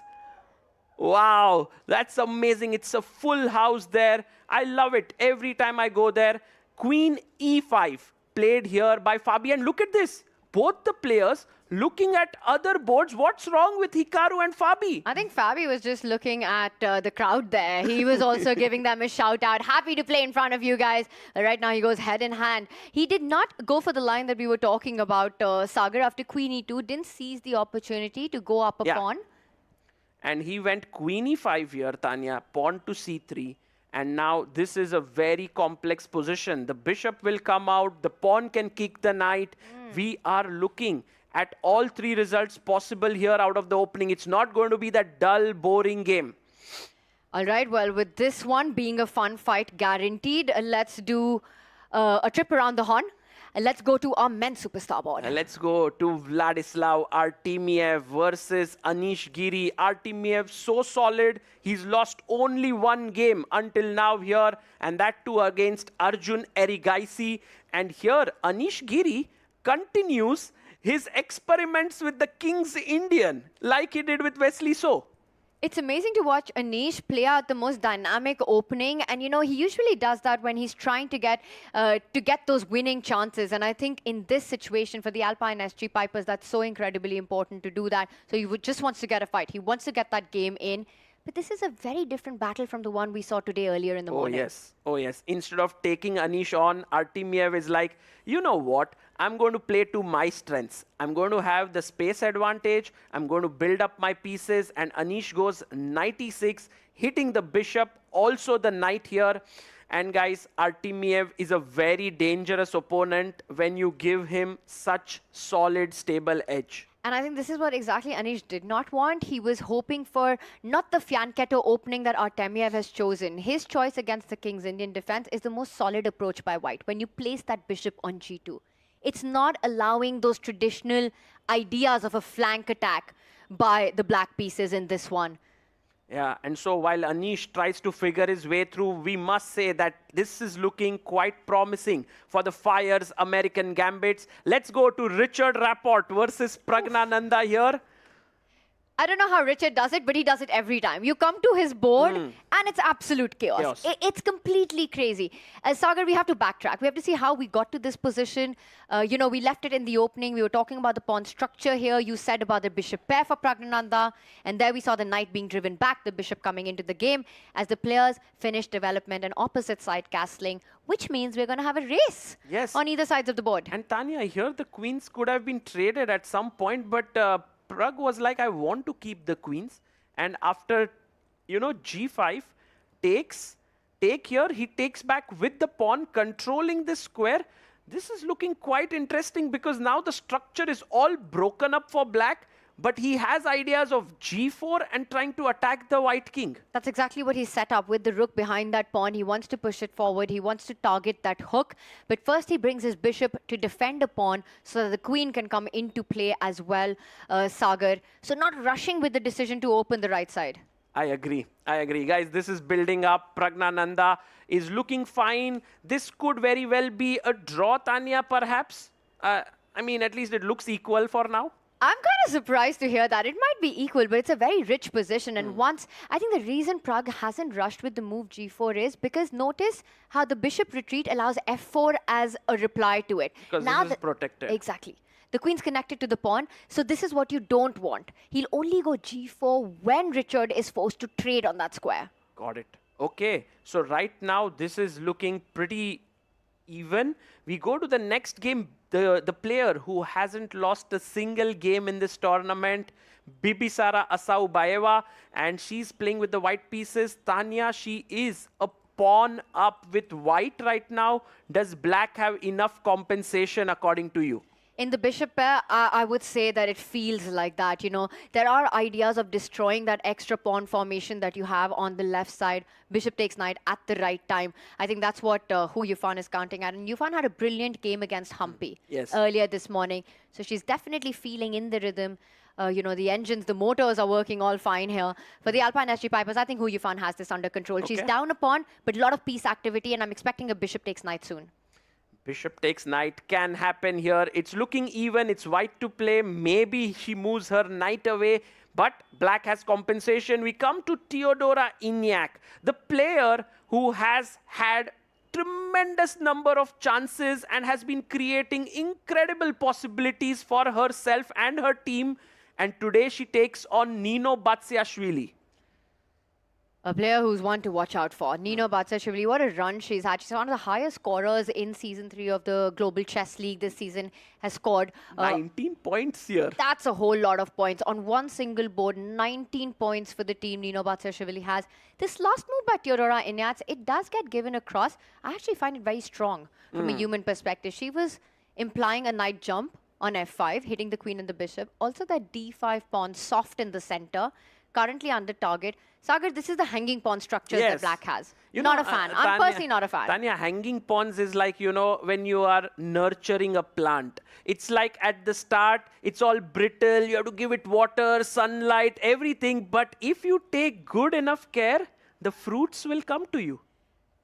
That's a great analogy, because the fruits in this case will come if at the right time those hanging pawns are able to move forward. If you're able to get a well-timed d4 in, that's when you see the fruition happen of all the nurturing that you're talking about. Right now, Nino defending those pawns, waiting for the opportunity. But Sagar, you know, if not handled well, it usually becomes a huge weakness in the position. I agree. So it's a very complex position. Teodora must take care of her clock. She's always low on time here as well. She has 8 minutes less than her opponent. Go for it, Teodora. That's twice the amount of time for Nino Batsiashvili. And she's the kind of player who puts pressure on the clock and the board. And this is a very imbalanced position. Can go either way, Sagar. I say we come back to that. Let's continue looking at the other boards. Let's move to the Prodigy board. Volodar Murzin here playing Leon Mendonça. Volodar, I personally think, hasn't lived up to the achievements he has had, the World Rapid Champion. Today, he's playing this very aggressive Sicilian here with f4 and e4. But Leon looks comfortable. It's just the kind of position you need to play for a win as black. Indeed it is, because you're kind of waiting for white to further expand on those pawns that have already moved up the board to give you squares. This is a waiting game for Mendonça. You keep all the pieces on the board. Not a single trade has happened. All the minors are there. When the position will open up, it's black's army that'll be in the center, ready, ready to strike. Right now, what white is doing, what Murzin is doing, he wants to line up the rook on the D line, Sagar, and start attacking the weakness before getting a move like f5 in. If only, Tanya, I can swivel my knight from b6 to c4, I would be so happy. But here the battery stops me from doing that. So complex position with all three results possible. If we can bring up our 6 boards here to just show you how evenly poised this entire matchup is. Look at this, guys. The bar is almost in the center everywhere, Tanya. All across the board, each one of them right there, including that icon match where the queens have come off the board. That's top left is what I'm talking about right now. A bad pawn structure for Fabi, but it's the end game. It also gives him open file. Sagar, the board next to that. I think this is the one that even though it's level, it feels like it could be a decisive result. You mean the Pragg Rapport one? The Pragg Rapport, that's a top center board right there with the kings on the opposite side. Always gets me very excited. Okay, we can start with the icon board first. We go there. And you know, Tanya, I wanted to ask you a question. By the way, here, it seems like things are petering out here to equality, Rook D2. What would be the result that would give the fans the maximum excitement in this tournament for deciding the second spot? Like, you know, because Triveni Continental Kings have already made it. I think that if the Fire's American Gambits win, then they join upgrade Mumbai Masters, Ganges Grandmasters, and Alpine SG Pipers on 12 points. It would be complete chaos on the leaderboard. If the Fire's American Gambits play spoilers today to the Alpine SG Pipers, that would just blow open the field for that fight for that second place. Sagar, on the other hand, SG Pipers, they know exactly what's on the line. If they get the match win on this one, they have 1 foot firmly into that second spot. Right, but someone has to fire for the Fire Americans Gambit and also for the Alpine SG Pipers. Rook B8 played by Fabi. He's looking at B2. Hikaru is looking at D6. This is looking equal, but what's not equal, Tanya, is Pragnananda starting to press on board 3. If we can get those visuals there. It starts to look like he's taking over in this position over the last few moves. When we left it last, you know, he had bought the bishop out to defend the c-pawn. Sagar, we saw the white rook come towards the center of the board. Pragg continues to advance. He's trying to time the g4 break at a good moment. He now reroutes his knight, and that knight is headed to the center of the board. He wants that knight on e5, and meanwhile, Richard Rappo is saying, I'll reroute my own knight to make sure that doesn't survive there too long. Yeah, knight, and look at this, Tanya. After knight b1, Pragg quickly says, I'm giving back the pawn. Richard, take it. We'll trade the queens. You'll be left with weak pawns. But Richard is like, no, Pragg. I'm ready to just develop my knight here to d2. Mistake, because after takes, he's attacking this pawn. He takes back with the knight, and Pragg now has gotten rid of his doubled pawns. Look at that full board awareness by Pragnananda. You know, he's been playing on the right side of the board, pushing those pawns, aiming for g4. But the moment a weakness is created on the other side, Pragg is ready. He's alert. He comes in with the queen. And it's not so easy, or at least not so pleasant, to defend this pawn. You might be forced to move that c-pawn up the board. You know, for a player like Pragnananda, this tournament has not lived up to his expectations. He's lost twice to Javokir Sindarov. He lost to Lenier Dominguez here. And he's had only 1 win against Vidit. But if there's a moment to strike, it's this game. Jeetrega wo, to Alpine SG Pipers will really have a big chance. I couldn't agree more with you. If he delivers right now for the team, you know, everything in the past will be forgotten. And the expectations that you talk of, Sagar, I think it's the standards that Pragg sets for himself. So far in the tournament, it's been a bit up and down for him, but this is the one. With the black pieces, he's on the push right now against a player who's been the MVP of the Fire's American Gambit so much. It's advantage Pragg. Yes. But can he get the full job done? Can he convert this? Sagar still a far way off, and Richard's super tricky. Richard Rapport is that kind of a player who never lets you settle down. It's like he's always trying to disturb the equilibrium in the position. Suddenly, he'll make a move like h4, and you'll be like, what? I never thought he would play that side. And Pragg has to carefully navigate his way through all those complications. If he can do that, he will deservedly get the point. I completely agree, and I think he's set up such a beautiful position. You know, we're talking about ideas of g4. Also notice how that g-pawn stops f-pawn from moving forward. So the black knight actually has a beautiful spot on e5 to jump to at the right time here. Pragg lines up the rook on d8. He's looking at some trades right now. You know, Sagar, sometimes when you have a good position, but your team strategy is to hold on that board, it can make you take certain less optimal decisions. I agree. So maybe, you know, when Pragg was entering in, it was like, you know, just take care of Richard. He's playing really well.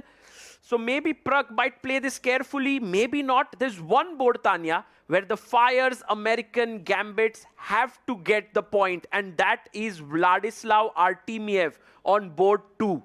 He is already pushing against Anish Giri here. But Anish's last move is getting him counterplay down the B file. And usually for the black pieces, for Anish in this position, if you're able to get the b5 break, you've solved your opening problems. It kind of gives you a free hand, more space, and it feels like you're doing well. But Sagar, I think here the pressure on that f6 knight might prove to be the problem point, and I'm just wondering if there's a way for white to triple down on that attack, forcing a less favorable trade on d5. Not so easy, Tanya, but there is a weakness left because of the b5 move. I would love to go queen c3. I want to triple down on that. Oh, you want to go there? That's the idea that strikes me. Oh, that's a beautiful idea. But then, what about this move? So if you take the knight, I want to take with my pawn, always capturing towards the center. get the queen in, and now notice that c7 weakness. Stop it from moving forward, Sagar. Line up on the c file. Beautiful. And then I'll just double, triple, try and win that pawn. Great idea here to play queen c3. Also, another idea is to jump with your knight to b4 to look at the c6 square. Guys, I like it. While Artemiev is trying to figure out the best way to put pressure on Anish, a big stuff has happened on the icon board. Fabiano Caruana is pressing against Hikaru Nakamura. Those are some fabulous rooks for Fabi right now. I mean, there's one on the second rank, targeting a huge weakness on a3, and the other one ready to join the party. Notice how the bishop also does a fantastic defensive role. It's making sure there's no back rank checkmate on c8. Once the b8 rook lands and infiltrates on the second rank. But Tanya, if you notice carefully, right now black is a pawn down.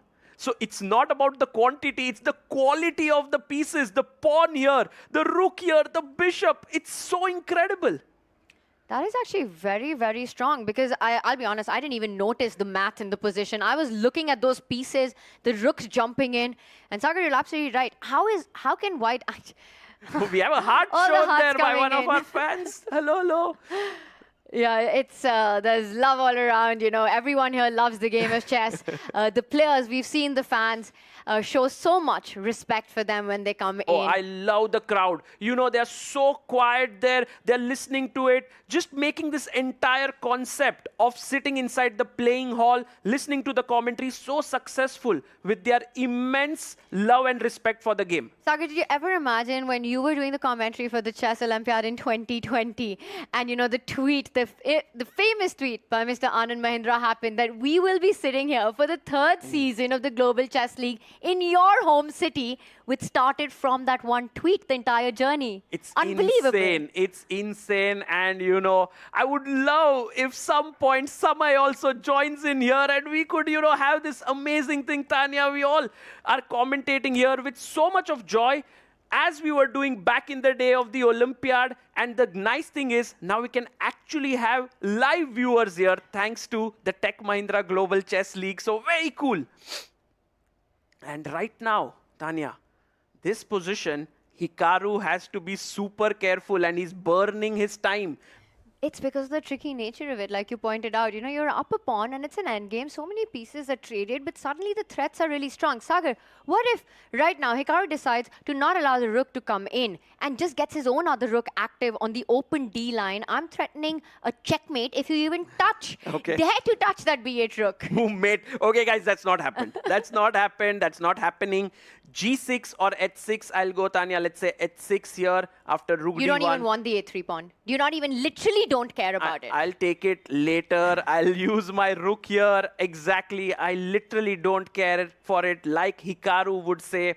And for now, guys, let's... Oh, he plays a move. He plays rook D1. He plays your move. Fabi plays the move that I recommended. And now rook D2 takes on A3. And that was the point. He wanted to offer the rook trade and the knight jumps in, trying to get pieces off the board.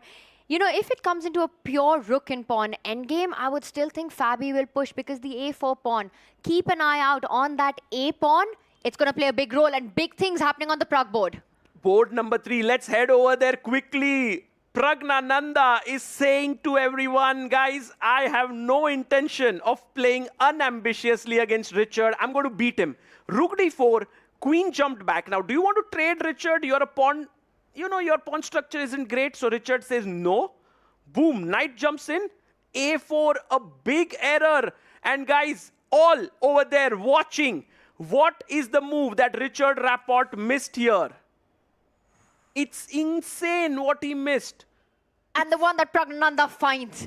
Unbelievable tactics happened at this moment. Pragnananda coming in with Sagar, a queen sacrifice. Oh, he takes the pawn. Queen takes a4. Guys, the rook can take the queen, but you cannot touch it because boom, check. And now bishop e1. I take here.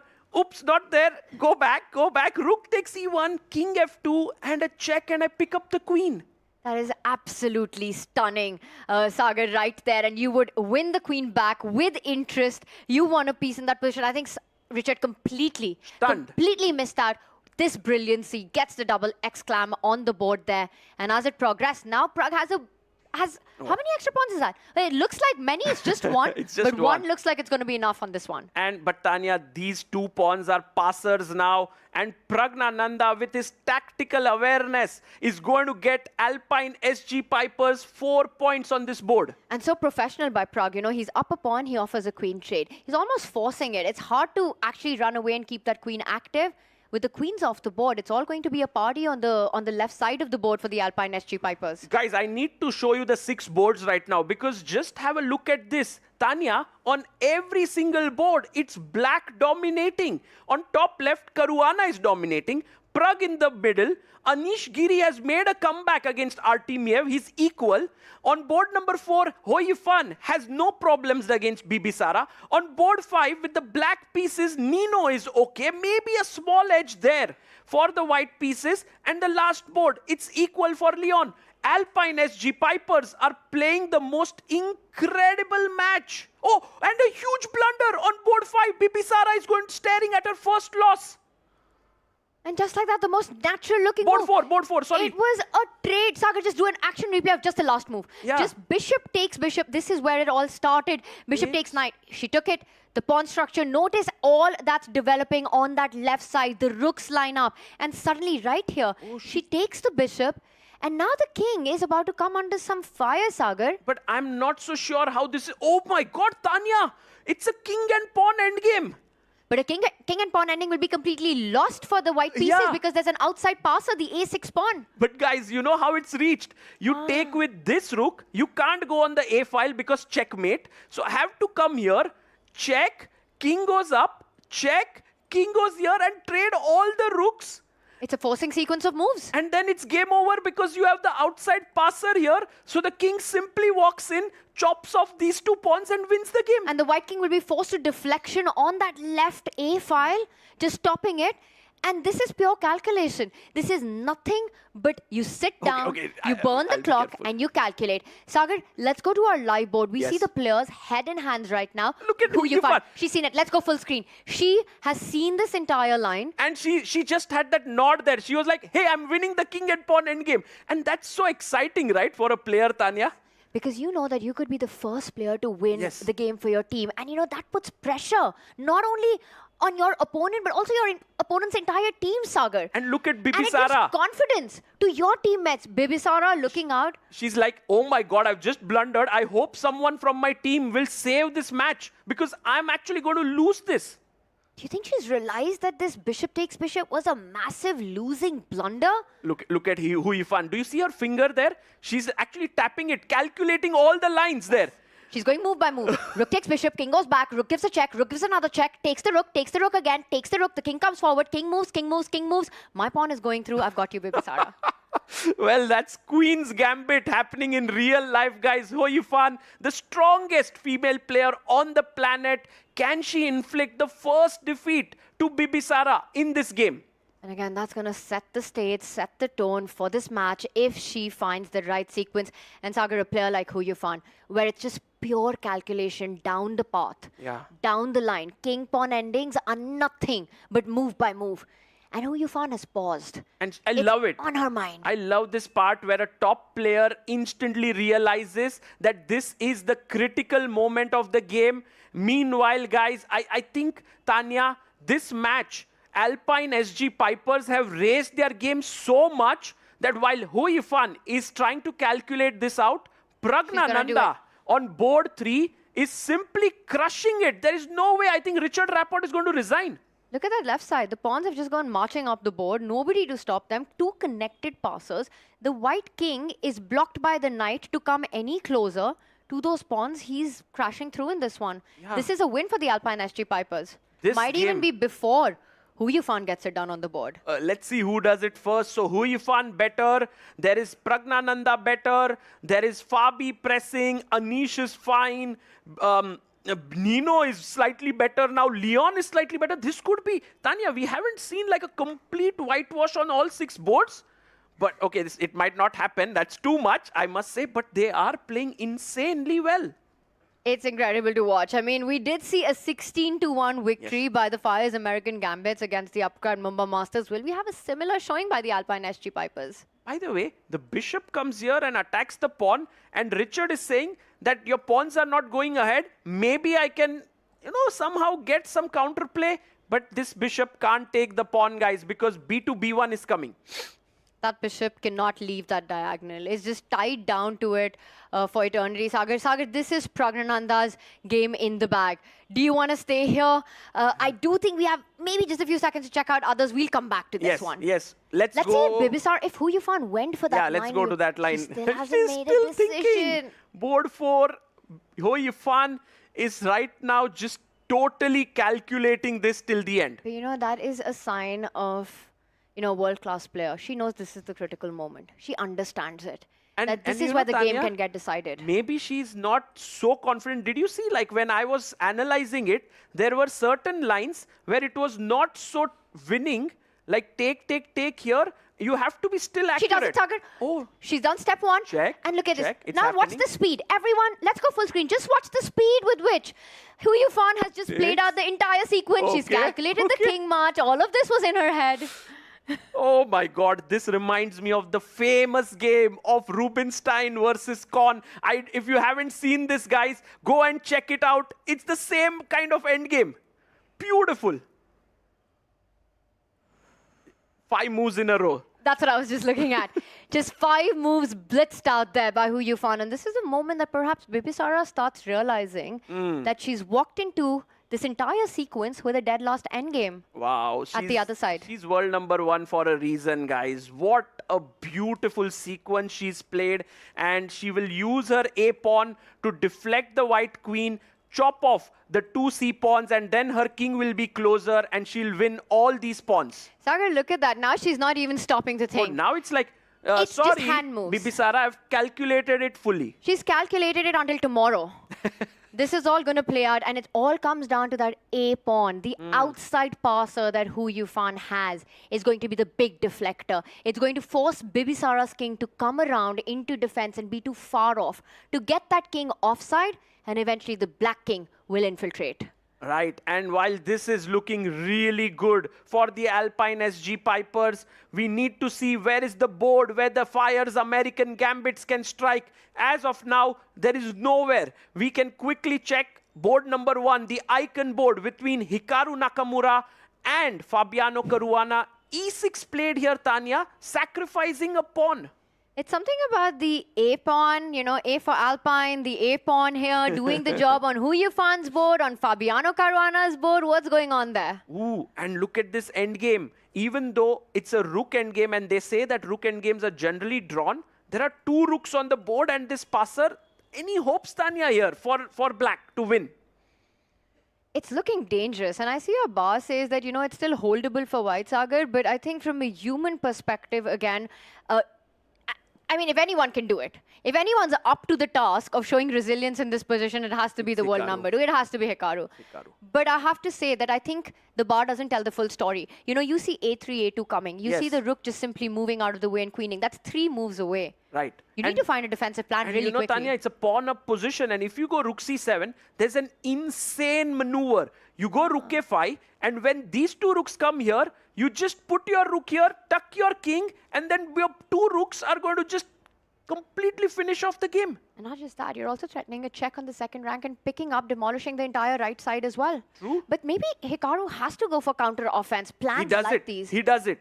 And now, guys, Fabiano Caruana definitely has a huge chance. He needs to take care of his clock. He has 3 minutes here. And Sagar, speaking of clock, can we rush back to Pragnananda's board? Because I did see he's coming to that 1 minute mark. Ooh. Still completely winning. He played his king up. Then king came here. He went knight c2. A pawn was snatched. And again, a beautiful move found by Pragg. He takes the g2 pawn. f5. Richard is blitzing it out. He's trying to rush Pragg on the clock. And these 2 pawns have stopped Tanya. It's not a trivial win, perhaps. It's 1 extra pawn, like you said, for black. Beautiful ones they are as well, the A and the B. The king stopping their advance. Sagar, usually when that happens, you have to focus, you have to shift your attention to the other flank, right? But it's not easy for the black king. I see this path via c6. But you are going far away from this pawn. He goes c6, the best move. Pragg, bhai, what a move. And what is the winning idea here is the big question. It's like he's saying to white, make a move. You know, find a move that you want to play. If you move your bishop, my knight will escape. Otherwise, right now, the knight is a bit trapped, you know. Tanya, it's not able to come out. It's almost a zugzwang for white, you know. All your pieces are beautifully placed. They're in their ideal defensive places. Every move will worsen your position. h3. And, you know, Pragg is saying like, Richard, it's your move now, knight e1. Coming in with a knight to f3 to kick that bishop out. What a match this is turning into. Oh! Theodora Eniac striking for the Fire's American She has Gambit. 3 seconds on the clock. No, she's a piece up. She's a piece up. And we have a huge result. Hoi Fan wins it on the 4th board for the Alpine SG Pipers 4-0. But Theodora can strike back for the team of Fire's American Gambits, gets the rook in. If there's one day then where Theodora should not mess it up, it's today. Take the knight. Yes, she does it. Sagar, she's literally making every move with a second on the clock. She's up a piece right She'll win now this. for just a pawn. Can she get that extra bonus time and kind of just build up on the clock and finish this off? She has now 2-second increment. It's past move 40. Theodora is going to get 2 points for the Fire's American Gambits. The match is heating up here. Meanwhile, Pragnananda is doing it in style on the 3rd board. Pragg is winning. Bishop h8 played here by Richard Rapport. Tanya, knight jumps in. Oh, beautiful. Coming in with b2 next, you'll be forced to bring your king back to stop that move. But maybe that's not enough because, again, the king pawn ending. Oh. Sagar, it's Alpine the A pawn. That always seems to get done for the black Play team right B2, now. right? Just play b2. The king pawn ending is winning because, once again, you have the outside passer. Take. Come King. here, take here, and either take here or take here. It's just winning. Pragg, thinking for a last bit, plays plays a very smart move, waiting and improving his position. Because white has nothing to do. I mean, b2, you can go anytime. And he's playing b2. He does it. He's going into this line. a3. But wait, has he missed something? What? What happened? How is it a draw? And was that move required? Was h4 the extra tempo that was required in certain endgames? Oh my Chess is brutal. God, Fire's American Gambits, they are making a final minute turnaround or But what? Sagar, neither of these two players know that. I think Richard still thinks he's lost and Pragg still thinks he's winning. But Tanya, at some point, Pragg will realize that there's no way to win. And look at Hikaru there. Hikaru looking at the board, he doesn't realize what's happening. So white can only shuffle around with the king. King a2? And how? Black can't improve. Yeah. Black cannot improve the position. Your knight is trapped on d1. You don't have a square. The black king can't go too far up because the f pawn will go running up the board.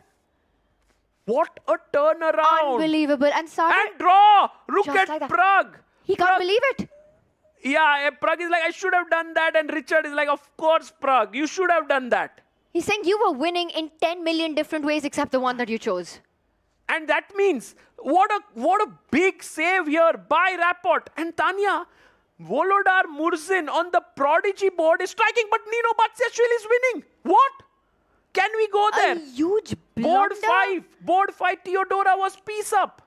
And it's over. Nino Batsiashvili. Wait, is that other king's placed in the center? Indians can't believe it. I think she just went down. She lost the game.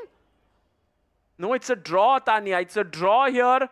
I think so. It's a draw because the kings are in the are placed center. in the center. So Nino Batsiashvili saves the day, saves the game for the Alpine SG Piper Sagar. So that's who you found winning her game. Yeah. Pragnananda draws. Yeah. Inyats draws. This is a big one. It's actually 6-2 We need to go right to our now. icon board. Let's go to the icon board. This is a draw, Tanya. There's nothing happening here. They're going to shake hands now. The rook will block it. And this is a draw that's incoming. Is it? Or maybe the rook swings and then comes in here.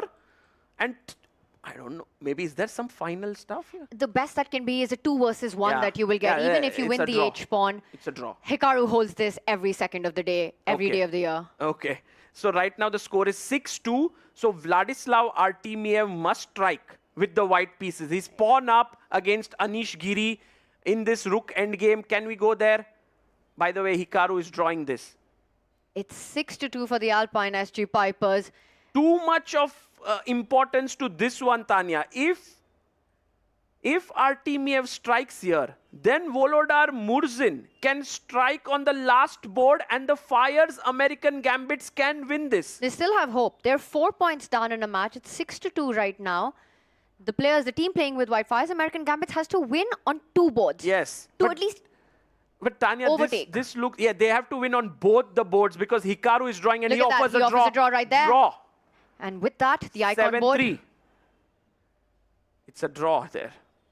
So that means that Alpine SG Pipers are winning the match, but if Artemiev wins and Volodar Murzin wins, then the Fire's American Gambits gets it. They take it.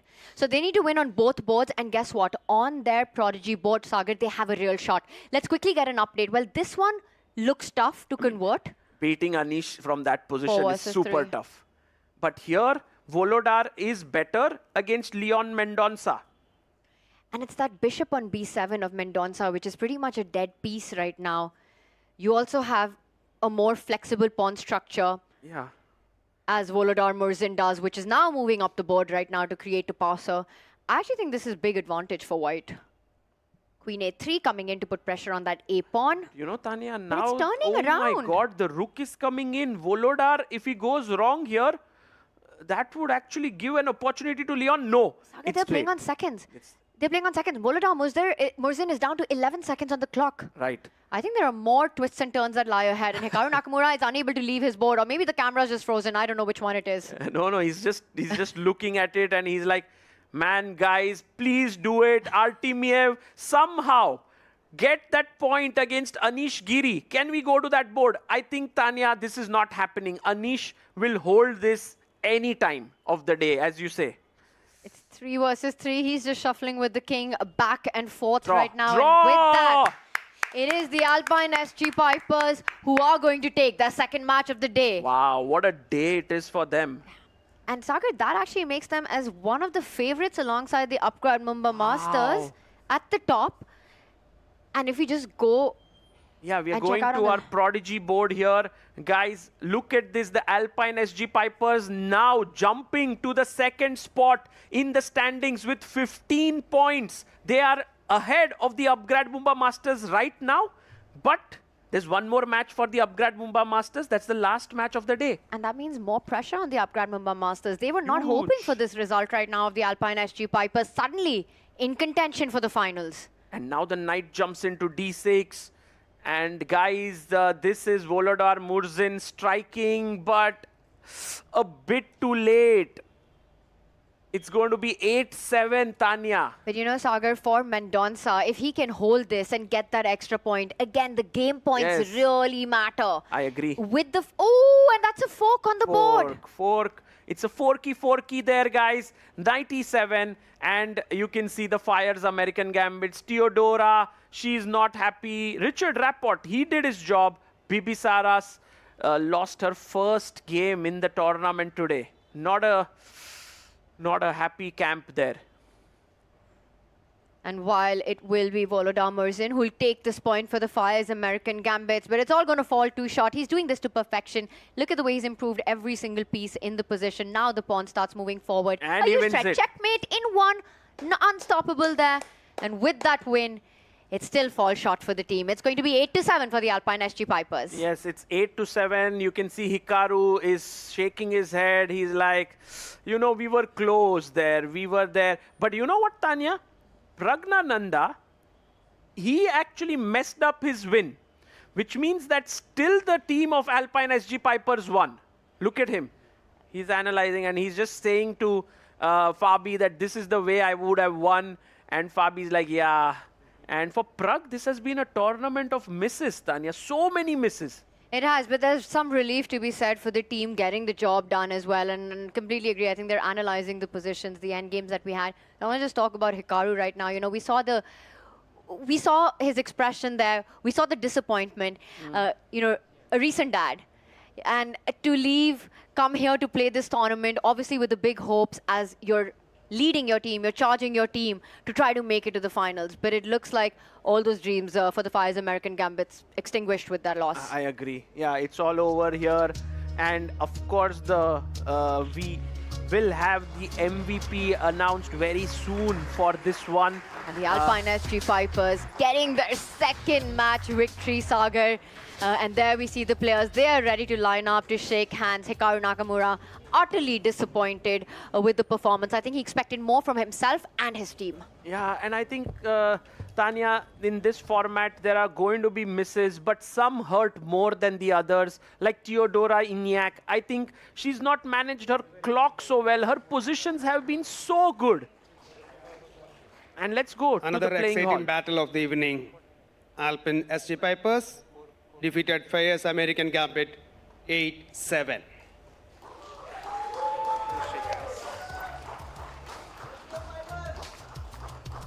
And that's the result there. The crowd cheering in. The team of Pragg, Fabi, Anish, the candidates team, they say, has struck again. And they are at 15 points, Tanya. The Alpine SG Pipers, the star-studded team, and it feels like late in the day in Mumbai that the stars are aligning for them, now in contention for that second and only remaining spot into the battle for championship of Season 3 of the Tech Mahindra Global Chess League. A much-needed win for the Alpine SG Pipers. And Hikaru Nakamura, you just have to look at him to know how disappointed he feels. I think, Sagar, once again, for him, he wanted to be in that finals. It would have meant so much to him. For sure. I mean, as the tournament progresses, the excitement is growing. And guys, remember, they are all playing for the top prize of $250,000 for the first place team. That's some serious money there. And as the teams go back, we have the Alpine SG Pipers and their coach, Praveen Thipse, very, very relieved and happy. We can hear it up until here where the fans are shouting for Hikaru's autograph. Even though the Fayez American Gambits lost 7-8, Alpine SG Pipers getting the job done. That's a second match victory today. 2 back-to-back incredible performances. Winning the first one 8-7 and the second one in the exact same format. 8-7, that's the score. That feels like doing the magic for the Alpine SG Pipers. And it's time for us to go to a short break. And on the other side, we will be back with a lot of action. The final match of the day is coming.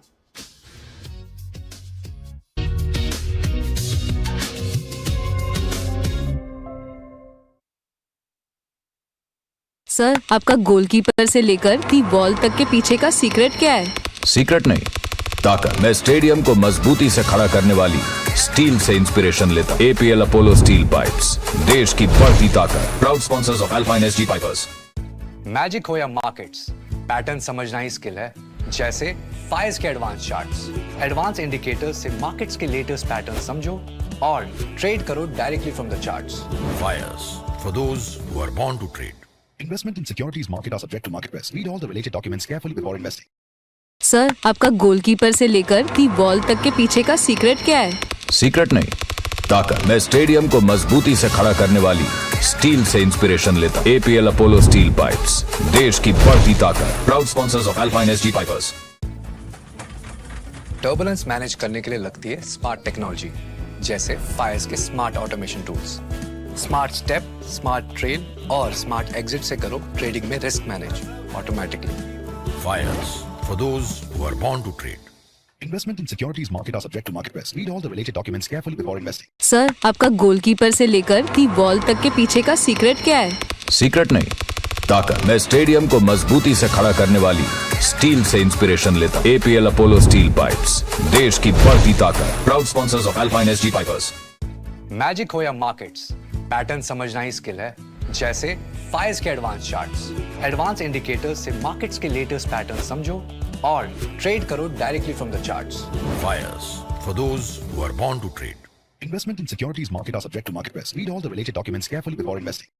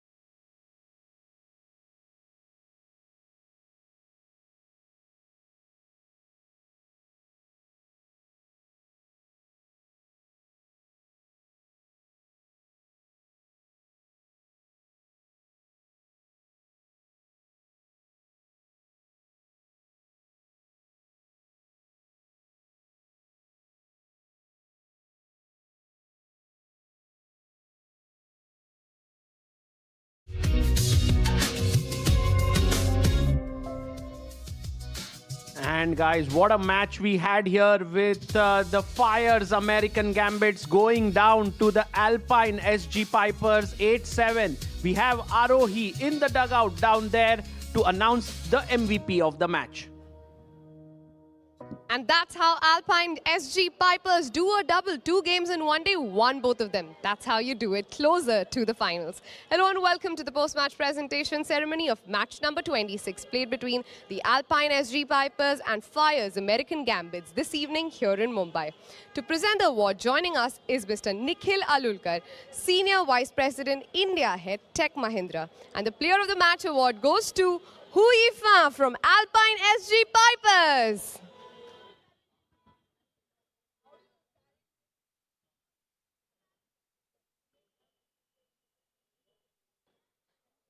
How do you do it? Just how do you do it? 9 minutes left on the clock, 6 minutes you've calculated, then you've played out the entire king and pawn endgame. How? Yeah, I felt like that was a very critical moment because firstly, when the position goes to such an end game, I thought, well, black wouldn't be worse. But if you already expected for a win, that's way more, for hand. So that's why I just tried to play the normal moves.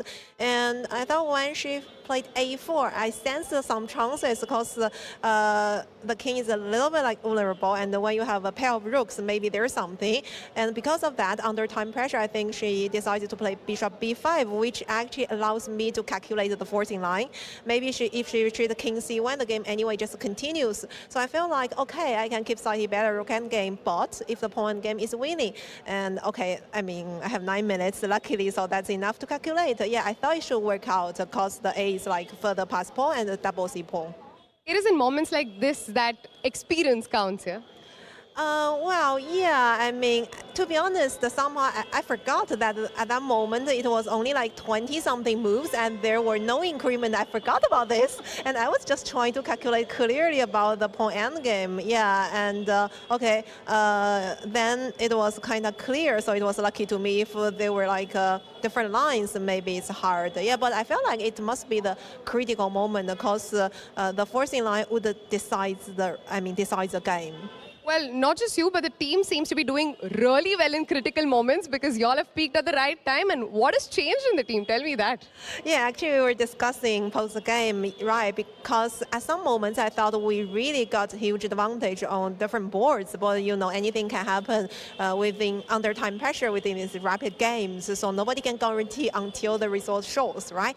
And I felt like, yeah, after I won, I see that some of my teammates, maybe they choose to be a little bit solid because we were playing with black pieces. Actually, that's a kind of, score-wise advantage, right? So you see a couple of draws, but still we missed some chances. For example, Pragg was winning. But on the other hand, for example, Nino was lucky at some moments when she was pieced down. But, everything can happen in the rapid again. So I just felt like today is our day.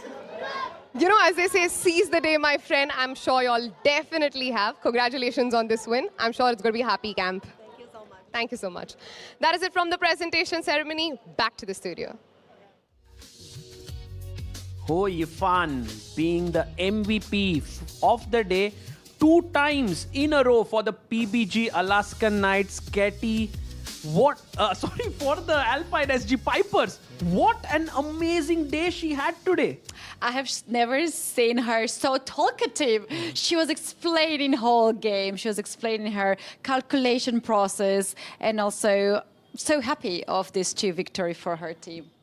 How she calculated, she waited and she sensed the moment and she took her time, 5 or 6 minutes, something like that. And then she just blitzed out all of the moves, one move after another.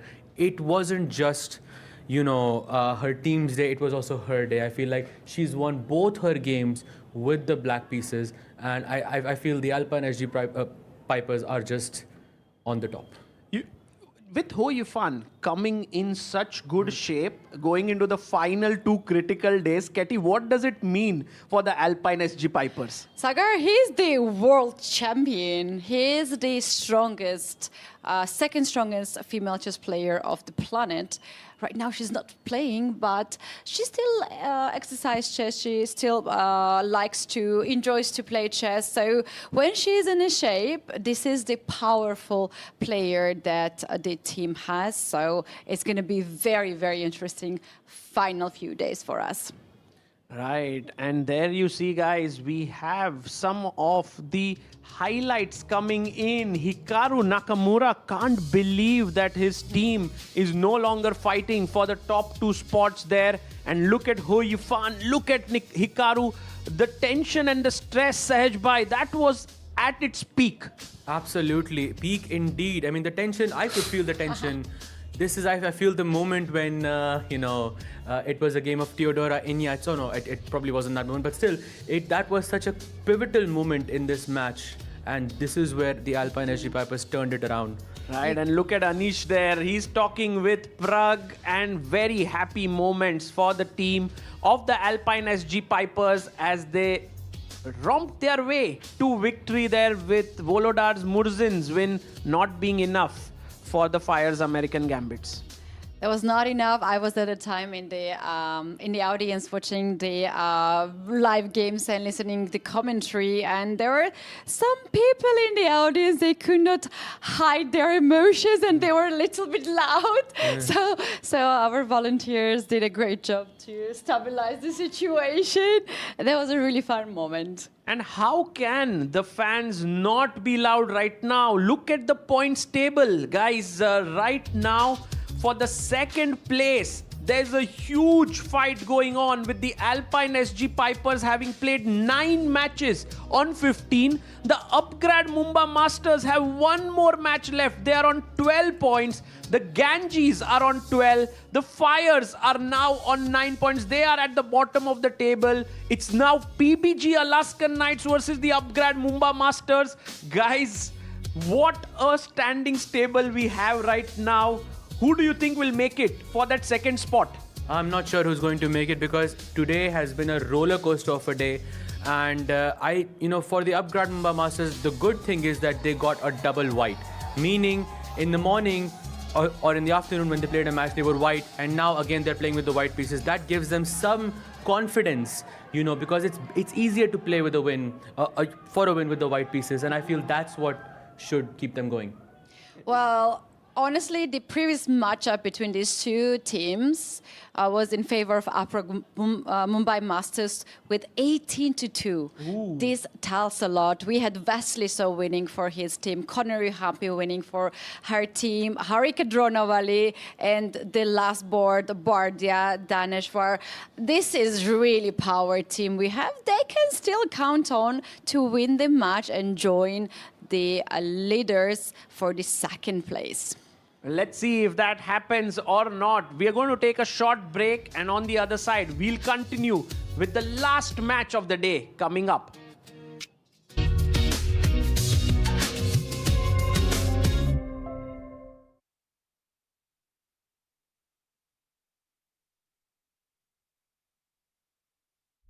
While they make game-winning moves, you make career-winning moves with Upgrad. Make your move now.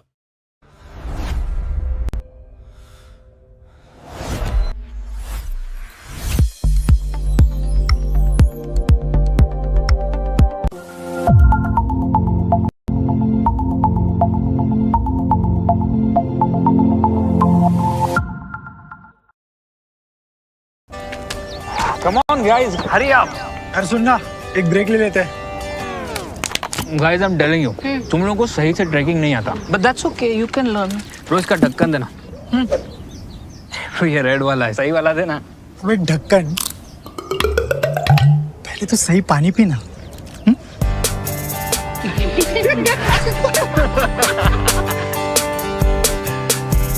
Manikchand Oxyrich, proudly Indian.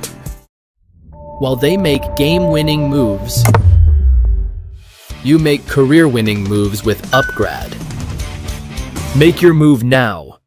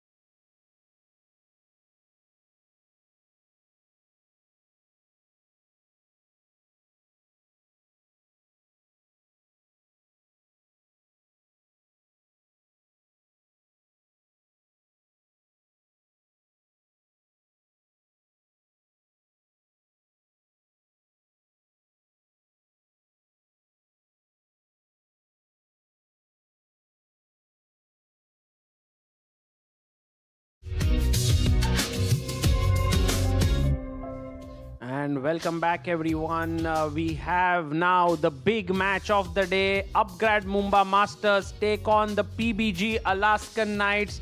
And with the coaches down there at the field, we have Arohi. The last game for the day, but a lot is riding on this one, especially for the Upgrade Mumbai Masters, who are represented by GM Hari Krishna here with me. And we have GM Swayams Mishra for PBG Alaskan Knights, who are going to be playing for the first time today. Well, we are here for the color swap. Also joining us, Gopa Kumar Sudhakar and Deputy Chief Arbiter. Maybe please go ahead with the color swap.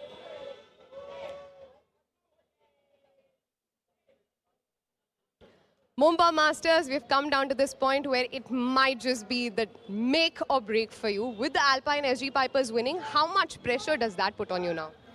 We focus on our match basically here. We had a close match, the first one, so we'll try to give our best and win this match. You'll have had a couple of hours between the first game and the second game. How have you regrouped? Well, the players took brief rest because there were just like 2 to 3 hours gap, yeah, nothing special. All right, all the best for your game today. Thank you. Swam's playing with a fresh mind with the black this time. What are the thoughts?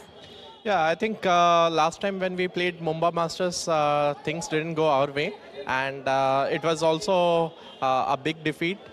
Yesterday we won against Ganges, we took the revenge, and we are hopeful for the same against Mumbai Masters today. They are eyeing that top 2 finish to get into the finals. You are standing in their way. What are the plans like? I think it's just players will go play their best and express themselves, and of course it's up to the nervous moments, the intense situations, how things turn up. And I think it will be a good match for the fans as well. Thank you so much and all the best for today's game. Thank you.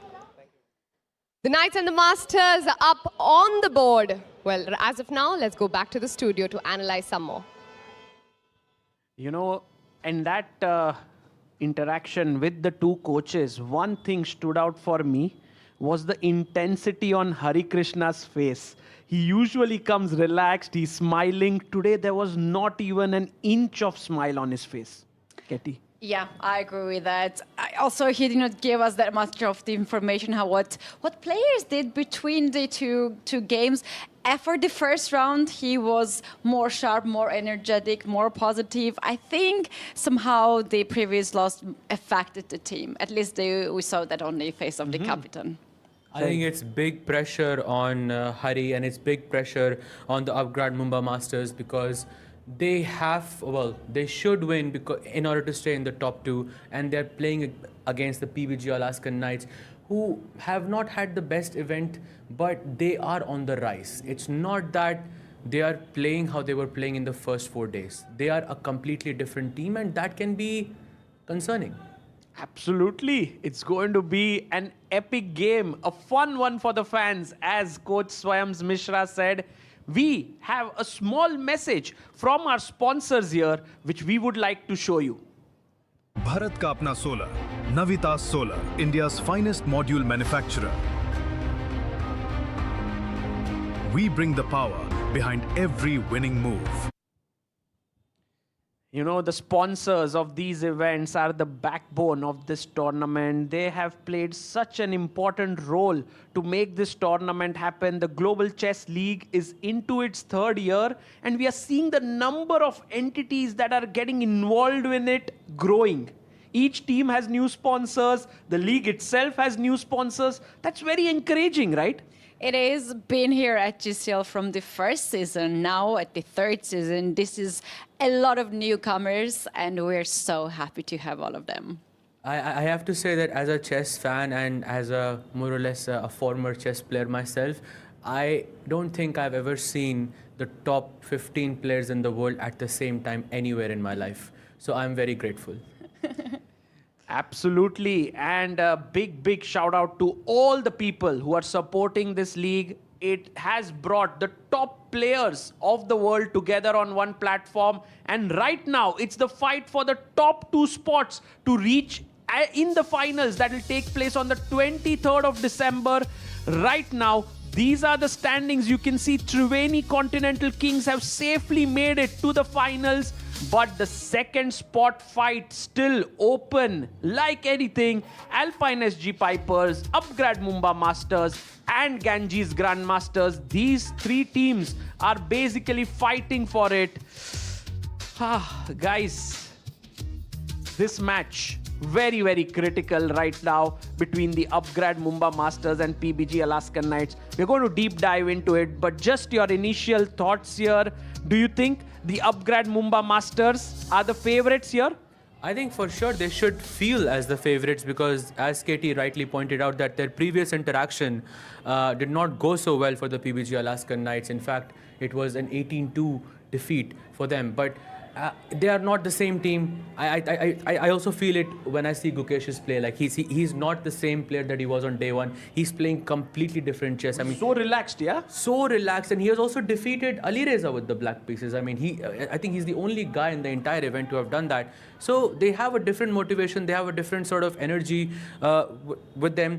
But I will still stick with the sort of the favorites here, and I will say Upgrad Mumbai Masters have a slight chance simply because they have the white pieces.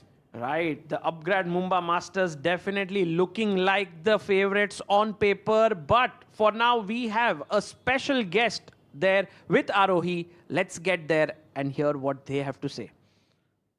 Mr. Sameer Shetty, Group Executive, Axis Bank, joining us. He is a big fan of chess, and today he's going to make the first move for Gukesh. How do you feel about that?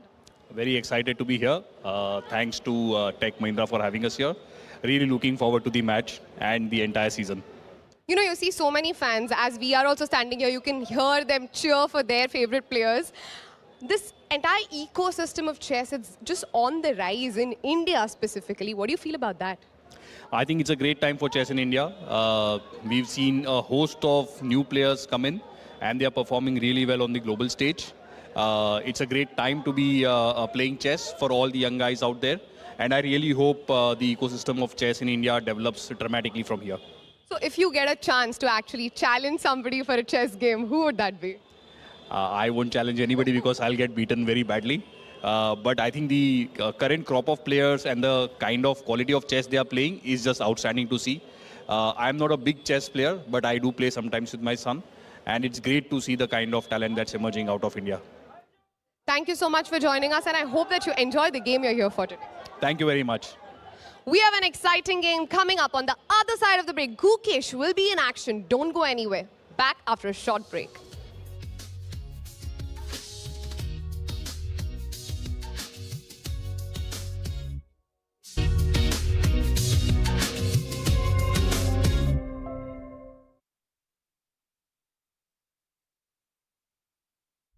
While they make game-winning moves, you make career-winning moves with Upgrad. Make your move now.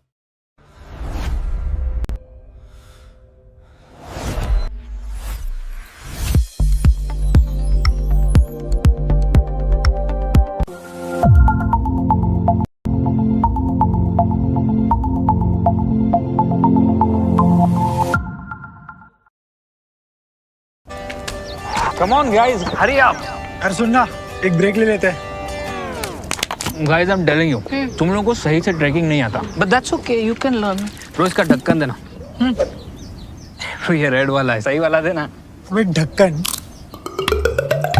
पहले तो सही पानी पीना।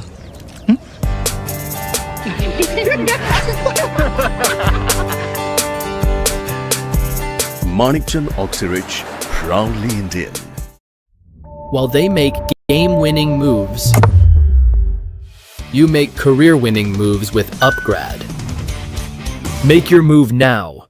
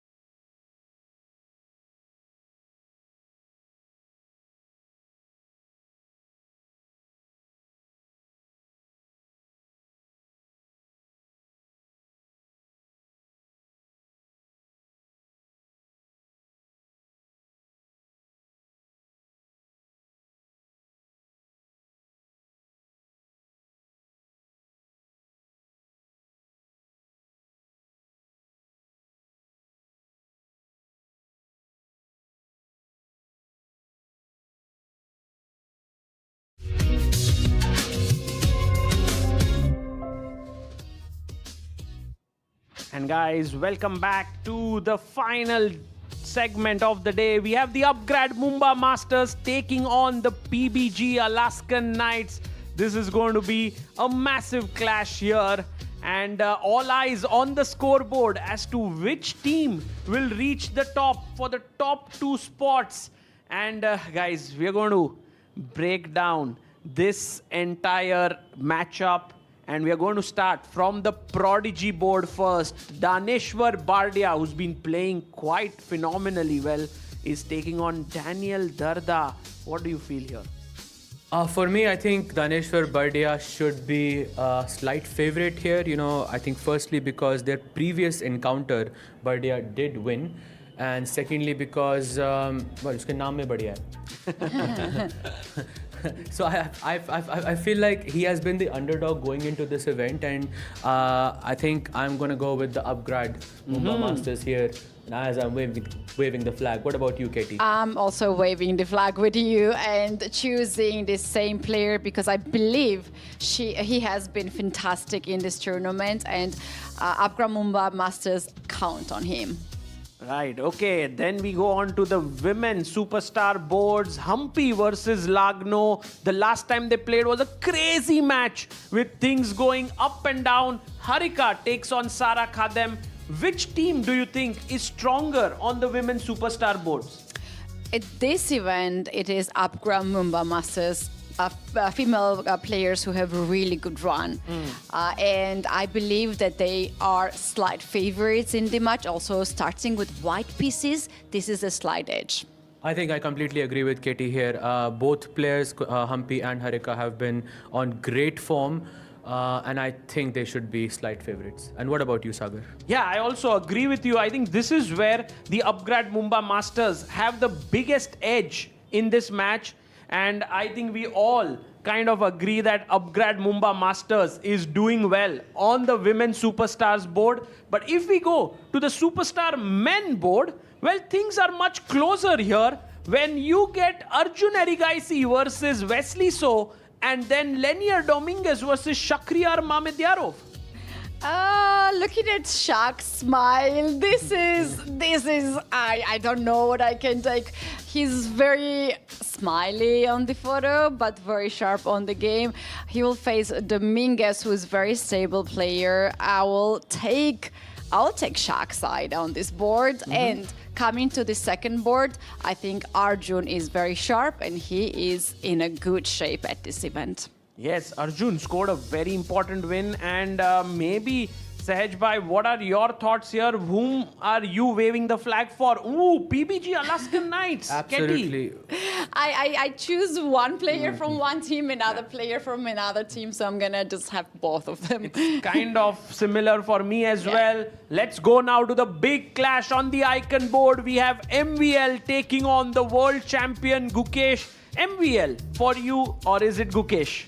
It's not even a question. It is going to be Gukesh for me. If he can defeat Ali Reza with the black pieces, he can do the same against MVL as well. I believe in Gukesh. I think today we have full agreement.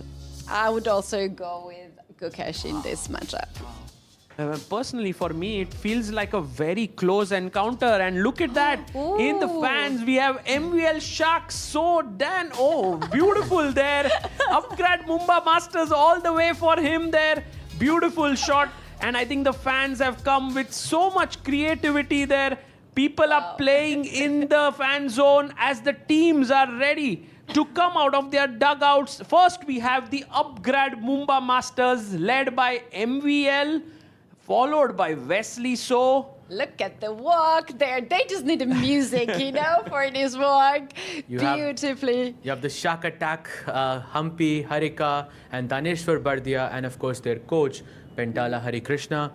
Players look really chill and happy. And the all coach is a players- little bit stressed. Yeah, Ketty. I was going to say that the players look relaxed, but somehow today Hari is feeling the pressure. He really feels himself is a very strong chess player, very strong grandmaster from India, and he knows what does it mean to be on demand to win. So I think he has a bit more pressure.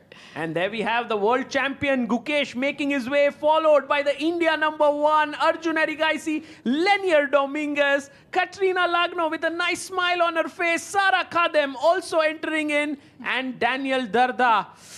Who, the PBG Alaskan Knights, can they spoil the party for the upgrade Mumbai Masters? That will be the big question today. If we are talking about whether they're feeling motivated, I heard the chants that, as soon as Gukesh was entering in this area, people were shouting, Gukesh. I mean, if that doesn't pump you up, if that doesn't pump the team up, then I think this is why they will feel in good spirits. Finally, who do you support? Do you think it's going to be upgrade Mumbai Masters? Great question. Time for our final flag. So tough. Which one, guys? Which one? I think I have to go with this. They are. Well, let's see if that turns out to be true. Before we go to the break, we need to have a look at the all-important standings on our screen. The Triveni Continental Kings at the top. But guys, this one is the fight for the second spot. The upgrade Mumbai Masters. Can they jump to the second spots? They can do that if they beat the PBG Alaskan Knights. It's time for us to go for a short break and on the other side, we will have the moves coming in as the players get ready.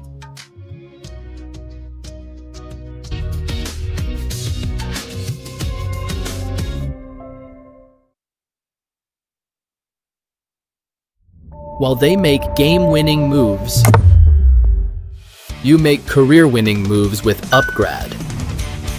Make your move now.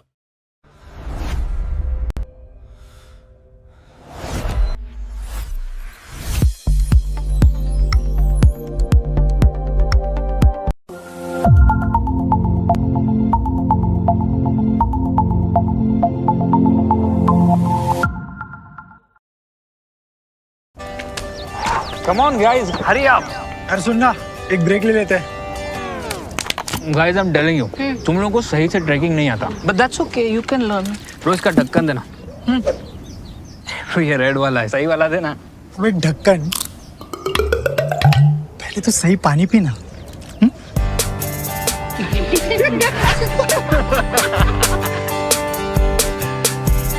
Manikchand Oxyrich, proudly Indian.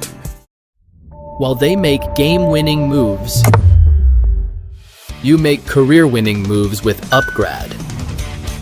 Make your move now.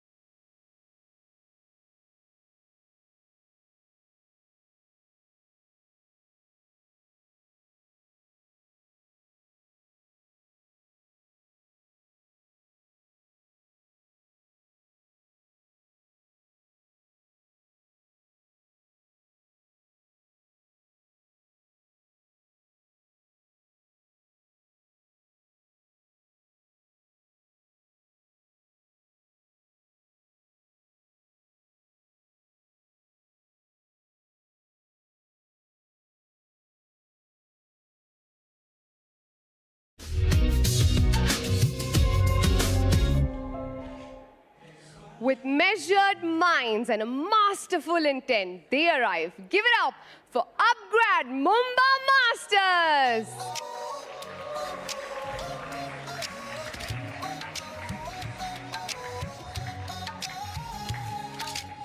Spotlights burning through the night, legends stepping into the light.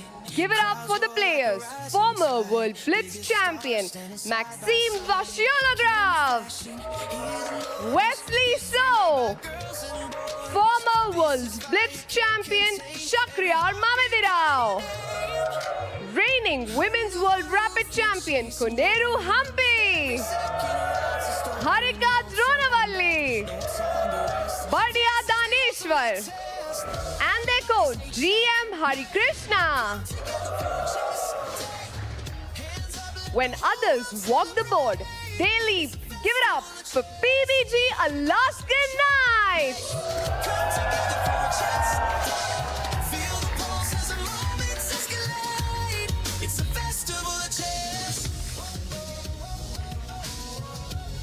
Please welcome world champion Gukesh Dombaraju, Arjun Erigaisi, Lenia Dominguez, 3 times Women's World Blitz champion Katerina Lagno, Sara Khadem, Daniel Darza, and their coach GM Swayams Mishra. All the best to all the players. You may now take your board. And now for the first move, may I please call upon Mr. Sameer Shetty, Group Executive, Axis Bank, along with Mr. Bharat Singh Chauhan, the Tournament Director. Ooh, and the first move is going to be made on the board of MVL and Gukesh here. What's the move that's going to be chosen? He goes for pawn to e4, best by test. And joining me is one of the strongest players here from Georgia, WGM, Keti Satsalashvili. Keti, wonderful to have you by my side for this match. Hi, Sagar. This is the best match I would dream to commentate with you. And we do have already first move started. We had knight to f3. I would expect another knight f3. And here we go. Two Indian girls making knight f3s. This is a real power.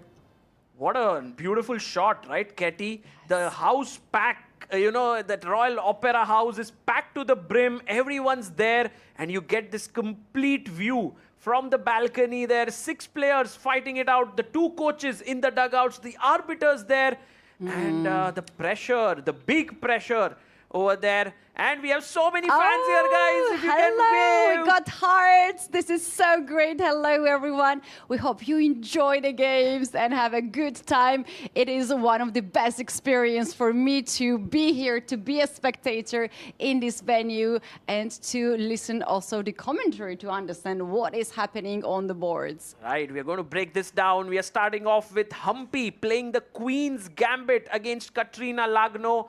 Katrina saying, well, today I'm going to be solid. Humpy, you can come at me with some new ideas if you have. Meanwhile, Harika has gone for her favorite Reti system here. Very solid. And now she has to decide whether to break with D3, C4. We'll see how she reacts to Black's response, because Lagno hasn't put her knight out as well. Yeah, that's right. She's not really showing her cards so far. And here we have another handshake, and we are starting on the board 2. Is it D4 first move? Yes, D4 by Wesley So and Shakriyar Mamediaro versus Lenier Dominguez, the big one. Pawn to C4 and C6 by Lenier, asking Shak, do you want to go into Slough defense? Do you want to play the Karo Khan with me? Because if you play E4, we'll go into Karo Khan territory. Exactly, and he did not even blink. He played so fast C6 move. He was so prepared for this move. Right, D5 played here by Lenier, and now I'm pretty sure Shak will go E3, followed by this B3, Bishop B2 setup.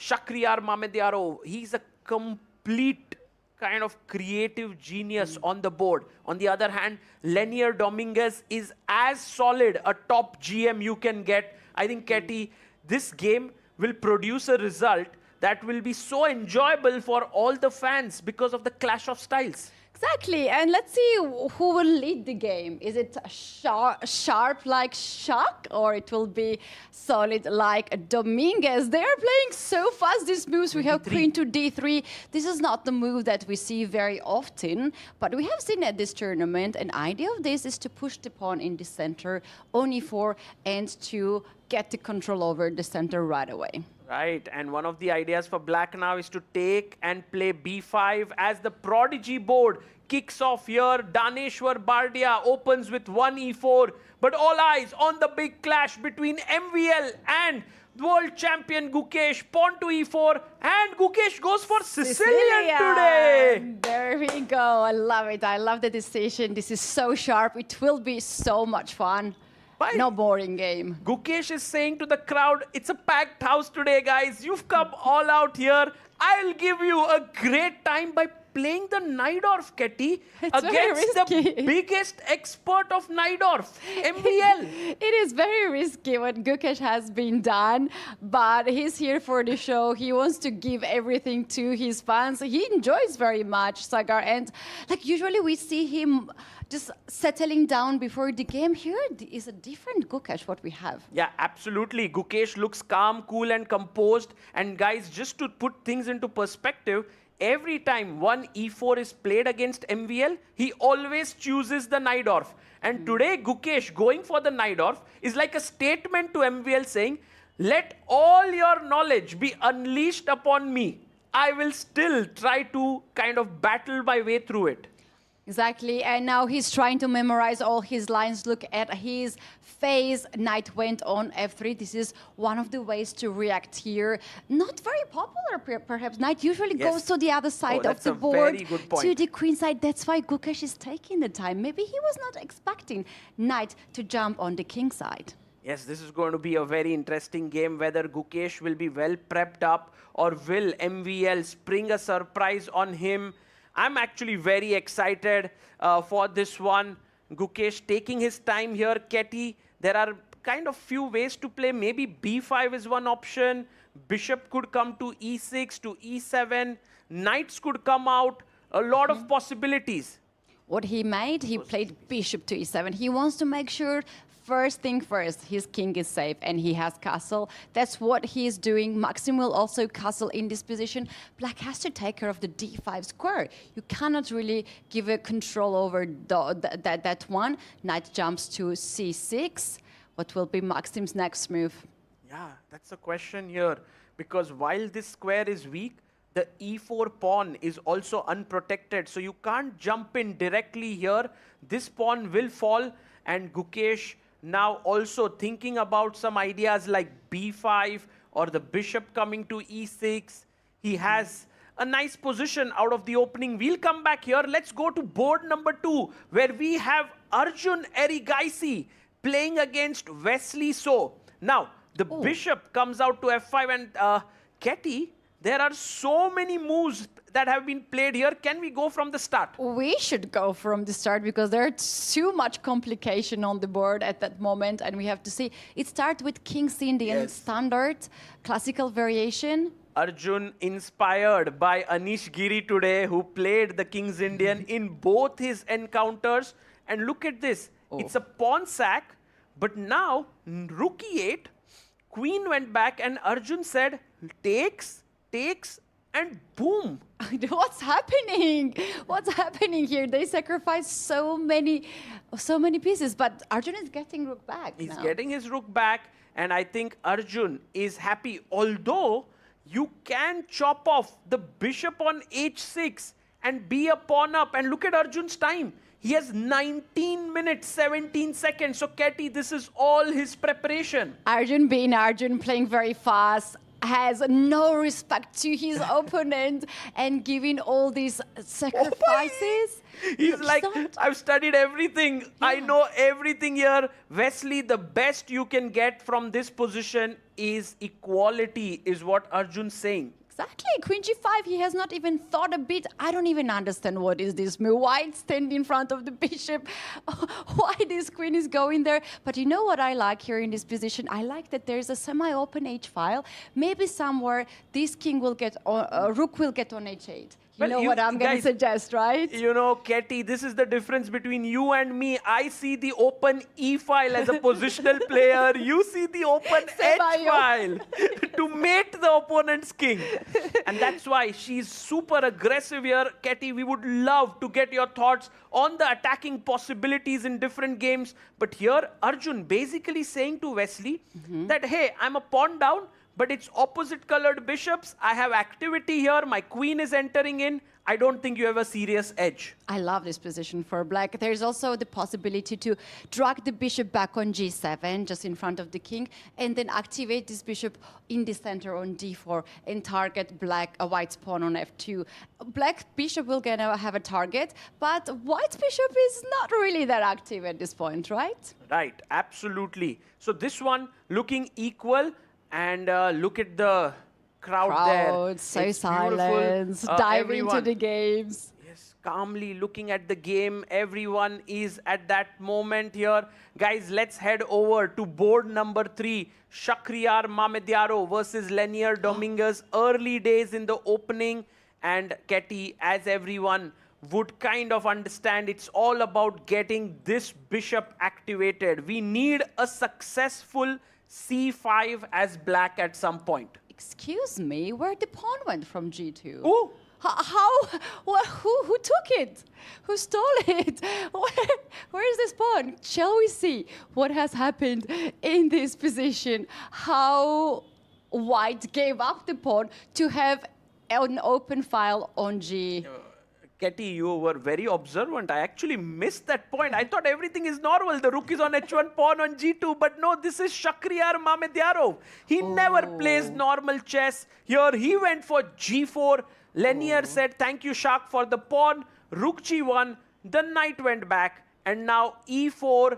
And this is a very complex position now. White has a pawn less, but lot of compensation. Amazing, and we have here also the viewers and spectators observing this game. I'm sure this is a game we want to focus a lot today, and I think it is a shock swing that we are going to see this game.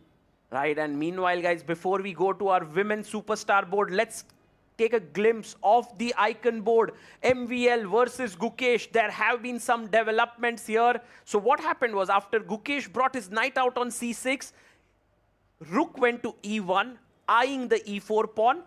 The bishop came out, and now the knight jumped in. And it's very important to note that taking this pawn on e4 is a blunder. Everyone in the crowd and in the chat and back home, guys, what's the winning move here for white? Yeah, if you know, just blink if you are in the playing venue. Don't say the words, obviously, but if you are watching this online, let us know in the chat. 94 is a greedy move, and you don't want to do that. Yes. Because you are just losing it after bishop. Attack the queen, and the knight falls here. That's why rook to e1 was a very important move. And so here he doesn't take the pawn, Gukesh. He attacks with b5, and knight takes knight Ketty. And here Gukesh takes back, and bishop kind of sits into those d5 square. He could have taken on e6 like this and played on, but he decides to put the bishop on d5. Well, here's the problem for black is a d5 square that white is controlling with the piece. That's why Emil here played this move, not straight in the bishop, right? So I would expect now queen capturing on d5. Yeah, he wants to keep the file open, not cover it with the pawn, because this lovely pawn on d6 is going to be white's target. It's a backward pawn, and the pawn on d6 is like, friends, why have you all gone ahead of me? The e5 pawn can't go back. There's no c pawn. The d6 pawn is lonely. It's a weakness. It will get attacked by rook a d1. Gukesh needs to play the right move here, which could be queen c7, queen d7, or knight e7. He goes for queen to c7. Perfect move to guard the knight there, to allow rooks to be connected. Black has just fine position here. You can bring the rook on d8, another rook on c8, control those semi-open files. Actually, we were a bit dramatic about d6 pawn. It's not gonna be lost. It's not a problem? No, it's a problem, but we will not lose this pawn because we have a good, strong security for this pawn. And black has to look for some kind of counterplay, which can be some move like knight to a5 in this very position to get on c4. Ketty, you seem like a Sicilian player. I am. you know all the plans here. Knight a5 to knight c4, knight to e7, bringing the rooks on c8 and d8. Very well put here by Ketty. And I think this looks like a fine position for Gukesh, right? So let's go to the women's superstar board. Humpy versus Katrina Lagno, guys. I can say very confidently a handshake for a draw is coming in here very soon. Yeah, where everybody left. This is like you arrived to the party and like an hour later and everybody left. They just trade all the pieces. Yeah, everyone's just like, okay, this board, we are taking a draw here. I don't think Humpy can try much here, nor can Katrina. However, on board number 5, Harika is actually pressing against Sara Khadem. This is the board where the upgrade Mumbai Masters have to strike. This is a very critical board. Sara has won a game. She has helped her team win, but she also has been a bit shaky. Yeah, it's not maybe the best tournament. As we know, Sara is a wonderful blitz and rapid player as well as classical player. But, you know, sometimes it's not your tournament. Talking about this very position, you might like this knight on e4 for Sara. Another knight supports from f6, but those knights are fighting for the same square, you know, and they're bothering each other. White has a plan to kick this knight with the f pawn, then develop another knight on c3 or d2, and then to push the pawn in the center and have a lot of space advantage. Interesting. So Harika clearly better here with the white pieces. Whether this will lead to a serious advantage or not, we'll see. Going to the prodigy board right now, we have Daniel Darda here taking on Daneshwar Bardia. Early days here, Ketty, but I feel like black seems to be doing pretty okay with all the pieces nicely developed. The bishop, Fian, Ketod, nice position for Daniel Darda. I like this position for white, to be honest. Why? Yeah, because like there's this idea you can push something like h4. h5. Okay. Ketty attack here. h4, h5, and if you have to react somehow, right? I kind of feel that there can be some weakness created on the king side for black. Ketty's always looking at the king here. I was thinking, oh, nice knights in the center. But you're right, Ketty. There are no pieces, too many pieces around the black king. It could become a factor if the queen swings over, the knight joins in. There is a bishop here. Meanwhile, Shakhriyar Mamedyarov on board number 3, starting to get better for the upgrade Mumbai Masters here. And he is looking very, very sharp. The king has been tucked into the corner. The central pawns are here. This is perfect position for white. You don't have the attack on the king, which is on the queen side, and black's king is struggling. Now we have this bishop e7. It's a question mark there. Sagar, is it because we can play bishop in the corner on h6 and stop black castling? It's a great move, Ketty. That's very much possible, but you could even start with e5, first hitting the knight, knight to d5, knight takes, pawn takes, and then with your favorite move to start the attack, even asking black, please castle, so that I'm going to checkmate you. Oh, I love this idea. Just invite to castle, not to stop to castle, invite to castle. That's a great hint. Right, so as of now, Dominguez feeling the discomfort here. Shak in the kind of position he likes. You know, these are the kind of positions he excels in. Meanwhile, very quickly, going to board number 1 here, Ketty, we have some moves in Gukesh versus MVL. After the move c3, Gukesh brought his rook, just like you mentioned. a4, the knight dropped back, queen came to d3, and queen to c6, played by Gukesh, defending his pawn, also attacking the e4 pawn. We have trades, and this is the live board position. You know what? It's a very good position for black. Got some counterattack on the queen side. That's exactly where black is strong. There is open a file. There will be a big fight over that file. You are mentioning e4 pawn. We were talking a lot about d6 pawn looks really bad, but e4 pawn is somewhere that white has also looked at, and black can also just push the b4 on other side to weaken even more this side. Right, and Ketty, while we are breaking down the games, just to tell you how much this means for the upgrade Mumbai Masters, we have the team owners there. We have Ronnie Screwwala and we have Suhail Chandok on our screen, completely zoned in on this game. This is super critical game for the upgrade Mumbai Masters. A win here will most likely make it like confirm their spot in the top 2. Getting very close. Yeah, very I can feel the nerves. I can feel the tension. Even here, just looking at them, even they are smiling right now. We understand how important this match is for them. And this is actually final match for us, right? Yes. For the players, this is second match. True. Very tough. True. Absolutely. And then going to Shak Mamedyarov versus Lenier Dominguez, guys, board number 3. Shak has played a move that the engines do not like. But guys, don't be misled. These are the kinds of positions Shak understands better than the engines. Why? Because he's playing a human. And he knows that he's going to sack here, his knight is going to jump, and boom there. I'm already feeling nervous. Me too. I love this move. It just directly tells that I'm going to play knight g5 next move. And you cannot stop me sacrificing a piece for 2 pawns, which is very often enough compensation. I love this move, actually. Lenier Dominguez must right now act immediately. He must kick the knight away. The knight moves away, and Ketty push the pawn to c5. And I'm pretty sure Shak will go d5. He'll just blast open the position. It's scary, but you have to do it. There's no way out. He has been done this for many, many years. I think at this point he's just very comfortable in this position. But is Dominguez comfortable in this position? I don't think so. Not sure, but that's the thing. You know, we saw today the game between Sindarov and Vidit, where the king came to f5. The engines were saying it's okay. But you know, that practical human element when your king is weak is never ever easy. The king is weak on e8. So देखते हैं क्या होता है यहाँ पर. And oh, queen a5, he goes wrong immediately. Dominguez goes wrong, and I think Shak may just push the pawn, or Ketty move his knight to g5. Well, I understand why queen a5 has been played, because he wants to play b4 and knight will not go on a4 anymore. Knight has to go to the other side of the board. That's the idea of this move.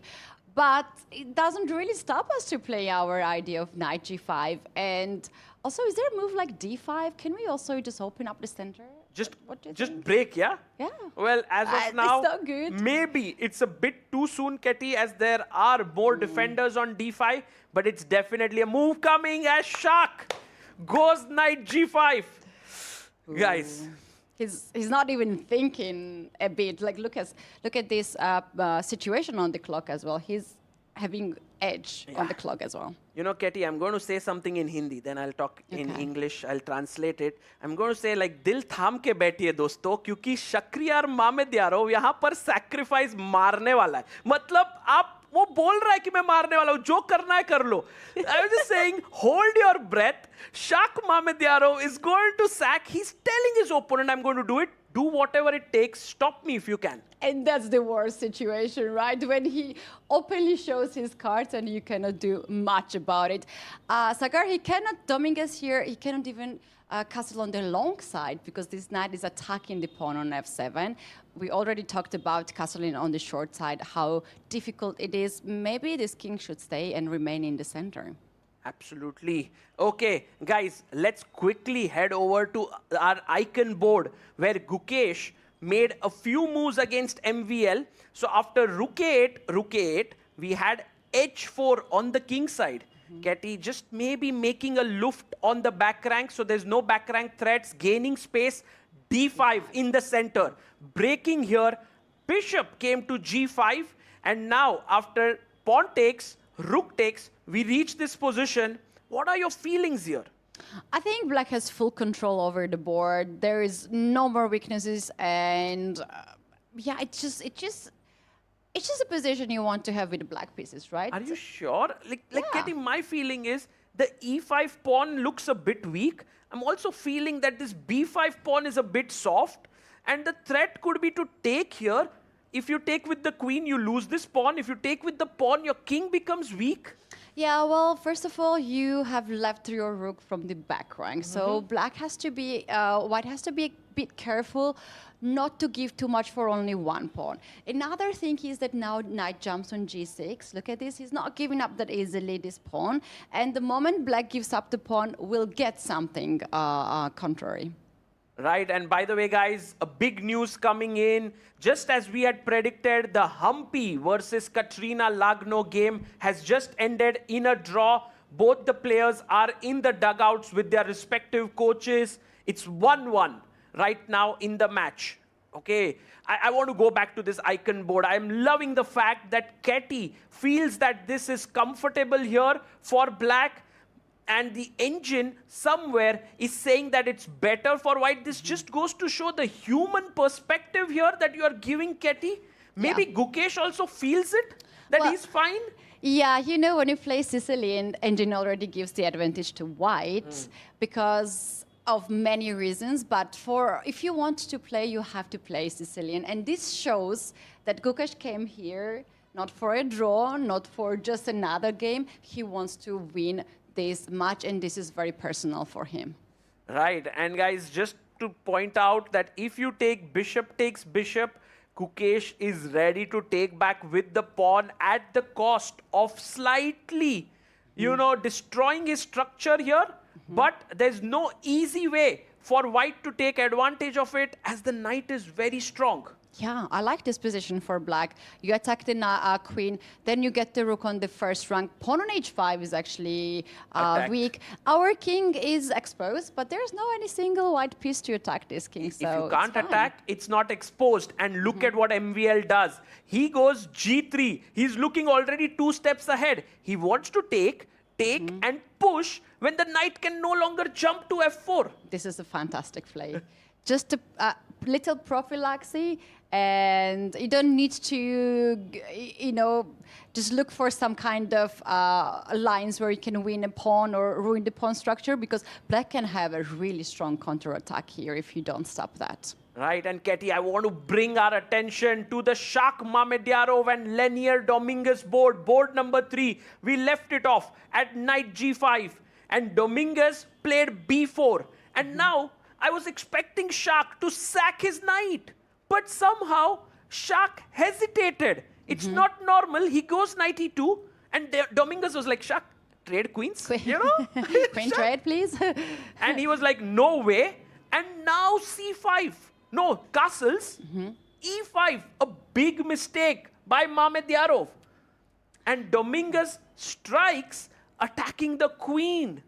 I love how Dominguez is building up to play against the queen. Wherever the queen goes now, knight will attack this queen. So black has pushed a lot of pawns to open up the position. Also, Ketty, if you move your queen here, the knight is falling. Exactly. So you have to stick around and of this knight. You have to play queen to e3, and this will step just knight to d5, will attack queen and the bishop at the same time. Oh my goodness, guys. We were so optimistic about Shakhriyar Mamedyarov's attacking chances, but it seems like he has made a massive blunder.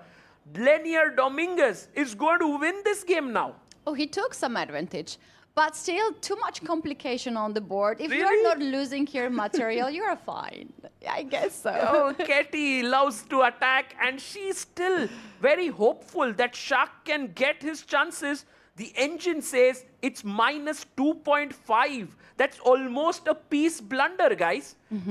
But humanly, Shak, I'm pretty sure, will find some way to complicate the matters here. As we go, maybe, Ketty, if I can just show a line, maybe what Shak missed is he can take here, bishop f3. He thought that he would take here, attack the rook, win back this and have 3 pieces, but missed bishop takes knight, queen, and then this position, it's already better for black. Well, if Shak missed that little tactic, then I feel good for my life. Then I should not be really worried about my missed tactics. I think... Did he play queen g3? He played your move. He's actually ready to give up his knight because the black knight is attacked.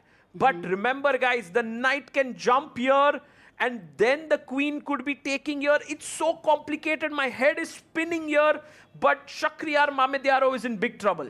He's in a huge trouble, actually. Maybe he forgot this in-between move, knight to h5, which is not so easy. Or maybe he's counting on this, Sagar. How about queen to, after knight h5, queen f4, you take the knight, and I play something like bishop to g4 and hit the knight on h5. Love it. The only problem here, Ketty, and which is too beautiful, is queen e4 check. Can you believe it? Because knight takes queen, I give you another check, and my bishop chops off your queen. Oh no, that's not good news for Shakhriyar. This is something that he might miss in a long Many variation. things here. Black has so many resources here, and Lenier, only thing he has to take care is about his time. So here, guys, if we can get the 6 boards on our screen to give you an overview of what's happening in this match. Board number 1, equal, or maybe slightly better for MVL. Board number 2, we have Arjun and on Wesley So. It's equal. Board 3, Shakhriyar Mamedyarov is worse against Lenier Dominguez. Knight e4, beautiful move.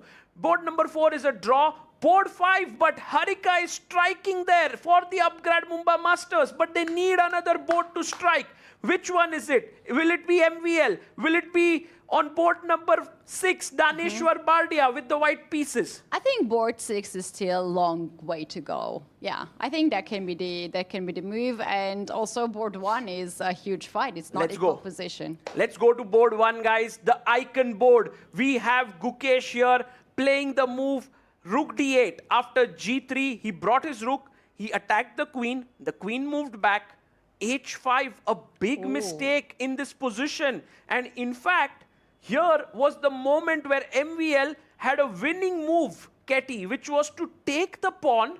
And after knight takes, take this, because if the bishop takes, the rook is hanging. Oh, that's a beautiful one. That's a beautiful tactic, but not very often happening. So that's why they both just missed it. They missed it, and the rook swung over. Now MVL attacking this pawn. Gukesh comes in with rook d5, a good move. Bishop takes bishop, pawn takes, and now knight h2. The queen is attacking this pawn. I think MVL is putting immense pressure on Gukesh. It's putting huge pressure, and I wonder how Gukesh is going to guard the pawn on h5. There is no single move to save this pawn, right? So you have to look for some kind of counterplay. What is it? Is queen d7 with idea to give a check on the back rank and jump the queen on h3? What is the saving move here for Gukesh? Actually, there is no easy way here for black. There is some move, Ketty, which is queen a6. I don't even understand. If queen takes pawn, you come in with a check, king comes up, and then you'll use your rook to try and hassle the white king. But this is all super tough for a human being to analyze with just 4.5 minutes. Yeah, that's... the queen a6 is a very mysterious move, right, to play. There's also queen a8 probably with the same idea. What else black can do? He's burning a lot of time, and this is only move 27. They have to play 13 more moves in a very tough position. Absolutely. Let's quickly go to the game of Harika Dronawali on board number 5. How big is this advantage for Harika, Ketty? The pawns have been mangled up here. The white knight has a great square. Everything looks well set. Is it huge? I think it's huge because now white's strat is to play bishop to h3, targeting e6 pawn right away. You have to guard with the king on f7, which is so funny and ugly looking move at the same time. And then at that point when king is towards the center, you can strike with e4 in the center and bring queen into the game. I think this is a series for Harika. Well, these are the weaknesses that a player is looking for. And look at Harika there. She has her game pose on. She's like, you know, it's like an athlete's pose. She wants to get in. She wants to play quickly. She has 3 minutes on the clock and she finds it. Bishop h3. Good move. And there we have an advantage here. And MVL getting almost a winning edge against Gukesh. Gukesh here played f5. MVL goes and chops off. And by the way, we have a result coming in on board 2 is a draw between Wesley So and Arjun. We kind of predicted that one as well. It looked very even. Arjun was well prepared. 2-2 is the score. What's happening in this position? Why this is so bad? E4 is a bad move here. There was a better move for Gukesh. The better move here, Ketty, was to push this pawn. But he decided to push this one, defending here. But now look at the knight swinging over here and then attacking this. And we all know when a knight and queen comes together, they can launch a crazy attack. Yeah, they say it's a best duo, knight and the queen against the king to attack the king. But on the positive note for black, black also has this idea of knight e5, knight f3 if that happened. Rook d4 offering a rook trade. That's a bit of mysterious move for me. Well, he was he's worried a pawn about up. Back rank maybe. Right. He was worried there, and MVL is saying, I'm a pawn up, I'm trading now, I have an extra pawn, my queen is attacking here. He likes it. Yeah, it's safe position for MVL now. What Gukesh should do here? Should he push f3, f4 now? So f4, f3 is the idea here. Absolutely, Ketty. That's a great sense that you have of the dynamics in this position.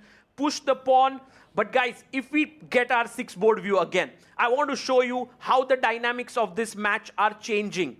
As of now, 2 draws. We have MVL pressing on board 1. He's almost getting the better of Gukesh. But Shak is losing on board 3 at the top right. If we go to the bottom center, Harika is winning. And on board number 6, it's equal right now. Which means that the upgrade Mumbai Masters are looking at 2 wins courtesy of MVL and Harika, and 1 loss on the board of Shakhriyar and Dominguez. Well, good news for Upgrad Mumbai Masters is that it's enough to have that situation to win the match, but they can't afford to have any more blunders or anything, right? So in the game of Gukesh, he gave up another pawn on b5. Gave up. He's going for the attack, Ketty, just as you mentioned, but MVL, as calm as one could be, chops off the pawn here. What is the move? He should maybe push e3 now to totally demolish the pawn chain, maybe to take the pawn on g3. He took it. And now what's the move? Queen d1. And now, oh, he's going to lose another pawn. Oh, he no. missed it. It's a check here. MVL plays a beautiful move. He's going to win another pawn. And at this point, Ketty, white will be 3 pawns up. Gukesh is totally lost. They said that 3 pawns is equal to a piece, knight or a bishop. So that's not a good news for Gukesh. And there you see Katrina Lagno and Swayams Mishra from the PBG Alaskan Knights looking at the game, very worried for their team. Right now, it looks like, thanks to MVL on the icon board, the Upgrad Mumbai Masters have an advantage. And look at Hari Krishna. He's so zoned in. It feels like as if he's one of the players himself. Yes. So much pressure. Looks like that. Shall we take a look how Shak is doing? Yes. Does he has any chance to survive? Well, Shak's position is messy, but it's not so good for him right now because there's no attack coming in. Yes, he might sacrifice something, but black is already, what, Ketty, if you count 7 to 5, 2 pawns up, and it's looking completely winning for black. It looks really good for black. King to g7, now guarding the knight on f6. You cannot really move this knight away because white has this knight h5 checks. Can we play something like rook to g5? Oh, rook g5 attacking here, queen a4. You want to go for a check here? Yeah, but this rook on d1 is hanging. So, yes, you can't this really is do hanging. that. And if you take with the queen, because there's a pin, it's not fast enough, Ketty. It's actually black who gets in, queen c2, c3, b3, all this stuff coming in. It's not going to work out. So Dominguez will get the win for sure. Let's head over to board number 1.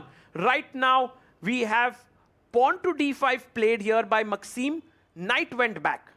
Yeah, and this pawn will be gone now as black's 2 pieces are attacking it, and you can't push the pawn. Knight is pinned, so black is getting one pawn back, 2 to go for Gukesh. 2 to go. Those pawns are not going to come back. It feels as if right now, quickly looking at Harika versus Sara Khadem, we see that it is totally in Harika's favor. How does Harika break through? That's the big question now. She has everything under control. Ketty, do we go for your favorite plan? H1, yeah, why not? It's even better because now we have bishop and the queen on this diagonal. She did it. Lined up. Yeah, she did it. Yeah, let's go. That's a brilliant idea. So now the attack's coming. Oh, boom, h5, Harika with just 58 seconds. Pushing her h-pawn. Sara Khadem is utterly lost. She has no counterplay. She looks at the board. She's like, guys, I'm winning. Please play carefully. Yeah, well, what Sara is really counting on is the time. She has about 40 seconds more on the clock. They need to make 5 more moves to reach 2 seconds increment. But honestly, it is very comfortable position for Harika to play. Very easy to play. Meanwhile, guys, on the Prodigy board, more good news for the Upgrad Mumbai Masters because Daneshwar Bardia is getting a small edge here, which could become eventually a big one. The knight jumps in. It's a monster. It's not a knight. It's an octopus here on d6, controlling so many squares, Ketty. It is an octopus knight, that's how we call it, and attacking very important pawn. Now Rook also gets here, joining the attack. And you know what, Sagar, you can't really guard this pawn on f7. If you move the queen away, you give up f6 square, and then white will jump with this, and then h5 will happen. Queen to e7 has been played. There's a big question mark there. What is the move here for white? Well, there are many ways to play. You can go h5 here, Ketty. You can maybe move your queen back. You can even try and somehow enter in from the other side here. Too many possibilities here for Daneshwar Bardia. He's doing excellently. So if we get the 6-board view, it seems like the Upgrad Mumbai Masters are going to take this one home. MVL, 2 pawns up against Gukesh. Shak is lost over there. Dominguez will take it for the PBG Alaskan Knights. But those last two boards on the bottom of your screen, these are the ones that are winning for the upgrade Mumbai Masters. Oh, and Harika, let's quickly go to her board. Board number 5. Maybe she made some moves which has reduced her edge. Is this still winning, Ketty? Oh, it's a mate. I think 96. It's over. It's 96? over. She had to go back here. She comes out in the center. 96. Harika, go for it. No. No, she misses queen it. to e2 and gives a chance to Sarah to activate the queen. She was very much worried about the king. Now she wants to go to the endgame. Is this winning now if they trade the queens? Well, I don't know if this is a great decision by Harika. She could have finished it off with a mate. Now she keeps the queens. This is getting really intense. The pressure is getting to Harika. She's 15 seconds on the clock. Oh, I don't know if she'll win this. I think she had to play that move and finish the game by this time. And we have a result. On board 3, Lenier Dominguez played absolutely perfectly, guys, and scored the win for PBG Alaskan Knights. The score is 6-2 in the favor of PBG Alaskan Knights. And while this is going on here, while Harika, whether she'll win or not is a big question. Oh, she's now actually worse. It's Black who is pressing. What a turnaround! Now Black can take the pawn on b3 Yes. and then capture another pawn on a4. Will Sarah do that? What a turnaround! And going to board number 1, MVL versus Gukesh. Is there chance for Gukesh to hold this? I like this king on g4. Look how controlling is this king, and all the pieces are happy and active. I think he has a good chances here. Oh, but he plays his knight to b4, and you know what? This reminds me, Ketty, this reminds me of the game between MVL and Vishy Anand, where Vishy was totally winning, but he couldn't finish it off against MVL. And now it's somewhat similar here. Can MVL finish this off against Gukesh? There's a move that actually finished the game now. I don't know, is it the queen d8? There is some very strong check that... Oh, he finds it. He finds the best check and check here. But you know, Ketty, it's a long way off to win. You have to start pushing your pawn slowly. Meanwhile, Black has a lot of counterplay. Black has a lot of counterplay, and if Black gets one last pawn... Queen e5 check! Oh, they're trading! They're trading! Queen e5 check is winning. You go into the knight endgame. This is completely over. lost, yeah. This is over. And meanwhile, guys, something happened on board 5. Harika has lost. Oh, what a huge result for the team of PBG Alaskan Knights. Harika loses and 10-2, which means that actually the team has lost. The upgrade Mumbai Masters can no longer make it, even if they win on the remaining 2 boards. Oh no, and look at them being so upset. Hari, we see this is a very upset Hari right now. No, but that was such a big... Let's go to board 1 now. And I mean, Harika cannot believe what she did. She was totally in control, Ketty, but the pressure got the better of her there. Time situation, she was struggling on the second. That is a very heartbreaking moment for upgrade Mumbai Masters. They started so well, but Shak made a mistake and lost the game. And also Harika, we were counting on these 2 players to win. Right, and by the way, Shakhriyar Mamedyarov has also lost, as you said, but MVL can score a win here. Now these last 2 games, Daneshwar and MVL should try and win their games, and they are winning. So actually, it will be, if they both win, it will be 10-8, Ketty. 10-8 will be the score in the favor of PBG Alaskan Knights, but the game points matter as of now. So they must try to win both the games. And here we have knight endgame with 2 extra pawns. Harika, oh Look at those emotions, guys. Harika, she is a world-class player. And this game means so much for her. And by the way, Gukesh resigns. MVL has scored on the top board. And let's go to our prodigy board. That's the only board left. Daneshwar Bardia. Can he strike as well? It won't be enough for his team to win, but it will get them the game points. They need to get as much points as possible, and they have to deliver it for the team. Completely winning position for white with this extra pawn. Also, black pawns are quite destroyed on the other side. Wow, what a turn of events. Oh, man. This, I think Sara Khadem just... Oh, and a rook blunder there by Daniel Darda. The rook is hanging here. and that's over. But Daneshwar Bardia has won his game, which means it's 10-8. And look at MVL there talking to Harika that, you know, and Harika is like, she's trying to explain, this is the way I could have won. I could have done this. The crowd cannot believe it. The turnaround there. This is what the Tech Mahindra Global Chess League is all about. This is what the point scoring system is all about, Ketty. Exactly, Sakar. And what we have here is PBG Alaska Knights won this match because they were playing with black pieces and they got 4 points. Right, and look at Daneshwar there. He won his game, but he cannot believe it. He's sitting on the table there. And guys, what a moment of disappointment for the upgrade Mumbai Masters. They can't believe it, and a handshake there. These are the moments where you have to stick together as a team. It's not easy, but the PBG Alaskan Knights, they move up to 12 points. Yes, you predicted that they will actually win this match. And you guessed it correct. We have Gukesh here. He lost his game, but he has very strong team, his teammates. results. And This is look our at final them match now today. walking towards the center of the podium. The Alaskan Knights have won this match as we go to the arbiter on the main stage as he announces the result.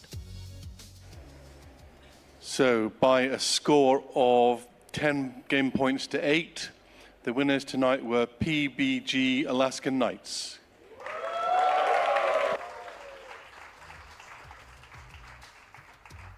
And the PBG Alaskan Knights have taken the match by 10-8 there. Handshakes happening all around. Ketty, I want to look at the scorecard because I don't know what's happening in this tournament. You can see there the players shaking hands, smile on the face of Swayams Mishra, the coach of PBG Alaskan Knights.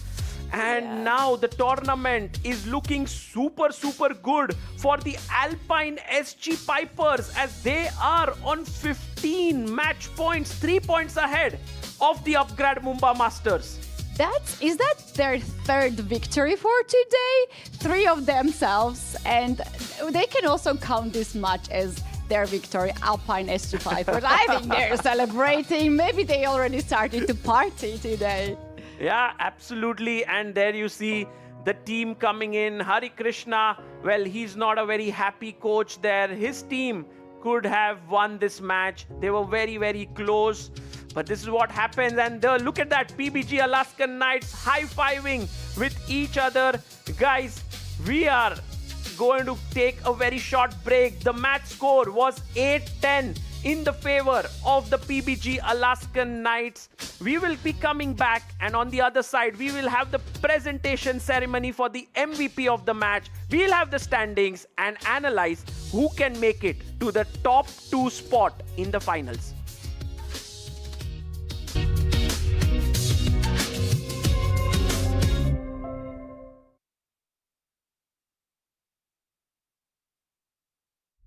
While they make game-winning moves, you make career-winning moves with Upgrad. Make your move now.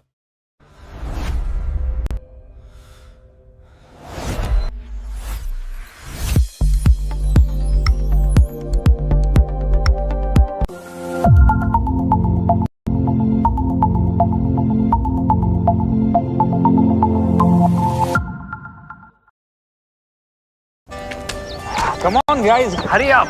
अरे सुन ना, एक break ले लेते हैं। Guys, I'm telling you, तुम लोगों को सही से ट्रैकिंग नहीं आता. But that's okay, you can learn. रोज का ढक्कन देना. ये रेड वाला है, सही वाला देना. वे ढक्कन. पहले तो सही पानी पीना.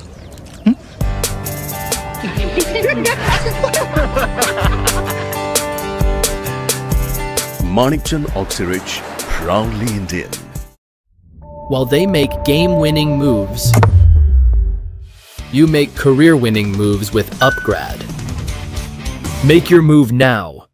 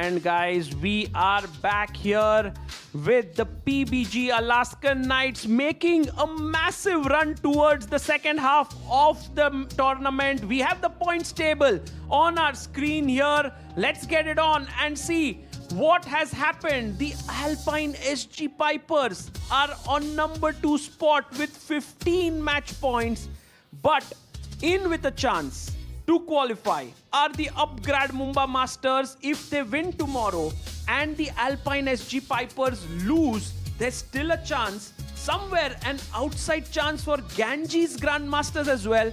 But for the PBG Alaskan Knights, maybe not so much because their game points are very low.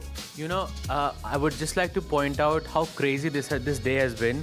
Alpine SG Pipers had both blacks and they won both of their matches, and Upgrad Mumbai Masters had both whites. Yeah. And they lost both of their matches, which I think is so crazy. That's so terrible. So unfortunate. Katie, what are your thoughts on that standings table?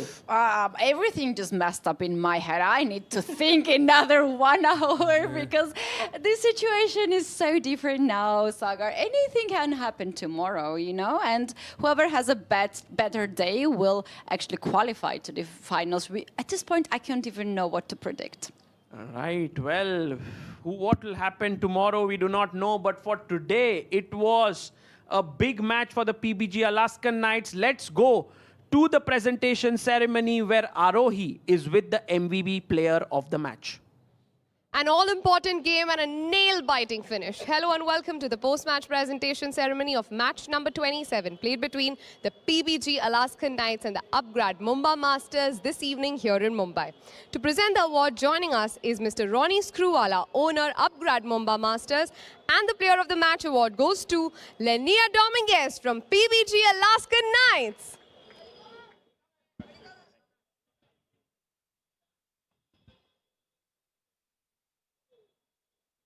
Lenny, what an exceptional game. It was a beautiful game right from the start to the end. What were your nerves like? Yeah, I was a bit nervous, especially, you know, with little time, but very happy to be able to play well in this very important match and help the team to achieve the victory. You know, the shark attack kept on coming back and back, but you had the answers to all those attacks. How did you fare with those in that moment?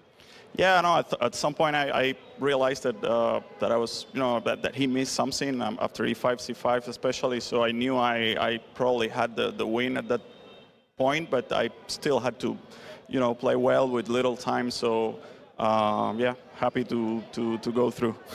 See, the walks and the marine drive, they have been probably the secret to PBG's success in the last couple of games. But tell me this, what is the conversation like in the team, especially getting into this game? No, we were very motivated, you know, we had a bad start, but I think every one of us was fighting hard, from the beginning. So we knew that we could come back, and so certainly we're all happy that we made it to the last round with real chances to be in the top 4. So we'll fight again tomorrow. Well, all the best for your upcoming game tomorrow, and congratulations on your win. I'm sure this is going to give you a huge confidence boost. Thank you. That is it from the presentation ceremony of the final match of the day. Back to the studio. Well, we have the expressions of the PBG Alaskan Knights there as Coach Swayams Mishra, the owners of the Upgrad Mumbai Masters team there, the coach of the Mumbai Masters with Humpy there. All these very intense expressions, guys. Look at that. Wow. You have to feel it for them. Yeah, they're just going into this day. They were in the top 2 position, and they had both whites. I mean, it was the ideal situation for them. You have to feel for them. This has been such an unfortunate day for the Upgrad Mumbai Masters. That's really heartbreaking to see these amazing chess players in these conditions. Katie, it means so much for the Upgrad Mumbai Masters. That match was for them to win. And look at Arjun there signing the fans' books, and you know he's having. And look at Gukesh, in spite of losing his game, he's happy that his team won. He's spending time with the fans as well. Beautiful scenes from the Royal Opera House in Mumbai. We have a full house today here at the venue. At some point, I wanted to go to the to the playing venue to sit down, and I couldn't find a seat. Oh, you Really? couldn't find a So look at seat. how many people came today. Right, and you can see on the back of these players, there are so many sponsors there, so many people rooting for their success. Well, we are going to go for a short sponsors message here and be back to analyze the rest of the match. Bharat का अपना solar, Navita solar, India's finest module manufacturer. We bring the power behind every winning move. And guys, those were the scenes that we had at the venue with the upgrade Mumbai Masters losing out to the PBG Alaskan Knights. This brings us to a very beautiful day tomorrow.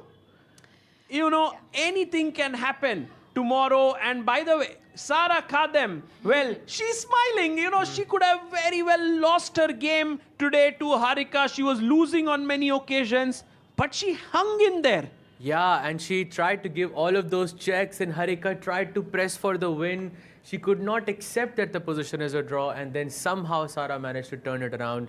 She's happy today, and look at that. Harika. Yeah, the highlights of this encounter. Yep, Harika started with knight f3, goes for the Reti opening. I think everything was prepared so well for her. She completely outplayed, I think, Sara until a certain point. But then that crucial moment towards the end, as you can see on the board, there was knight d6, which she missed. And this final check delivered by Sara, and now just king b1, and I believe this is where Harika just lost. And you can see how the white pieces have completely lost coordination on the other end, as Sara Khadem got one opportunity, took it with both her hands and checkmated Harika there. Oh, in the middle of the board. Yeah. Oh, that was look heartbreaking. at this points table. Katie, Sahaj Bhai, we see that 21 points for Triveni Continental Kings, 15 for Alpine SG Pipers, 3 teams on 12 points, Upgrade Mumbai Masters, Ganges Grandmasters and PBG Alaskan Knights, and the Fires American Gambits at 9 points. And tomorrow is going to be such an exciting day, because I believe we have to mention who is playing against whom, and we have that on our screen right now. We have Ganges Grandmasters taking on the Fires American Gambits, and then we have Triveni Continental Kings taking on the Upgrade Mumbai Masters. And what a match this is going to be for the Upgrade Mumbai Masters. They're in a must-win situation with the black pieces. And then finally we have the Alpine SG Pipers taking on the PBG Alaskan Knights, and they will be white this time. So complete turnaround there.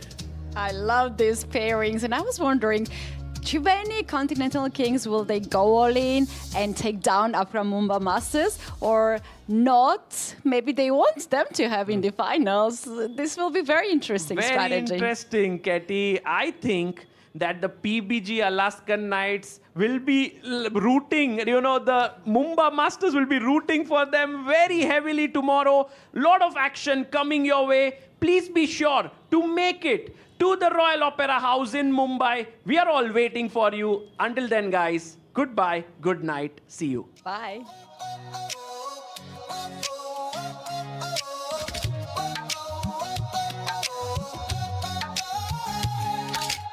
Spotlights burning through the night, legends stepping into the light. Crowds roar like a rising tide, biggest stars standing side by side. Cameras flashing, hear the noise, history made by girls and boys. This is fire you can't contain, every heartbeat calling your name. Under one roof we're chasing glory, every second writes a story. No turning back, no time to rest. This is the ultimate test.